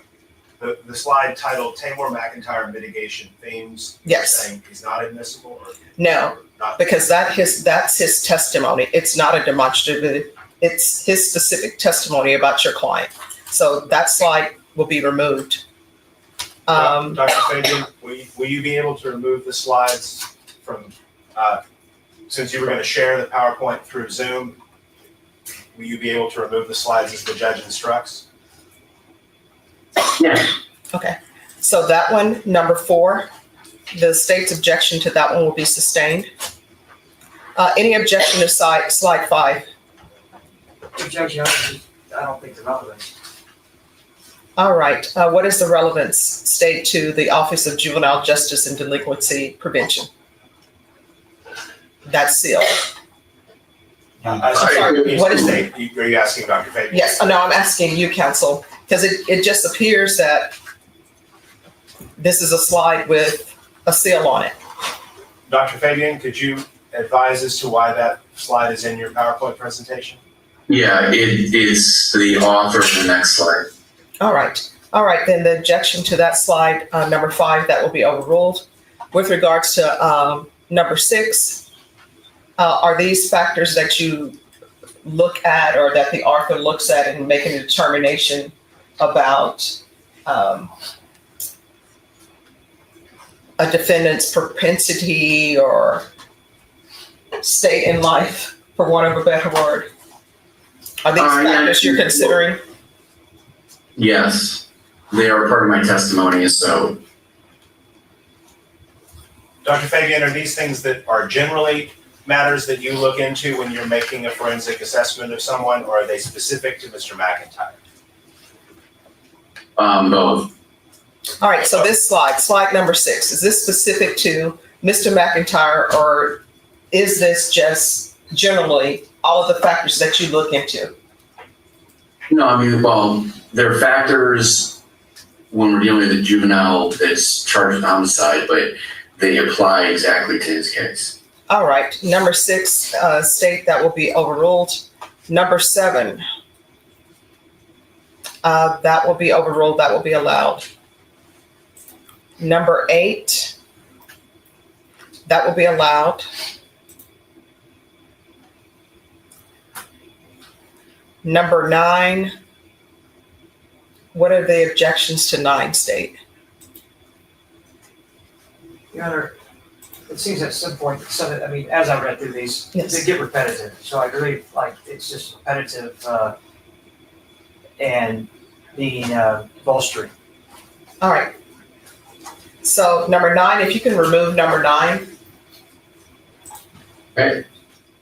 Number 10, that will be allowed. Number 11 remains. Number 12 remains. Your Honor? Yes. On that one? Yes. I see that there's X's at the end of some of these, and there's not X's on some, so I believe this is going to be direct testimony. Is number 12, Dr. Fabian, is that direct testimony? These are the 10 adverse childhood experience risk factors and the 8 that are X applied to the defendant. All right, so that'll need to be removed. Okay. And that's not saying that you can't testify if that is your testimony, but it just can't be given as a slide because then it's not demonstrative.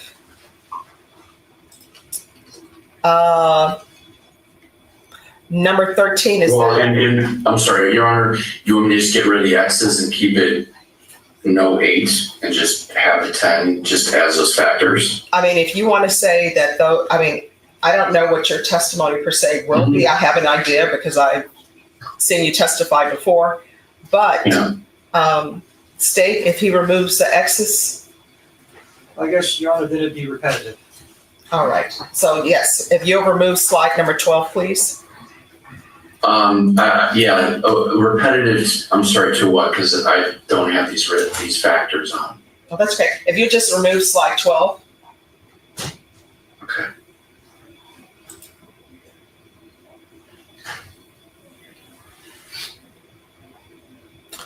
Number 13, that remains. 14 remains. Judge? Yes. I guess, I don't know, just that I don't want to rehash and I'll stop after this, but on this one, it just says life expectancy. I don't understand how that's even relevant to these proceedings. It's relevant because someone is going to be sentenced for a lengthy period of time, may die in prison. That needs to be a factor that's considered. Why? I don't think it is whether someone, their mortality rate, is that a factor in sentencing? Why would you say that? I would submit that it is because the question about how someone fares in prison, how their health will be handled in prison, do we expect that they will decline at a more precipitated rate than they would if they were in the free world, is a factor that can be considered by any sentencing authority, judge, or jury. All right, so if you'll remove slide number 14, you can ask whatever questions you want to ask about that, and if there are objections, the court will make a ruling on those objections. Okay. Number 15, I'm going to allow that.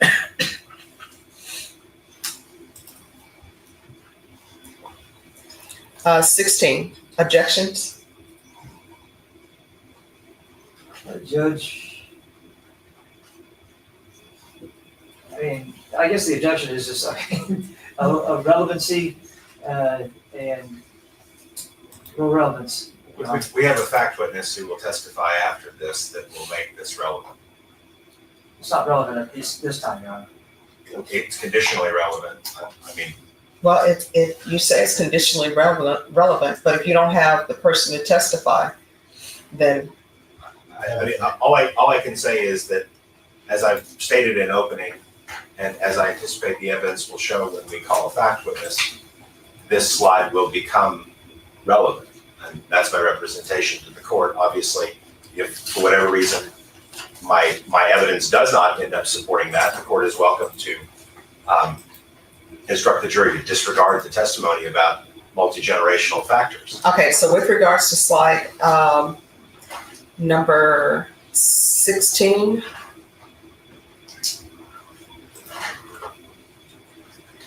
that will be allowed. 17, 18, 19, those will be removed. You'll just need to testify. Okay.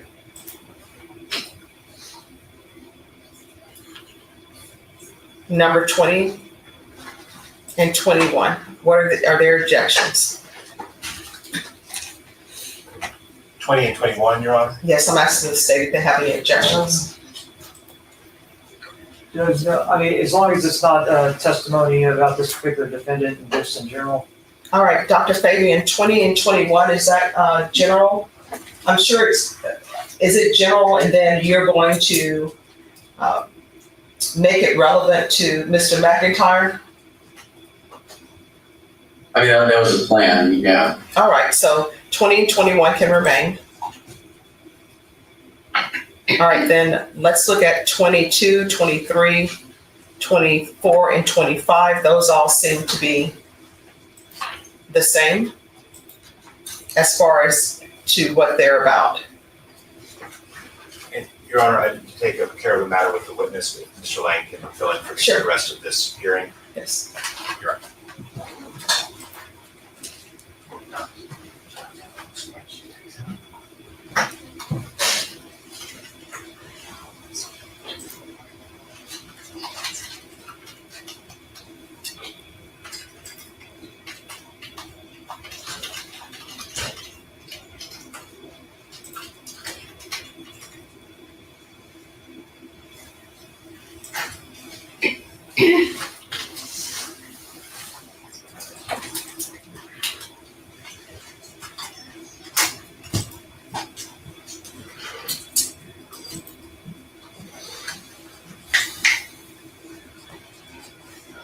Sorry, Judge, where did we leave off? Oh, never mind. So with regards to, the court will allow the slides in up to number 25. Number 26, that seems that that's more testimony. So 26, if you can remove that and you'll just have to testify. Which one is that one? Because I did remove that. 26 is do insecure adult attachment styles mediate the relationship between childhood maltreatment and violent behavior. Okay. All right, meta-analysis of attachments to parents in delinquency. I'm sorry, Judge, was there an objection to 20, is it 26? Yes, 26 is, he will need to remove that slide, but he can testify. Okay. And then 27, the court is going to allow that.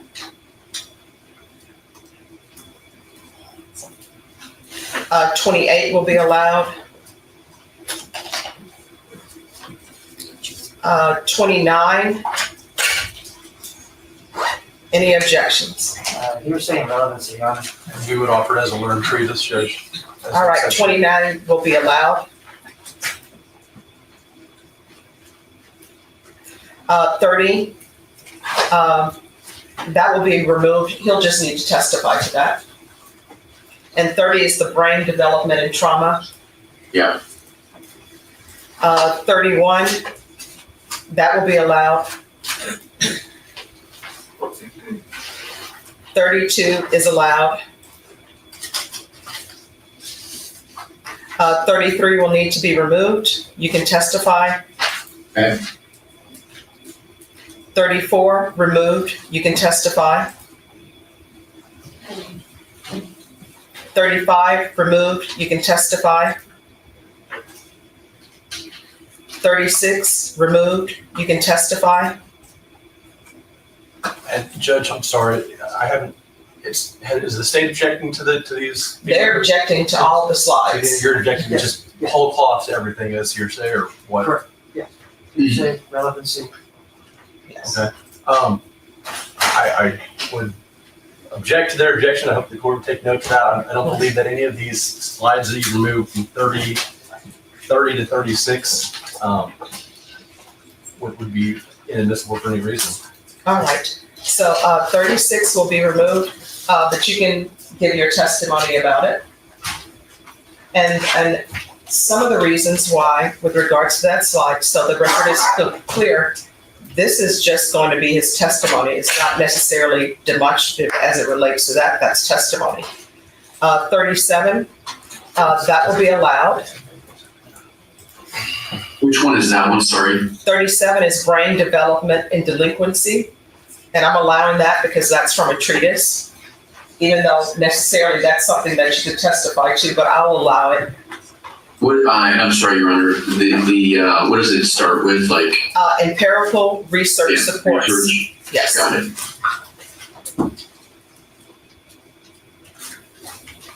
it. 38 will be allowed.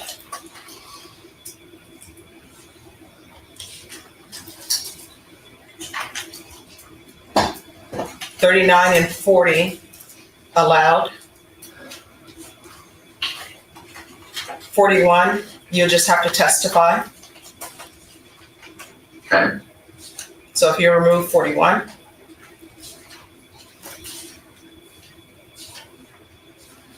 $42 will be allowed. 43 is allowed. 44 needs to be removed. Okay. And let me know when you are ready to proceed. And is anyone going to need to take this witness, warning this witness for his level of expertise? No, we know. Dr. Yes, I think everybody does. We understand that he's an expert in this. All right, let's bring the jurors in. Mr.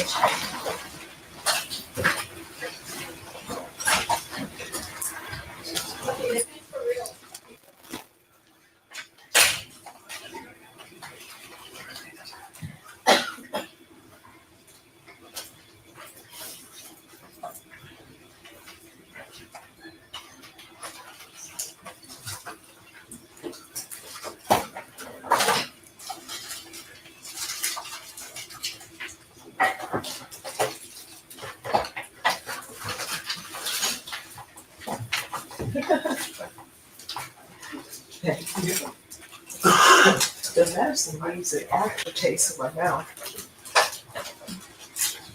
It's almost metallic.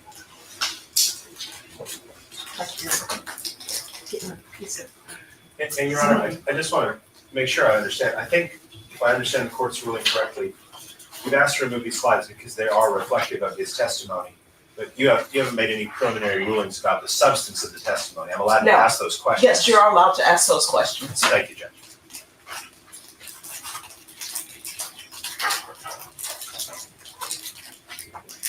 And so the court is clear.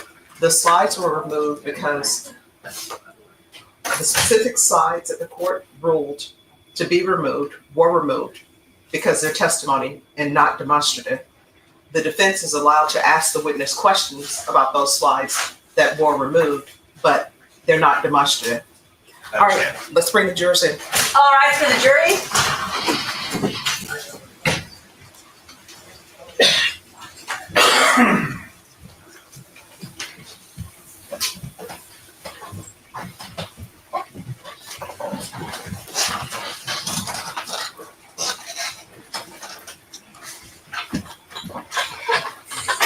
All right, everyone, please be seated. All right, defense, call your witness. Defense calls Dr. John Fabian. All right, ladies and gentlemen, Dr. Fabian has been previously sworn in, so he's under oath. He's appearing by Zoom because he was unable to appear in court. So both parties have agreed that they have no objection to Mr. Fabian appearing by Zoom. Is that correct, State? That is correct. Defense, is that correct? Yes, Your Honor. All right. Dr. Fabian, if you can state your name for the record, please, and spell your last name. Yes, John Matthew Fabian, Fabian. All right, defense, you may proceed. Thank you, Your Honor. Good afternoon, Dr. Fabian. Good afternoon. If you could briefly just tell the jury what you do for work. I work as a forensic psychologist and a neuropsychologist. And in addition to those fields, is there any other field that you have credentials or training? It's essentially clinical and forensic psychology and neuropsychology and law as well. Okay, and in terms of the word forensic, that means that you're dealing with courtrooms a lot? Yes, just addressing, answering legal, forensic and mental health legal questions that courts, judges, lawyers have that I can address through evaluation typically. How long have you been testifying about matters of forensic psychology? About 26 years. Have you published anything in this particular field? I have. I've published quite a bit. It basically in areas that I work in, such as, not guilty by reason of insanity, competency to stand trial, forensic assessment of violence, let's say, and basically neuroscience and violence or sexual violence. So basically publishing in areas that I practice in. Now, you're obviously appearing to us through a television screen. If you could please explain what exactly it is that keeps you from being in court with us today. Oh, it's another never-ending death penalty case in Harris County, Houston, Texas. I've been here for this is the second week of just part of the trial. So that's what I've been doing. In terms of this case, are you familiar with Mr. Tamor McIntyre? I am, yes. And were you asked to do a forensic consultation with regard to Mr. McIntyre and his case? I was, yes. If you could please discuss for me the things that you reviewed in order to prepare for this case. Sure. So your team had provided me with some information just about his background history. So there's Tarrant County juvenile probation records that I had reviewed. I had also reviewed some police reports, I think, for him and family members. And there was, I believe, psychological evaluation from Tarrant County as well when he was a juvenile. Okay, you mentioned family. Who did you speak with respect to Mr. McIntyre's family? So I interviewed mother Jolena, sister Kayla, father Kevin, and paternal grandfather Russell. Did you look into anything related to his academics or his intelligence or matters pertaining to that? Yes, I had interviewed your client as well, or examined him on April 2nd and April 3rd, 2025. So I also obtained information about his background history from him. Okay. Is that common to do, to get that kind of information self-reported from the patient or from the defendant? Absolutely, yes. Did you review anything with regard to Mr. McIntyre's mental health? Yes, I did. That was primarily from the psychological report that was done for his initial juvenile case in Fort Worth and Tarrant County. And so he had been evaluated there by a psychologist. And that was, I think, in about 2016. And actually, I think the date of evaluation was November 15, 2016. This one was actually by Bexar County psychologist Monica Jeter. And that provided me information. He had a history of attention deficit, hyperactivity disorder, and treatment with Adderall for that condition. Okay. So I want to talk a little bit about matters related to the psychology of an offender that are significant, both in this case and in cases generally. When you're trying to evaluate these matters to determine or to help talk to people who are determining a sentence, what are some of the things that you look for? Well, I look a lot at their background history and their family histories, kind of where I start every case. Okay. With respect to Mr. McIntyre, were there any risk factors that you would, I'm sorry. The information gathering, sorry. Just one moment. So if y'all can make sure one person talks at a time. So defense, if you will ask your question, please. I'm sorry, Your Honor. I think we might have had a buffering problem. I thought he was finished talking.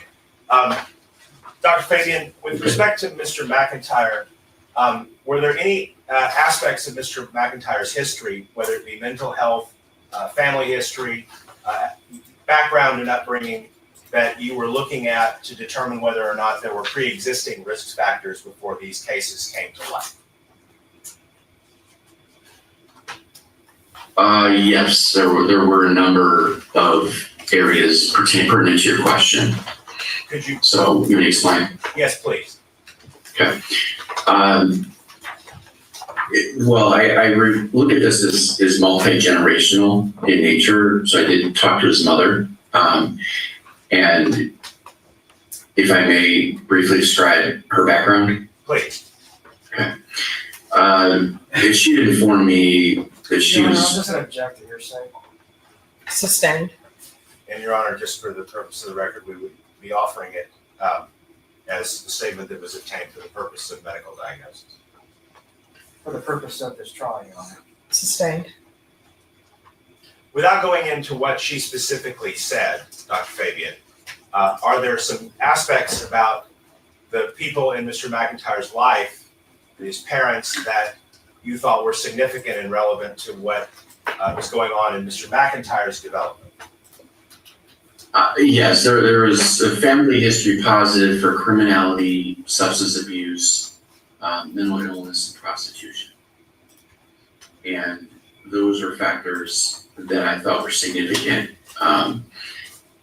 for his parents and then when he was born. So that's kind of where I would start in my investigation. Okay, and just before we go any deeper into that, can you explain a little bit what you mean by multi-generational trauma? What does that look like? Well, it looks like the parents of the defendant had a lot of adversity and trauma in their lives growing up, and when he was born, after he was born, there was family separation and instability, and that's not uncommon with what I know about his parents' background history. Okay, and when those kinds of circumstances are in play, what effects can that have? That could lead to what we call developmental psychopathology in offspring. And that could be, psychiatric conditions that would be relevant to, Timur and his siblings, let's say. It's my understanding that there was, maternal substance use during pregnancy with him. And he had early emotional behavioral difficulties, and then later depression, suicidality, and his own substance abuse problems. What is polytrauma? Polytrauma is just when someone has a number of different types of traumatic events that they've either been exposed to or witnessed. So, like, for example, psychological and physical abuse, that would be a polytrauma case? Or Yes. Okay. Yes. So there. Go ahead. Sorry, Doctor. Well, I don't know if you want me to elaborate as to his history of that. Please. Sure. He and his sister had, Kayla had bounced around quite a bit. So they had lived with mom, and eventually they were, I think, in a hotel in Las Vegas, and she had been involved with crystal methamphetamine, and social services got involved, the police got involved, and they were taken and they were placed in Child Haven, which is a orphanage setting, and they were then moved to different foster homes. And so there was abuse and I would say more emotional neglect within the foster home than one particular placement. And then they had also witnessed significant domestic violence by father to mother, I believe even before that. And father had gone to prison for that assault against mother. So eventually they were placed with their grandfather, and that was the most stability I think they had. That was a paternal grandfather named Russell, and he had them for about 4 years. And I think they thrived at that point. And then once father was taken out of, or was released from prison, he reached out and wanted the children. So they went back with father. And I think this is more in the Arlington, Texas area. And father and stepmother were raising Tamor and his sister Kayla for a while. I learned that there was abuse in that home, and they started running away, especially Tamor. Can you tell the jury about what damaged attachment is? Damage attachment is really, the attachment processes is critical to, child development. So it's really the connection, physical, emotional connection between child and caregivers. And then really it serves as a lens how, child views the world and how they develop emotionally, kind of how they think, perceive, the world, and how they develop and how they socialize. And in this case, it was very, I would say, damaged because there was really a lack of stability and continuity and with the caretaking, because it was just, they bounced around a lot to different states and caregivers. So, and they were involved in the system. So the more people that sort of fill that role as caregiver in an inconsistent and ad hoc way, does that have adverse effects on how children come to understand the world and how they relate to people? Perfectly said, yes. So in this case, you're evaluating questions related to, which I think you've called neurodevelopmental disorder, right? Yeah. Mm-hmm. And then you mentioned also that there's the brain dysfunction issues. Is that the ADHD component that you discussed? That, and it can be how the brain develops in a basically a traumatic environment. So those two issues of neurodevelopmental disorder, which would be ADHD as an example of one, but also just growing up with abuse and neglect can also affect how the brain develops as well. I can kind of show some slides if you wish, but on a PowerPoint, but basically that is relevant to the case here, because we have to remember he was I think only 16 when I think this offense occurred. You mentioned that you prepared some slides to discuss some of the topics that you're here to discuss with the jury today. Yeah, I did. Would you mind sharing that with us? Yeah, sure. Let me pull those up. I'm going to share my screen, Your Honor. All right. And probably take over the screen here. Can you see what I got? Yes. Okay.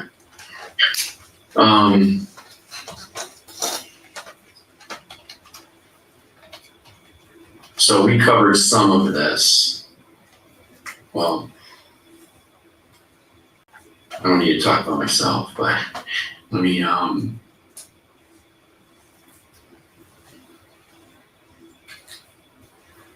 we may want to go back, counselor, but we're talking about attachment here.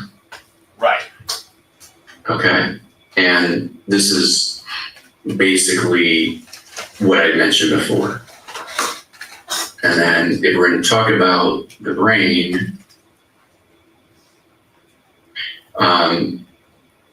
first of all, just with development, it's relevant to self-identity, sense of self with others in the world, and really emotional regulation and social development. Okay.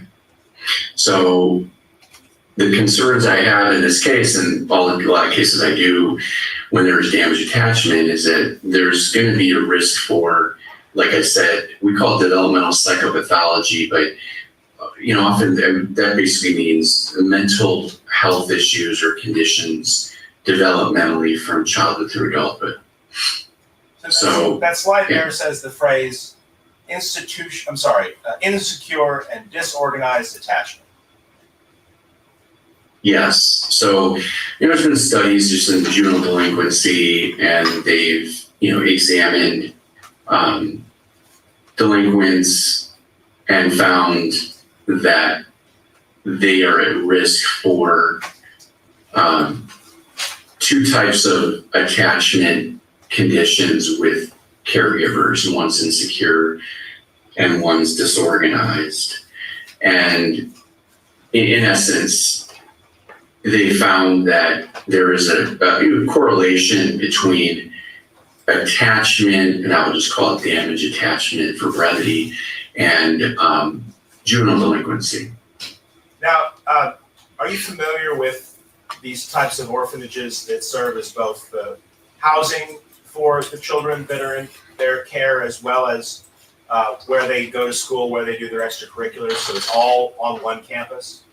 Yeah, I used to work at one of those during my master's degree, and they're very similar, and they have, unfortunately, everyone is kind of in the same pot, so to speak. They all come from, broken homes with a lot of these kind of negative consequences, mental health issues, addiction, criminality, and so they're placed all together. So that kind of an orphanage that has some similarities to juvenile detention or to adult jails? Yes, and oftentimes they don't have the deterrence in the orphanage because they're often not locked. Okay, so the kids can often run wild and cause problems within the facility. Correct, and then in this case, Timur was fostered out, I think, to, is my understanding, at least a couple foster families. One that was more consistent, it was about 2 years with a woman.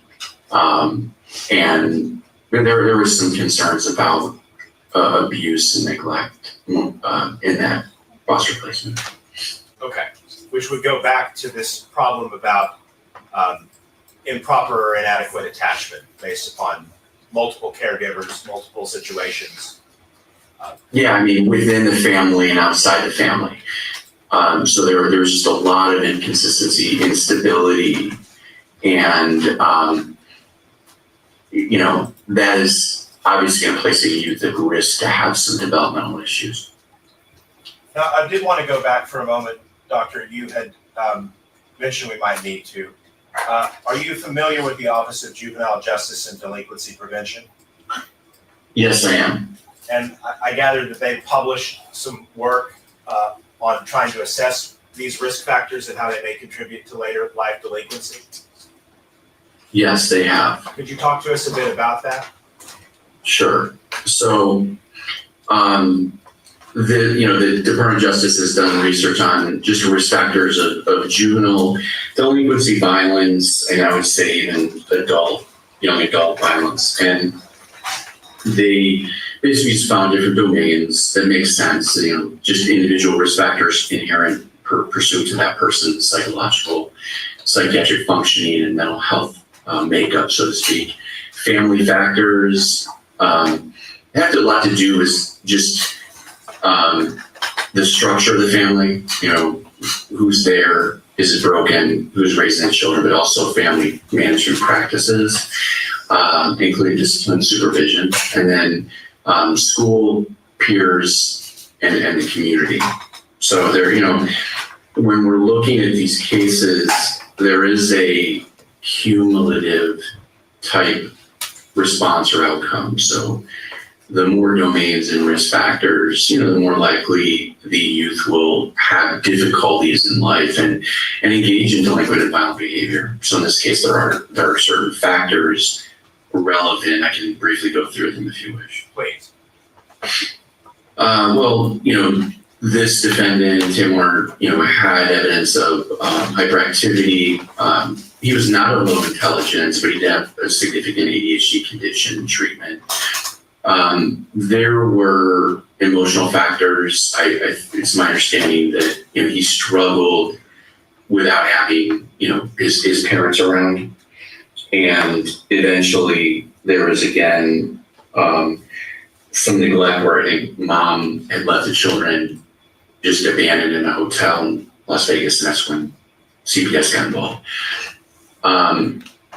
Later on, there was more stability with grandfather, but then not so much with father. There's more abuse, and that's when he was running away and engaging in more antisocial delinquent behavior, which connects to more of the peer factors.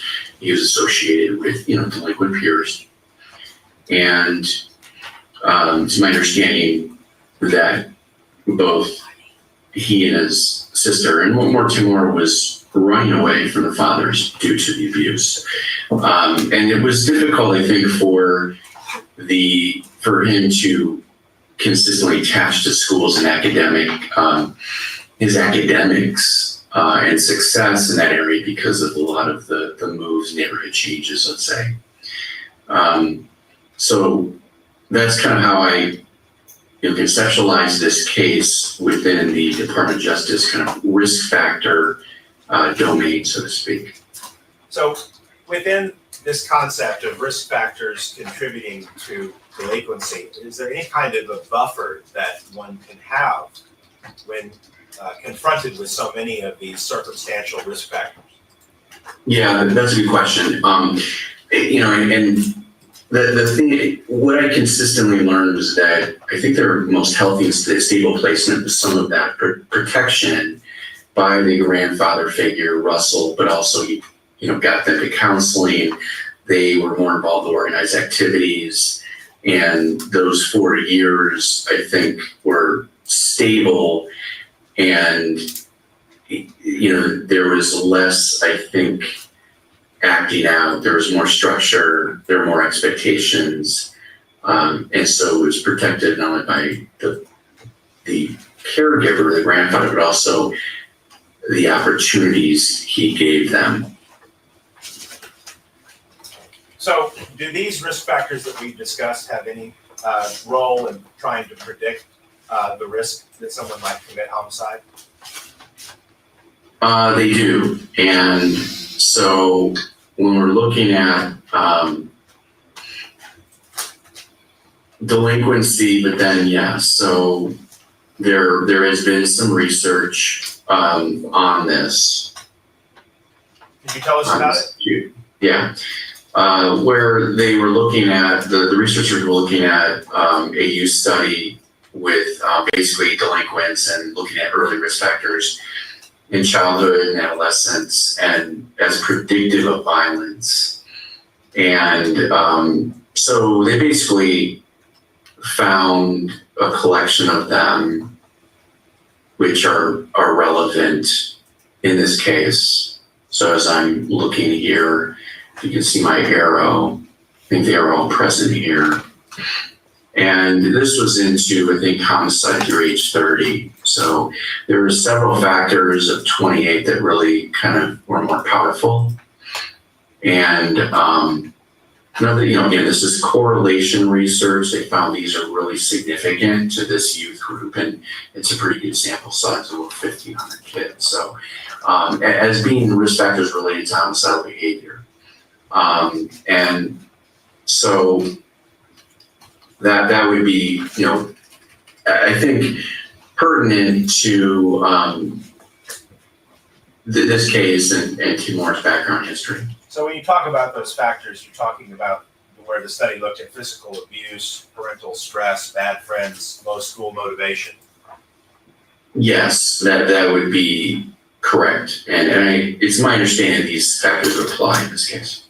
So fair to say, if your home life is tumultuous, if your peers in school are a bad company, and you have little hope or prospect for being able to succeed or carry forward with what you want to do with life, the risk that this kind of a thing happens goes up from a correlative way of speaking. Objection. That is correct. Objection. Sorry, just 1 moment. What's your objection? Objection, Sustained. I'll withdraw. Dr. Fabian, when these factors are present, what does that actually mean in terms of the risk? Well, they're just elevated. So, in this particular study, it looked at homicide in particular. But as far as we looked at the DOJ factors that I went over, those would be for delinquency. Now, these several factors focused on homicide. What are the ACEs? The ACEs are average childhood experiences risk factors, and in brief, the CDC and Kaiser Permanente, they basically did physicals, examinations, and asked thousands of individuals about just childhood traumatic experiences. And they found that there were about 10 risk factors relevant to, they were in childhood regarding traumatic experiences that were correlated with a risk of negative, what I call like psychosocial outcomes. So it could be addiction, mental health, medical problems, addiction, legal problems, early mortality, let's say. And there were about 10 factors they found. What are those factors? Well, they focused on abuse and neglect. So physical abuse, emotional neglect, sexual abuse, parental separation and divorce, living with a person in the home that had addiction or mental health problems or legal problems in incarceration. And so there were 10 of them, and they found that 4 or more, basically a cumulative effect of 4 or more out of 10 placed, the individuals in the study at more serious risk for like negative psychosocial outcome. And it could be anything or a combination of outcome. It could be, again, like unemployment, addiction, divorce, early death, for example. Okay. And I did run analysis on your client, Mr. McIntyre. So What did that analysis reveal? well, revealed that he had 8 of the 10. So pretty high score, and again, indicative of just abuse, neglect, and average child experiences. So what you're saying is we can't really predict what negative outcomes someone will experience if they have these things, right? You are correct. Now, there are some studies that are kind of focusing a bit more, on these factors and outcome. But go ahead. each of these things could be potentially provoked by having 4 or more of these factors. Yes, which like these 2 studies, I think, address that. So just even with delinquents, they're more likely, or, with youth, they're more likely to engage in delinquency, maybe these negative outcomes, violence, gang involvements, addiction, general offending, when they have more of these risk factors. And this data pretty much, correlates with some of the DOJ data that we had just went over. It's just early risk factors, yeah. Okay, so fair to say the ACEs and complex trauma have some relationship? They do. Now, complex trauma is a serious type of trauma, typically occurs in childhood and within the primary caregiver system. So often abuse, neglect by, a caregiver to the child. And they're often, the abuse and neglect occurs for a period of time.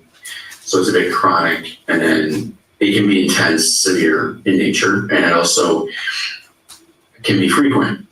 And, again, we're looking at often physical abuse or neglect, sometimes, sexual abuse as well.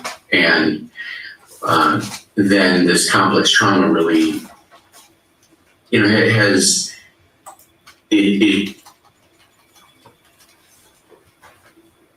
it's grips in early childhood just for negative outcome, and when we see this complex trauma, it's often integrated with that damage attachment because it's often from a primary caregiver.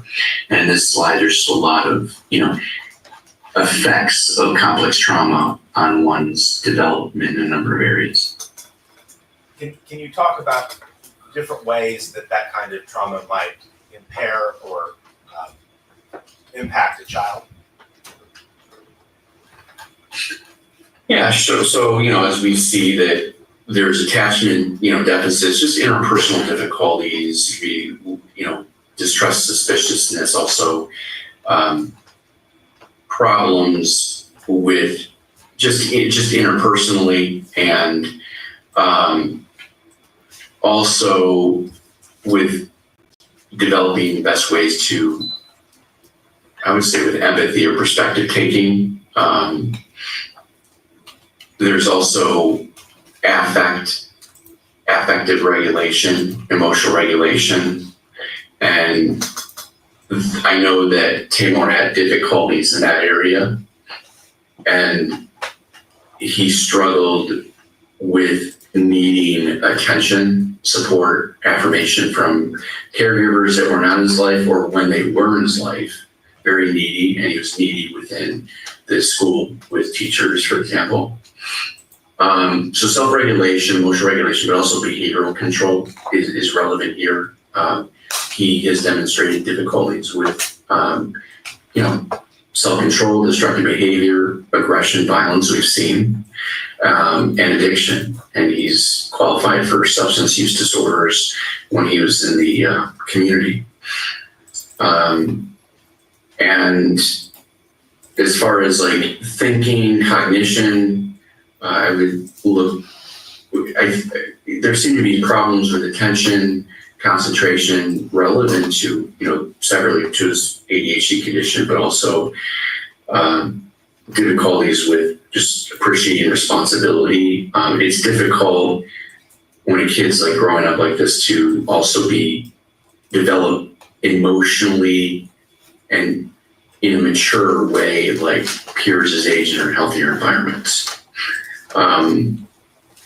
I think that there was also like his self-concept. I mean, certainly, some of his vocational pursuits and, his musical talents, but, are impressive. But I think they cover a sense of inadequacy and a desire to be just connected with like his parents, which did not happen in consistent ways. Are you suggesting creativity is some sort of a coping mechanism for lack of a stable household and early childhood trauma? Well, some people are talented and some aren't. So yeah, he is gifted and talented in that way. But he developed other interests and skill sets, and there's some resilience there. But that I think he's plagued by inadequacy, especially with his just neglect for the most part by his parents. The literature you've been talking about seems to also discuss how these experiences, the emotional experience, can have effect on the physical brain. Is that right? Yes, that is what we've learned. Yes. Now, this slide of impacted childhood trauma in part is related to the prior slide. And we see in this case, and just by my review of the records, I mean, there's been, he's had some issues in a number of these areas. And I would look at more emotions, I think relationships here, mental health. I have seen, I think he has a long-term depressive condition, evidence of post-traumatic stress disorder. He's been suicidal in the past, and he's developed addictions to substances. I would say cannabis, Xanax, and more of what we call lean or cough syrup, let's say. And then certainly he's had issues in this area, which is a substance abuse, regulation, aggression, is criminal activity. Can we talk a little bit about adolescent brain development? Sure. When does the brain stop physically developing, or does it? Well, the brain, I would say the most important part of the brain would be developing, I'd say by age 24. And I'll show that here. Our brain develops bottom up from brainstem to kind of, survival, breathing, heart rate, through arousal, emotional reactivity. This limbic area is really the area of the brain that is responsible for emotions. And this area is more developed in a child, where finally this develops, I would say, 23, 24. And that's more of your executive functioning, higher order area of the brain, abstract thought, problem solving, planning, executive functioning, decision making. That's more of the brakes on the brain, and the brakes to kind of assist in controlling impulses. It's another way to look at it. This is your frontal lobe. This is last to develop. This is your brainstem, first to develop. Your brain kind of develops this way. This is more the primitive brain, and that's the brainstem, right? So survival, breathing, sleep. The limbic area, that's kind of, again, more related to your emotions. And the amygdala is like your watchdog, your alarm. And that is more of the emotions and fear center of the brain, and as well as memory formation, where memories are. Finally, right here, that's more of the brakes in the brain, braking this area. And that's more like a reasoning, problem solving, planning. So this is last to develop, and certainly this area of the brain is developing still at age 16 when all this was going on. With Tamar and his delinquency. That's in part why, adolescents are treated differently, within the court system. So this is the last area of the brain to develop, the prefrontal cortex. So the parts of your brain that appreciate and react to fear develop before your brakes and your ability to judge and discern decisions. Is that what you're saying? Yeah, I'm not saying that you have no ability to do that, okay? And not saying that every, adolescent becomes a delinquent, but, the area of the brain that is still developing, yes, would be kind of the control area on the emotions. And in a case like this, there's a bit more, let's say, could be delayed development, but there's other factors going on in this. Excuse me, doctor, just one moment, because Sure. I noticed some movement in the seat. Yes, I'm going to give you all a break.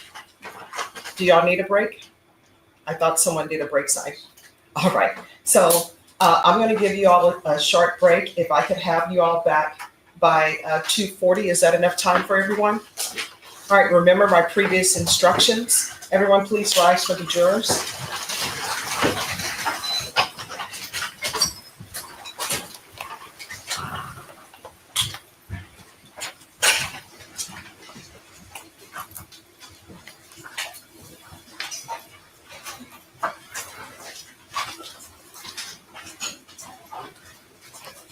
All right, everyone please be seated and Cindy, you're off the record.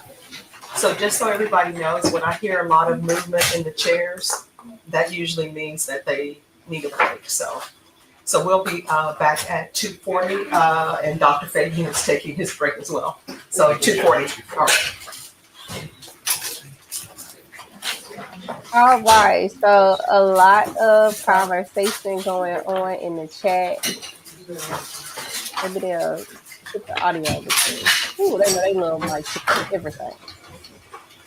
All right, I'll hit the mic for them because their mic picks up every single breath, pen, paper, paper falling, crumble, shuffle, everything on that mic. Boy, their mic is gold. Okay.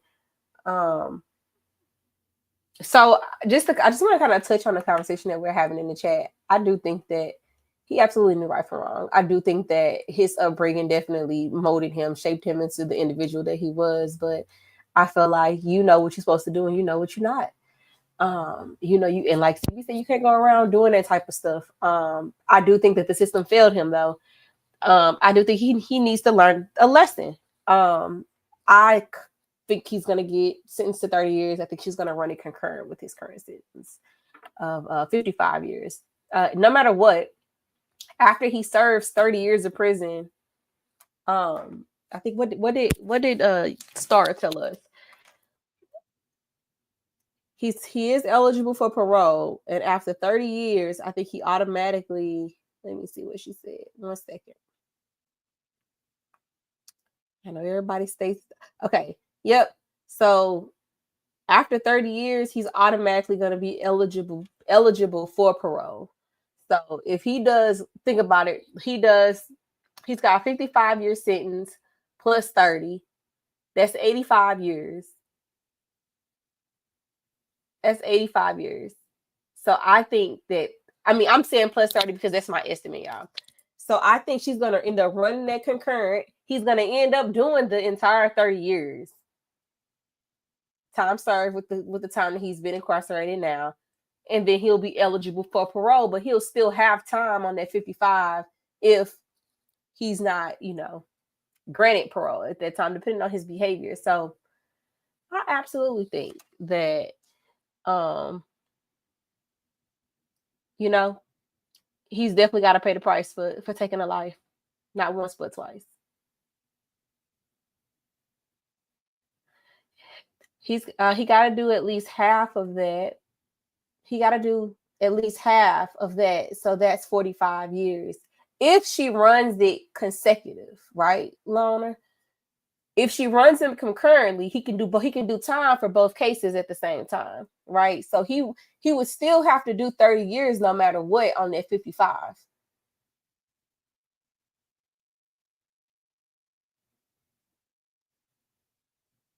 Wait a minute, I'm sounding crazy. If he got 55, he would have to do. Hold on. I'm wrong. I just caught myself. Wait a second.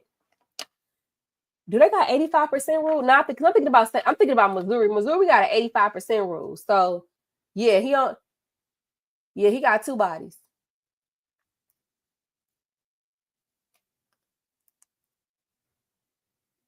Let me ask, sorry, what's their? I don't know if because in Missouri, I keep on saying in St. Louis because I think St. Louis is its own state for real, y'all. But in Texas, what percentage of I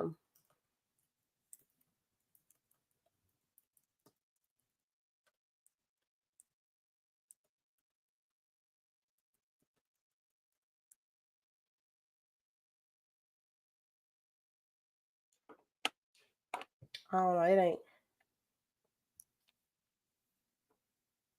Unless the court has specified a minimum time for the offender to serve or has imposed a non-determinate type of sentence, parole eligibility occurs upon completion of 1/3 of the term. Hold on, y'all. Let's see.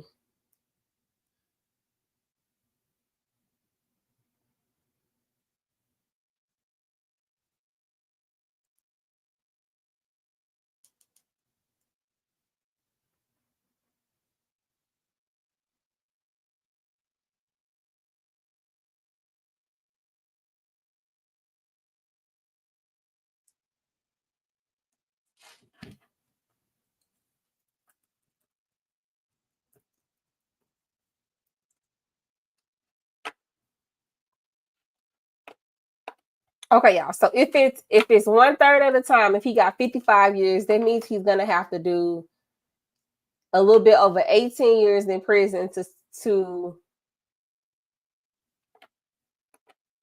he'd have to do at least 18, a little bit over 18 years on the 55-year sentence, right? Before he was even eligible for parole. Let's say she sentenced him to 20 years. I mean 30 years. I'm going with the 30, all right?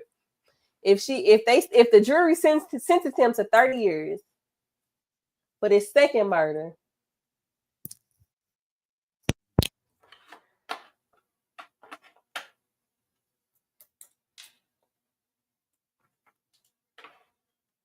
that's still another 10 years. That's still 10 years. So if she ran it consecutively, he would still do his 18 and he would be eligible for parole at that time. But I guess we need to go see what was his when he was sentenced to 55 years, what were the terms of his what were his sentencing terms? She said she loves consecutive. The defense doesn't have to put on any evidence. What are you saying, CB? What's he talking about? Joanna never turned over her cell phone that had the evidence of communication with Mark in it. Joanna is the one that said Mark wanted to do a photo shoot of her. So wait a minute. I thought it was a photo shoot for him. Joanna ain't testified yet. See, this is what I'm talking about. I'm at the beginning, y'all at the end. It ain't working well for me. I'm trying to fill in the blanks.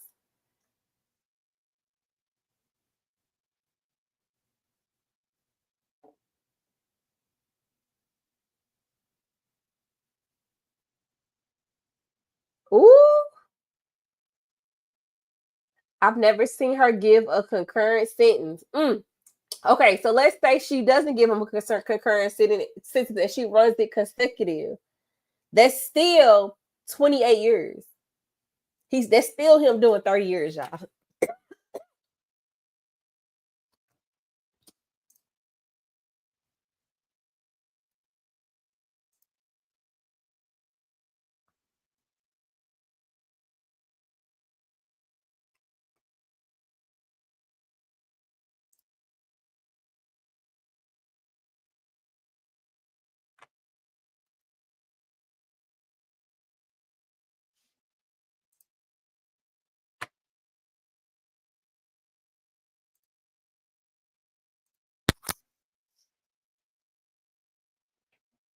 To you, he came to do a photo shoot for Joanna. Okay, that's why he bought all them condoms because he thought he was gonna smash.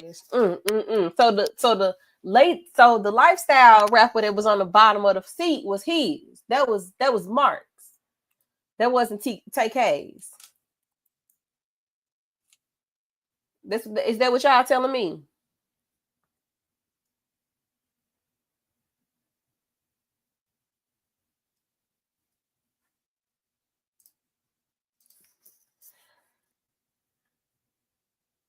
So is girlfriend that testified going to prison? Too long. She is not going to prison. Baby girl got her she got a deal. She got a sweet deal. She got her a sweet deal, baby. They said you stay out of trouble for 10 years and you will not be on probation. Shout out to CB. Y'all know CB sent me all the details. Because I was late. I was late coming in here. But she basically has like a deferred probation. And if she do her 10 years without getting in trouble, it's not even going to be on her record. It's going to be expunged.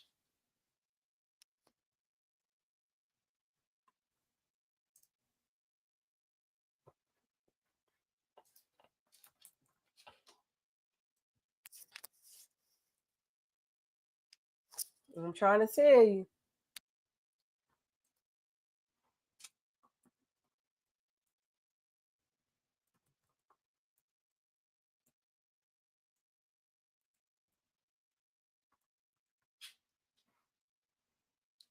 She got her a good deal.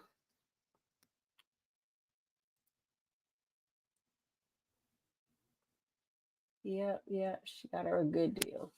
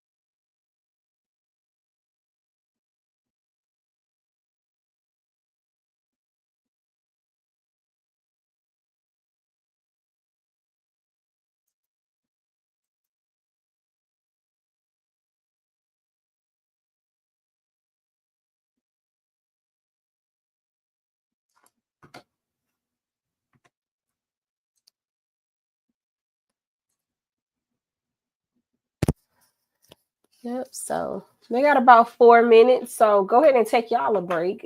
If you ain't got your headphones on right now, go on and run. Go do you something real quick and come back in 4 minutes. 4 minutes.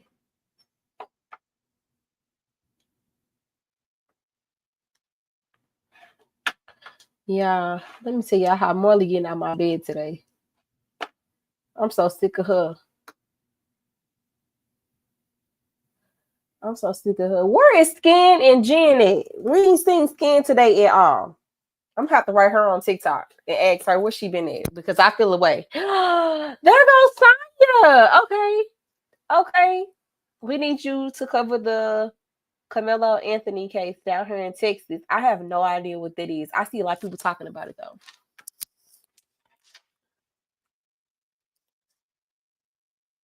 I have no idea what it is though. But I'm assuming that he unalived somebody.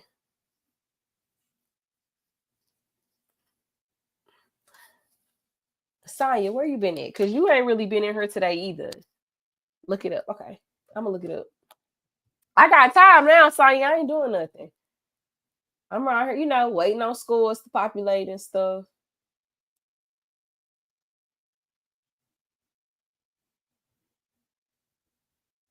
That's all.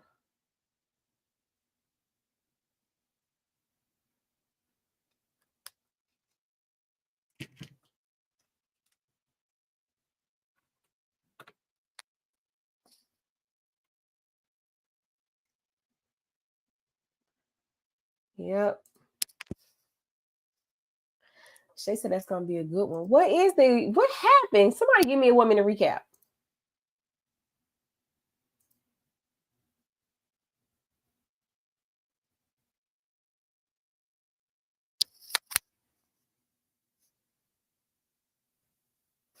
Ooh, Sonya. Some states you're considered an adult at 16 in America. That's legal age of consent. So that's undeveloped brain argument probably won't work.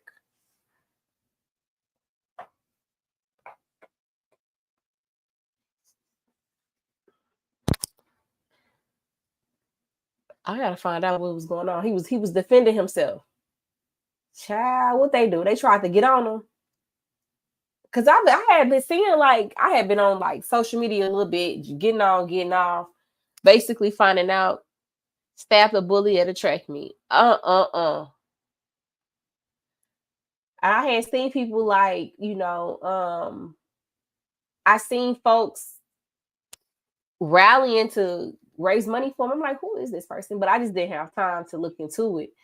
Oh, okay, yeah. Let me go find the details on that there.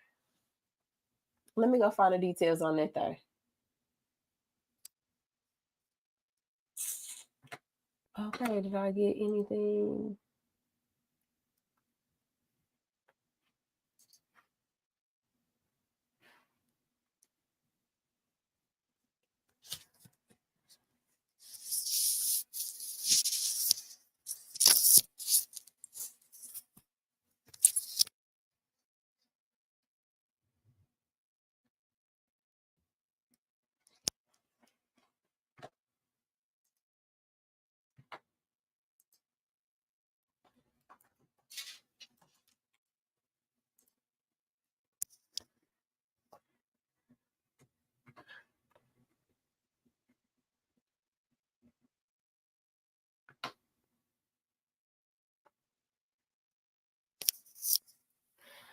Mm-mm. I don't think anybody argued the undeveloped brain. I don't think. Okay, are we talking about the child P stuff, Loner Bear? Because I'm confused on what aspect do you feel like the undeveloped brain argument won't work? I read that the twin was the bully and he put his brother up to trying to make Camelo leave the tent. I don't know if that's true or not. Yeah, I gotta read what's going on. I gotta find out what's happening.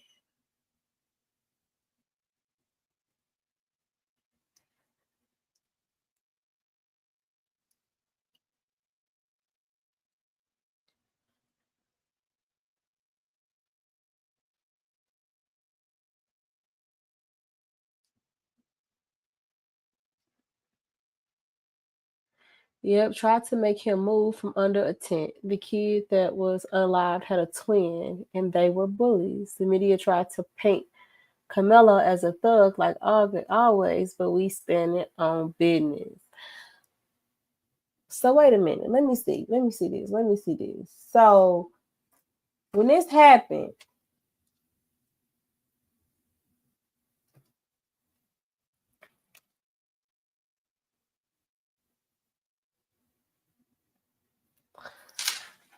hold on, y'all, because something was going on with the business card.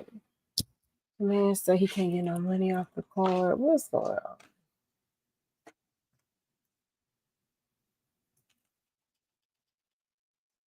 Why do you need money off the card? I don't know, but I'm not even gonna ask no questions. I'm just gonna get over here to see how make sure we got the audio back on for this because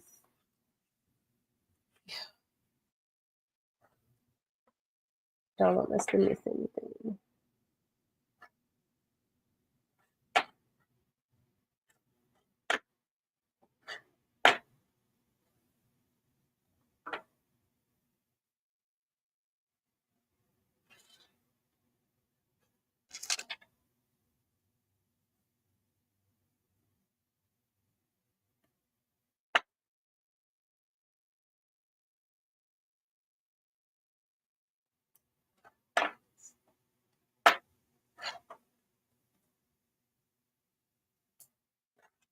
Yeah, what the hell?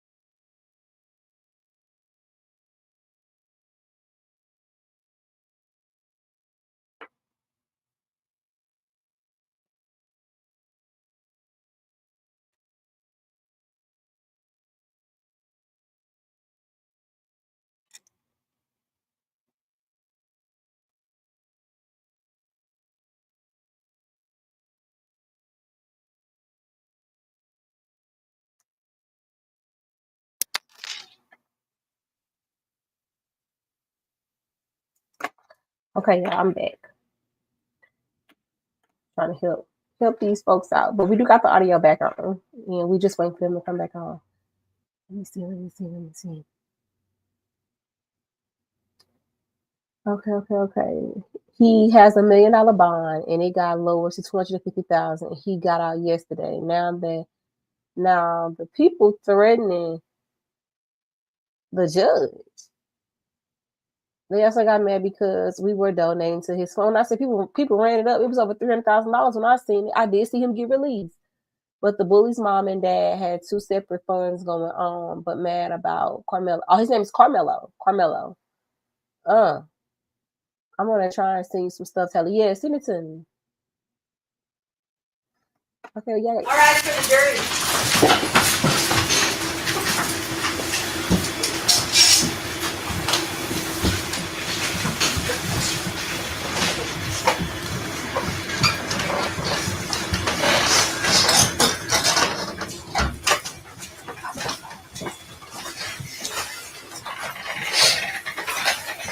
All right, everyone, please be seated. And Dr. Fagan, you're still under oath. You may proceed. Thank you, Your Honor. Doctor, I think when we're on the break, we were just discussing to the jury about adolescent brain development and the order in which the brain sorts of develops. But I guess, do I understand the gist of what you're saying to be that a 16-year-old's brain has not fully developed? That is true. Yes. So the adolescent brain is more geared towards the limbic area, the emotional area of the brain. The prefrontal cortex is still developing here. We just call that more of the brakes on the brain related to executive functioning, problem solving, planning, decision making. So then that breaks in the brain and a lack of self-control, lack of full brain development is going to be pertinent to delinquency. And that would be the case generally, whether someone has had a traumatic childhood or not.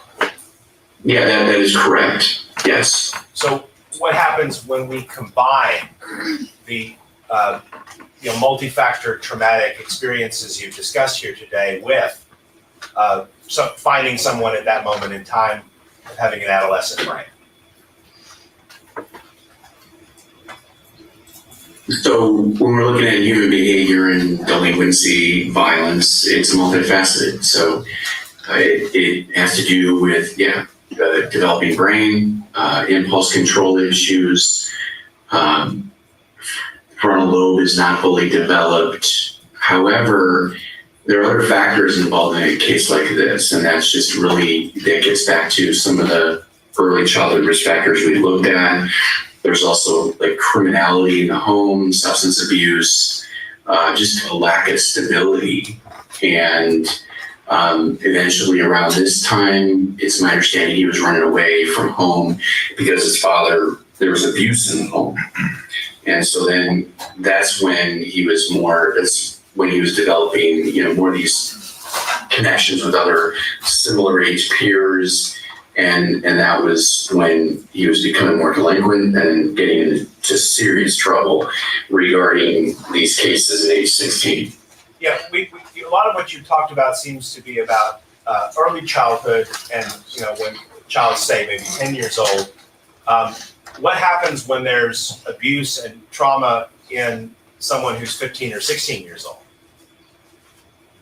Well, it's more of the same. And, at different times of his life, it's hard for me to always know exactly where he was living with who. And that really goes to this instability in his life.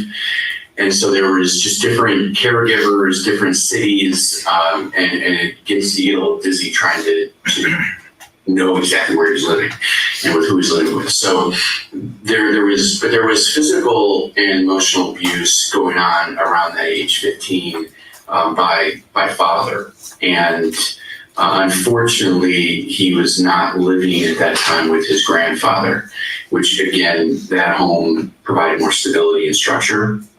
And so, the process of trauma, abuse, and neglect certainly can be developmental even through adolescence. Now, doctor, I want to shift gears for a moment. I want to ask you, are you familiar with the psychological and pharmacological effects of the drug LSD? Somewhat. I know what type of drug it is, and I think I'll stop sharing here. Okay.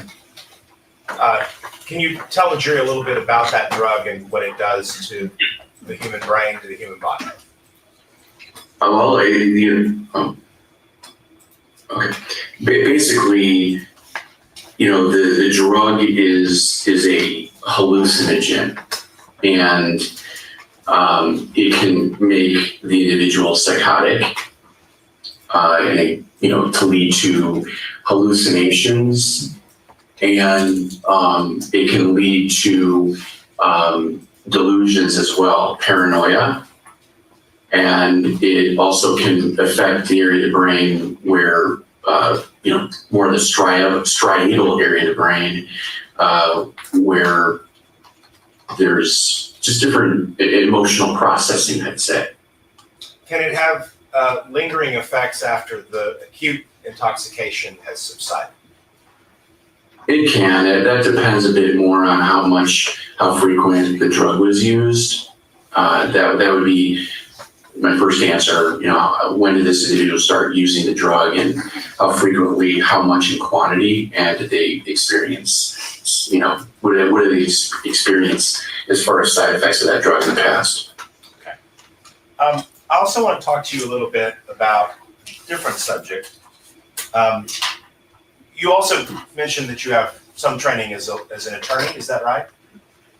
I don't practice as a lawyer. I have fellowship training in forensic psychiatry in the law and went to law school. So I know a bit about the law, but I'm not going to say I'm doing your job. I want to talk a little bit about, the concept of the emotion of anger generally. With respect to anger, I mean, is it fair to say anger is a normal human emotion? Of course, yeah. And when we talk about things that provoke anger, are there aspects of life that you would expect anger to be the natural, ordinary response? Yeah, I would agree. Certainly we're all different. But yes, I mean, we all perceive our emotions and handle anger or react differently. So, I mean, is that something that you look for in people who are having difficulty with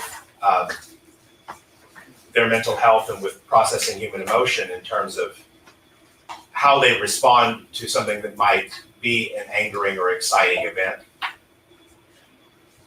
Yes. And whether it's related to maybe their offense conduct, yes. Okay. So when we're looking at that, let me ask you this. If we're talking about issues related to a sense of love or betrayal of love or resentment about a romantic engagement, things like that, is anger an emotional response that's common to see with people psychologically? Yeah, I'm just going to object to one, leading and also its relevance. Sustained to leading. When you have you dealt with people in your practice who have struggled with issues related to failed romance or infidelity or jealousy about someone? Objection, leading. I'll allow him to answer that question. You can answer the question. Yes. What are some common emotional responses you see in those types of people? I'm just going to object to relevance of this question, Your Honor. Relevance. Well, Your Honor, it goes to questions related to the testimony in the guilt innocence phase of the trial. It goes to questions related to whether there was adequate Testimony related approach.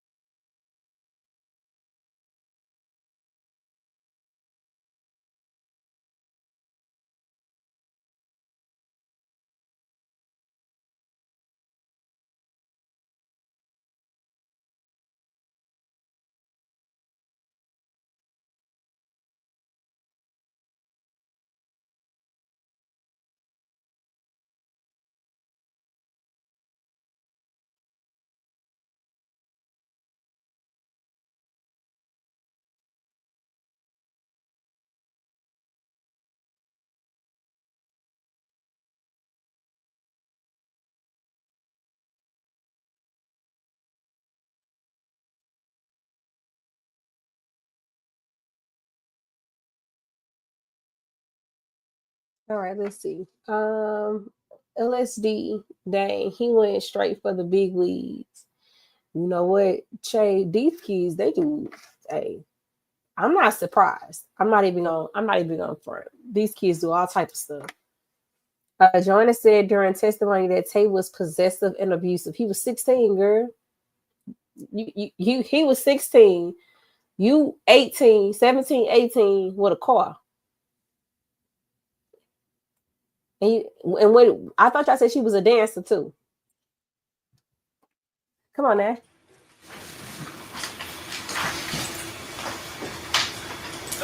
Doctor, are you familiar with the concept of adequate cause as it exists in the law regarding the question of sudden passion? Yeah, I'm familiar with the term. I mean, I'm familiar with sudden passion as well, and I've testified to it on at least one or two occasions. And when assessing that, what are things that you are asked to examine and consider?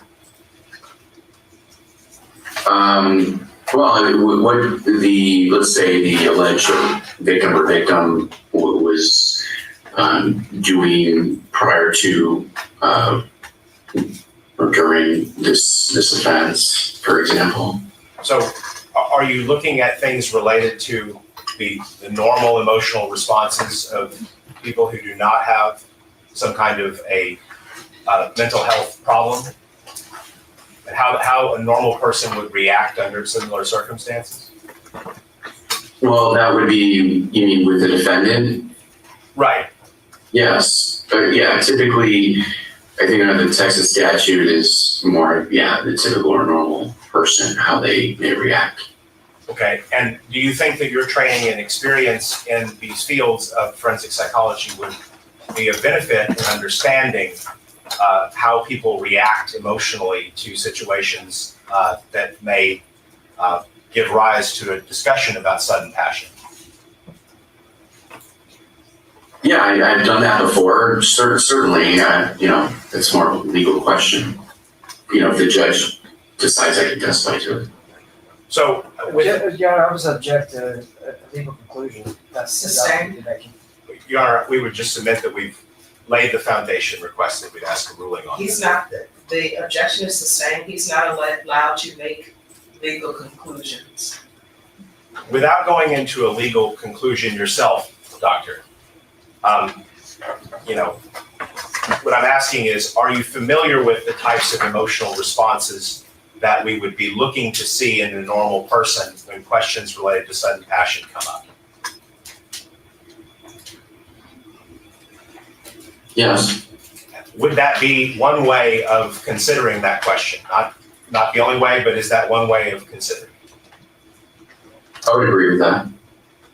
So with respect to that, if we have evidence suggesting that there was some sort of a conflict about romance or jealousy about a significant other, what are the types of things that you as a forensic psychiatrist would want to know about that event or that incident to assess how a normal person would react?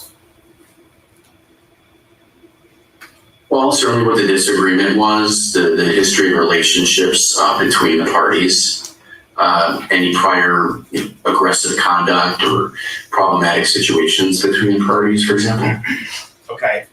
And if you had evidence, hypothetically, that an individual was trying to have sex with another person's girlfriend, would that be the sort of thing that you'd want to look into more to determine how a normal person would react to that information? For sure. And definitely. I mean, I guess relationship, jealousy, that type of thing. Yeah. Okay. Is that something that has come up in instances where you've been asked to assess whether a normal person reacting in anger was acting appropriately? Yes. Your Honor, I think with that predicate, we would reoffer and ask for his opinion about the hypothetical in more detail. I just don't want to run afoul of this. All right, everybody can approach, please.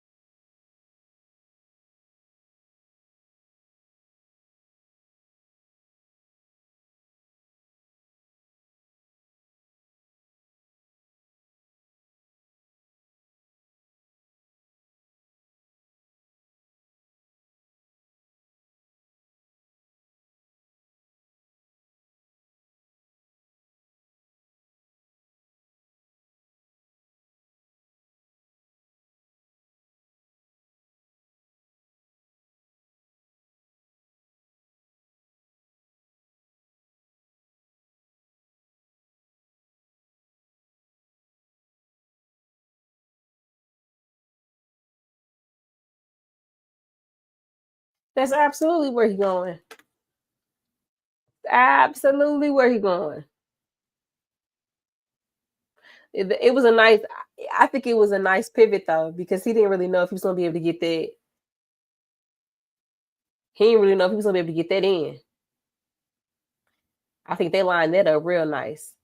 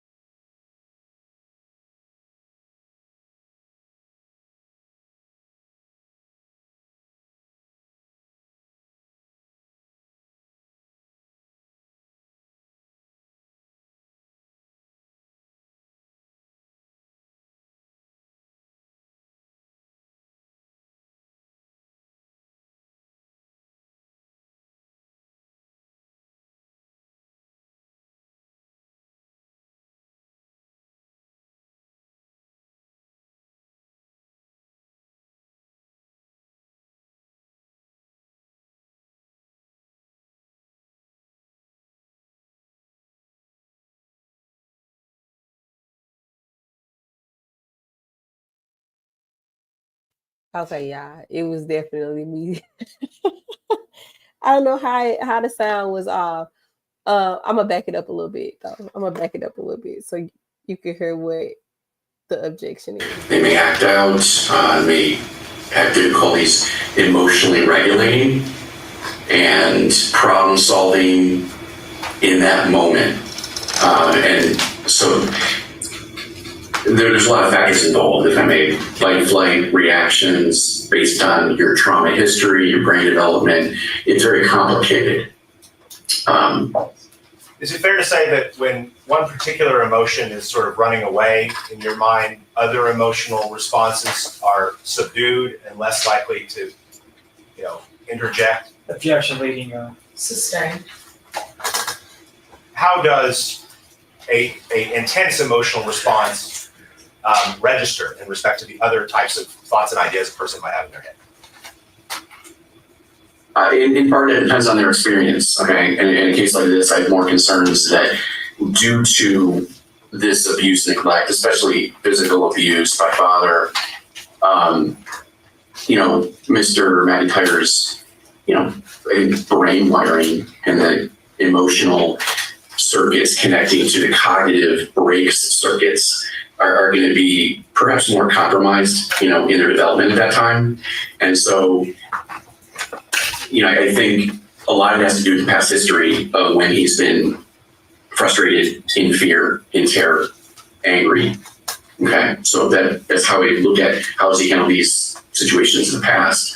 I'm just saying that the risk factors that he has related to ADHD, brain development, and trauma, place him in jeopardy to handle his anger and stressful experiences perhaps more than the typical 16-year-old.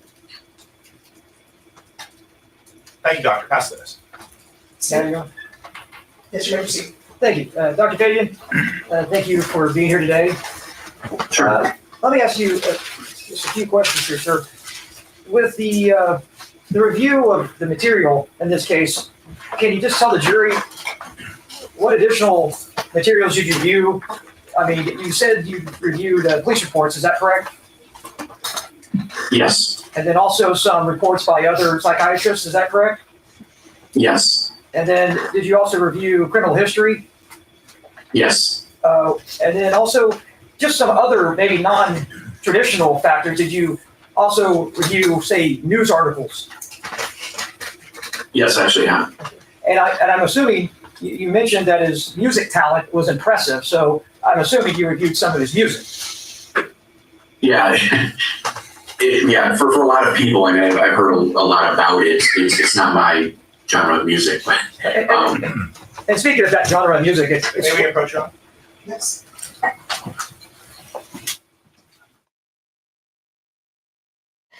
So here they go talking about music. Let's see where this led to. What this led to. Well, this was a long bench. Yeah, they not still at the bench. Let me take it back a couple seconds. I know they were still at the bench.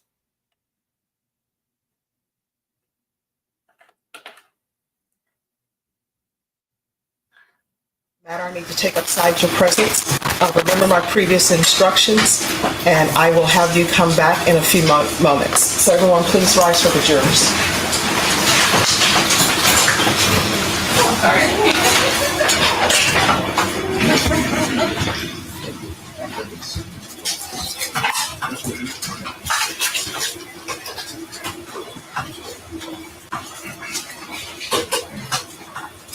So I need to make a determination on specifically what music that the state is intending to offer through this witness that he said he listened to, and I'll make a decision on whether or not I'm finding that it's more prejudicial than probative.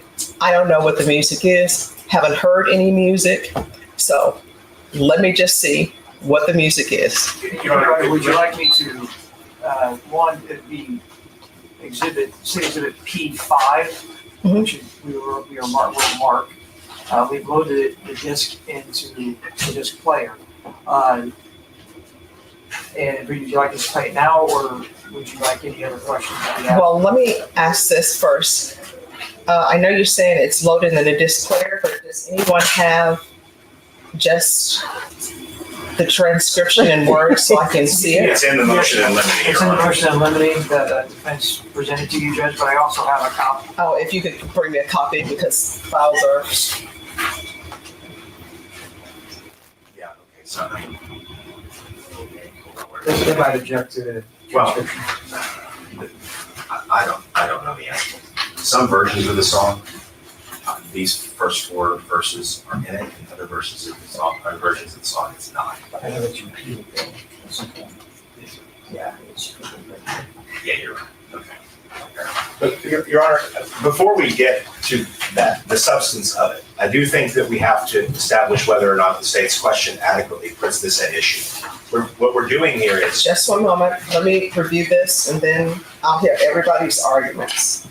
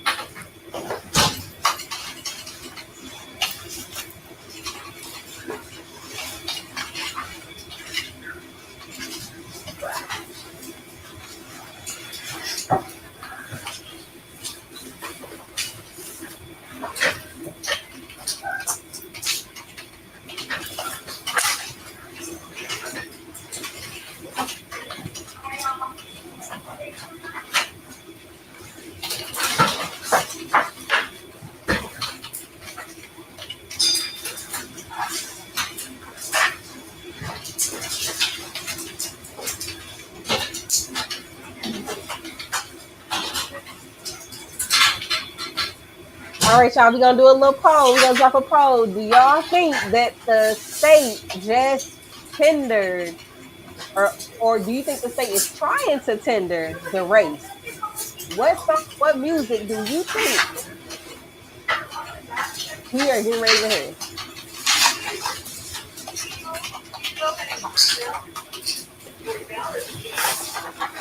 All right, sit here.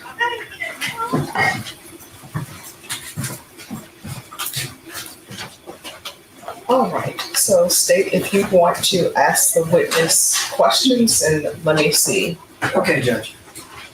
And Dr. Fabian, we were just previously were speaking about Tamar McIntyre's music. Is that correct, sir? Definitely the race. Yeah, I agree. And you stated that you reviewed it, obviously, and that some of the material that you reviewed was obviously very well known by individuals out in public. Is that correct? Correct. And assuming you've listened to one of his more, I guess, highly listened to songs was The Race. Is that correct? Correct. And also there's an associated video with that song. Is that correct? Yes. And you've listened to it, and then you've also seen the video. Is that correct, sir? Yeah, I didn't watch the whole thing, but I got a good glimpse of an idea of it. And you saw on the video that Tamar McIntyre this is back in 2016 when he was making this, right? Right. And he's walking around in that video with guns. Yes. And his rap song, and I'll just ask you some questions if you can remember. You listened to the full song, but do you remember some of the actual words of the song?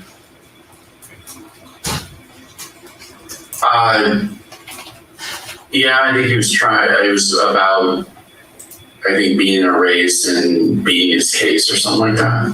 So referring to a case that he's in a race away from. Is that correct? Your Honor, I'm going to object to the way we're proceeding here. We're running these leading questions through the witness. We should just ask the witness. What is it? Well, this isn't cross. This is a hearing outside the presence. You can remain seated, counsel. I think that the appropriate thing to do would be to have him disclose the underlying facts and data supporting his opinion under Rule 705. That's what we're here for. So that we can determine what the witness actually knows, not what Mr. Garahan knows. and then ask him. This point blank. witness has stated that he has viewed all of this documentation. This witness has been presented as an expert by the defense. The state is allowed to question this witness about items that he's reviewed, similar to if the state were to offer an expert witness, the defense would be able to ask them questions about things that they reviewed to form whatever opinion. What I'm telling both, and I want everyone to internalize what I'm saying. One, I'm trying to see through this questioning, and you'll have a chance to question them as well. We're outside the presence of the jury to make a determination on one, whether or not, which I'm assuming it appears that the state is seeking to enter either a video or lyrics of this specific rap song. I'm trying to make a determination on whether or not, one, I should allow that. And the way I'll be able to determine that is by listening to these questions. Now, if people do not want to follow what I'm telling them, then what can also happen, which would not be appropriate, is the jury can come out here, the jury can listen to all of your questions, you can do your objections in front of the jury, and I will make my ruling. But I'm telling y'all, this is the way it's going to be done, and this is the appropriate way to do it. So state, ask your questions. After they ask their questions, if there are some questions you want to ask, you're more than welcome to ask them. We're outside the presence of the jury. I don't know anything about your case. I don't know anything about this case. I know people assume that the judges know about these cases. I do not. So the information that you all are presenting, I'm hearing it for the first time. Don't know your client's music. Never heard this song before. Just now am I seeing what the state has presented in the form of a transcript that I'm assuming is a transcript of this song. Don't know anything about the race. Don't know what the race is about. So state will ask their questions. We're outside the presence of the jury. You will get a chance to ask your questions. Everybody will lay the foundation they think they will have laid, and then I'll make a decision on whether it's admissible or not. So let's continue. Your Honor, all I want to say is that I understand what the court is saying, and I understand that that's how this will proceed. And all I want to do is make sure that my objection has been articulated.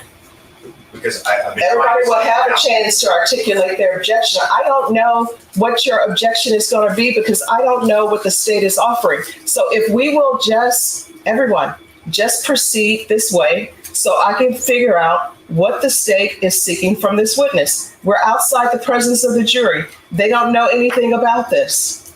So then after the state asks their questions, you will get allowed to ask your questions, and then everybody will get allowed to make their objections. I will give both parties plenty of time to make their objections. Now, the way it seems that you want to proceed is you want them to ask a question, you want to make an objection. Ask a question, make an objection. Telling them they don't have the foundation. Fine, we can do that in front of the jury. That is not how I'm asking to proceed. I just want to explain why I am objecting to the initial decision to conduct the hearing. All right, well, I can do that at the end. We're conducting the hearing. That why we're having the hearing is something I also want to object to. Proceed. Thank you, Jim. Dr. Fabian, sorry I sort of lost my train of thought here. But speaking about this song and also the video, you said you viewed the video portions of it, and then you also listened to the entirety of the song. And I was going to ask you, I did ask you about generally what the song was about, and what you stated was that he was in a race to beat a case. Is that correct? Yeah. And then there's the lyrics in this song speak of different things like Smith & Wesson made my nine with some compassion. Do you remember that phrase? Vaguely. Okay. And then also things like another phrase, rob a nigga shoes, rob a nigga lace. Do you remember that? No, I know that I know the subject matter of the song. I mean, like the idea behind it. Okay. Like where he was absconding, violating pretrial, because ankle bracelet and was on the run. I mean, I know more about that than the lyrics. And during this song, you realize it was released right before he was caught. Yes. And so it would have been after the murder here in San Antonio and after the murder that happened in Tarrant County. Correct. So this song could be speaking of these cases that he's racing away from. Is that correct? Calls for speculation. All right. The court will note that this is an expert witness. All right, you can proceed. That's overruled. I would agree with that comment.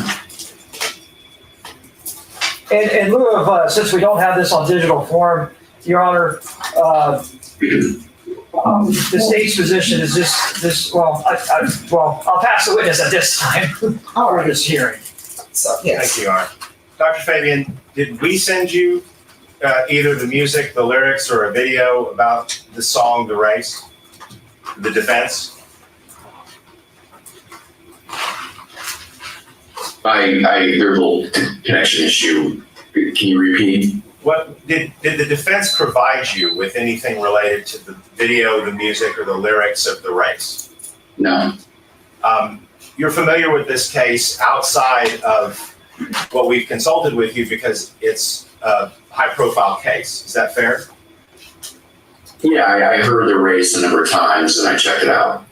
So it's something you're aware of independent of the scope of what we've asked you to look into in this case. Is that right? That's correct. And I didn't really talk to your client much about it, actually. In terms of your opinion, I know on direct we discussed creativity as maybe a crutch for lack of proper attachment. You recall that testimony? Yeah, I'm sure it's a skill set that he has. But apart from the general fact that he's a creative person, did you do anything with the information that he had produced this song? No, I did not. Does it inform your opinion in any way, shape, or form?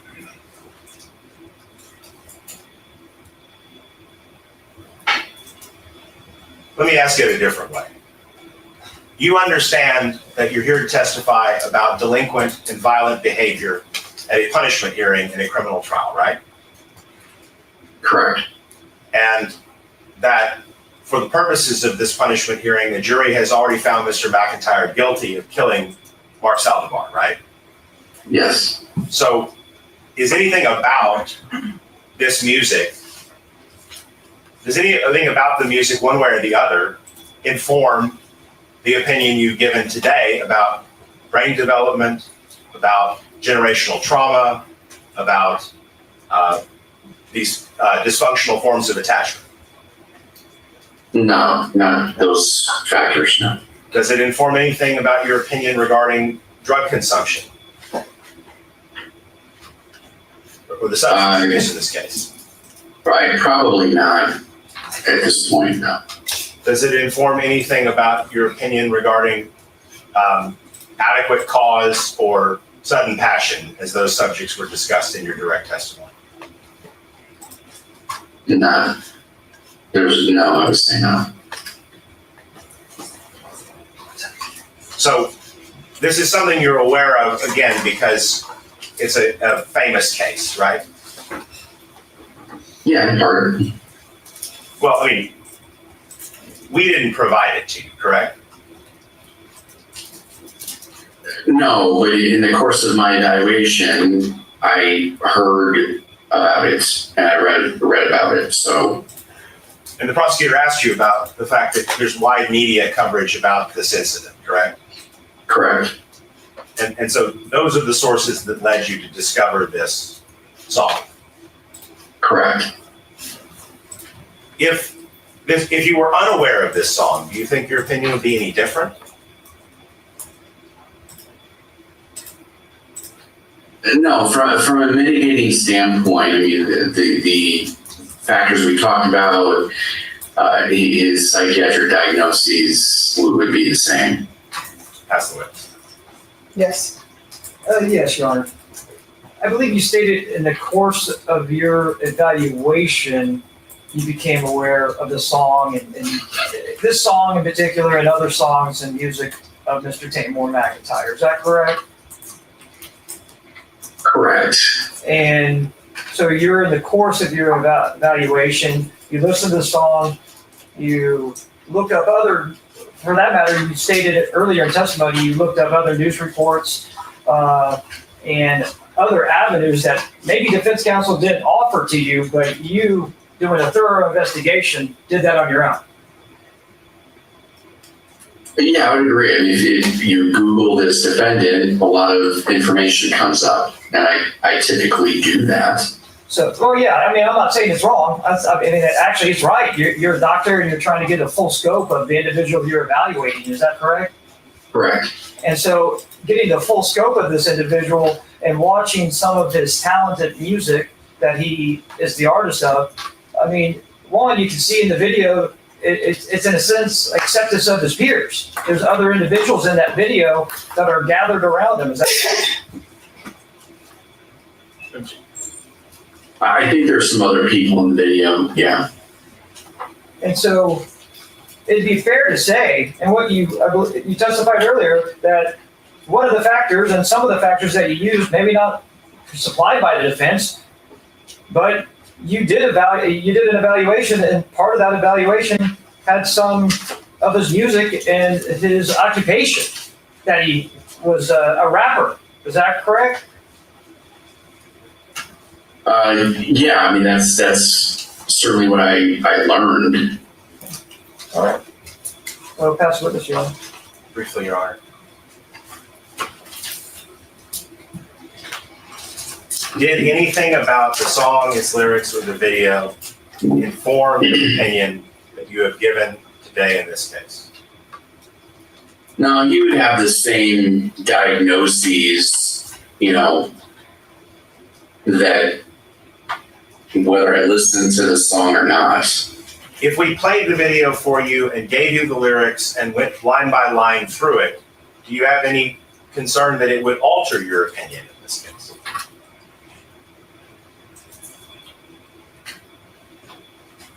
I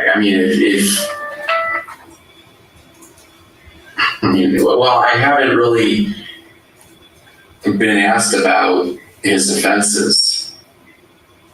And in terms of what you were asked to evaluate, did you conduct much of an inquiry into his offenses other than the reports and the basic information about the case that we provided?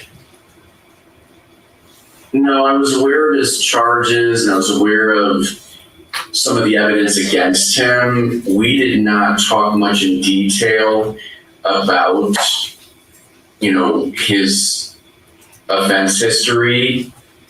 That some of that was just, I think, attorney instructions, and so I just didn't focus on that. I investigated more mitigating type circumstances. Whether this crime was committed as a matter of a robbery, or this crime was committed as a matter of a rush to anger, or this crime was committed because it was a Tuesday, the circumstances of why the crime was committed in any way change or alter your conclusions about Mr. McIntyre, his brain development, and his psychological issues? I would say no. Pass the witness. All right, so the only issue here is whether or not the song that the state wants to question this witness about is whether or not it's more prejudicial than probative. Otherwise, the state is allowed to question the witness about the song. So, does anyone wish to argue whether or not it's more prejudicial than probative? And if you want to argue that it's probative, what is it probative for? If you want to argue that it's more prejudicial than probative, you can make your arguments to the court. Your Honor, our motion limiting cites to a recent Court of Criminal Appeals decision in Hart versus State. That's 688 Southwest 3rd, 883, Texas Court of Criminal Appeals, In that case, the court was highly critical of the idea of the prosecution using song lyrics or music that glorifies criminal behavior as evidence. Now, obviously, perhaps a distinction can be made between its use in the guilt-innocence phase and its guilt and punishment phase, but I don't think so, because the problem is that the state may have a different use for it in punishment than they would in guilt-innocence, but the implications that its use has are the exact same. They want to demonstrate that the defendant is someone who has glorified criminal behavior, who has himself implied that he is engaged in serious criminal acts. So are you saying it's probative of nothing? It's probative of nothing. All right, State, what are you saying it's probative of? It's probative and indicative that even the doctors just stated that it talks about running away from the case. And he even depicted on there that the cases were just previous in 2016, and this is just months after he committed the murder here in San Antonio, Judge. So he released it after that. Doctor testified to that. And so it's the words of the defendant himself stating he's racing away from a case that he can't beat, and also shooting the person in the face. All right, so here's the court's next question.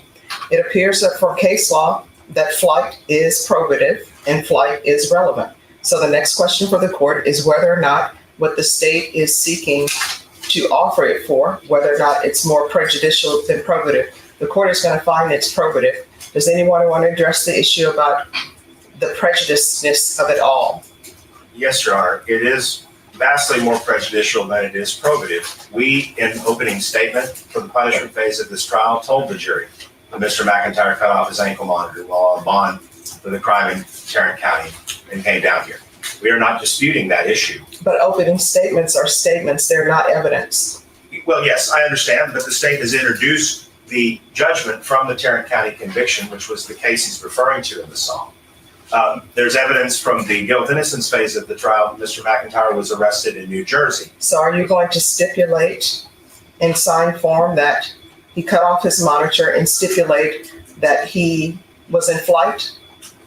Your Honor, I think that question puts us in an inappropriate position. No, I'm just asking, that's all. Well, the problem is, and let me explain for the record, the reason why I asked is because defense, you stated that you had already given that information to the jury by way of your opening statement for punishment. And the court stated that opening statements are not evidence. And it appears that you're asking that the court block the state for many reasons from going into this line of questioning, but one of them being that you've already told them this in your opening statements. well, Your Honor, I guess here's my problem. I understand what the court's saying, but a concession by counsel at the opening statement, and certainly a declaration as an officer of the court, there will be no argument in closing to the contrary of that or to rebut that question. Combined with the fact that this is a subject matter that we do not believe is sufficiently probative to overcome the severe prejudicial effect that it has, are all reasons why the landscape should just be left as it presently sits, which is that it's not in dispute. There has been no attempt to hide from it. There has been an open acknowledgement by counsel to the jury that this occurred. The state has provided evidence in the form of a verified, certified judgment that the crime that I referenced in my opening statement did occur and that Mr. McIntyre was convicted of it. But then to ask that we have to make a decision about whether to tender a stipulation to that fact, which requires Mr. McIntyre's express consent in order to avoid the admission of something that we believe. No, and let me just tell you, I'm not asking y'all to do anything to avoid anything. The only reason why I brought up the stipulation is because counsel, you stated that in opening statements, you had already informed this jury that your client removed his leg monitor. And my response was, and I think correctly, opening statements are not evidence. It's just what people expect the evidence to show.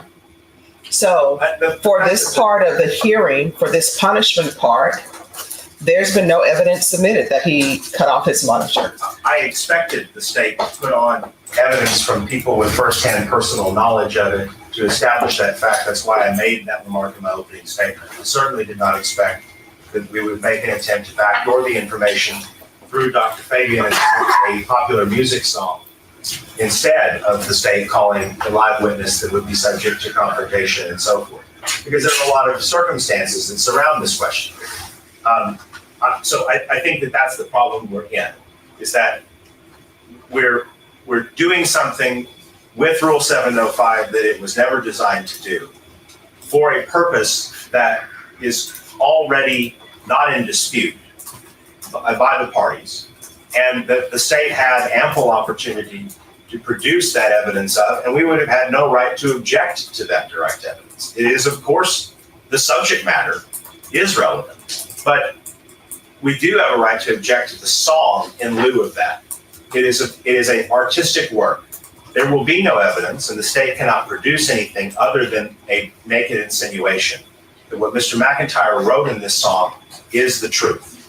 The fact that there are references to things that the state will claim are relevant is beside the point. There are plenty of songs people think are about them that are not about them, no matter how much they think that the lyrics match their own factual circumstances.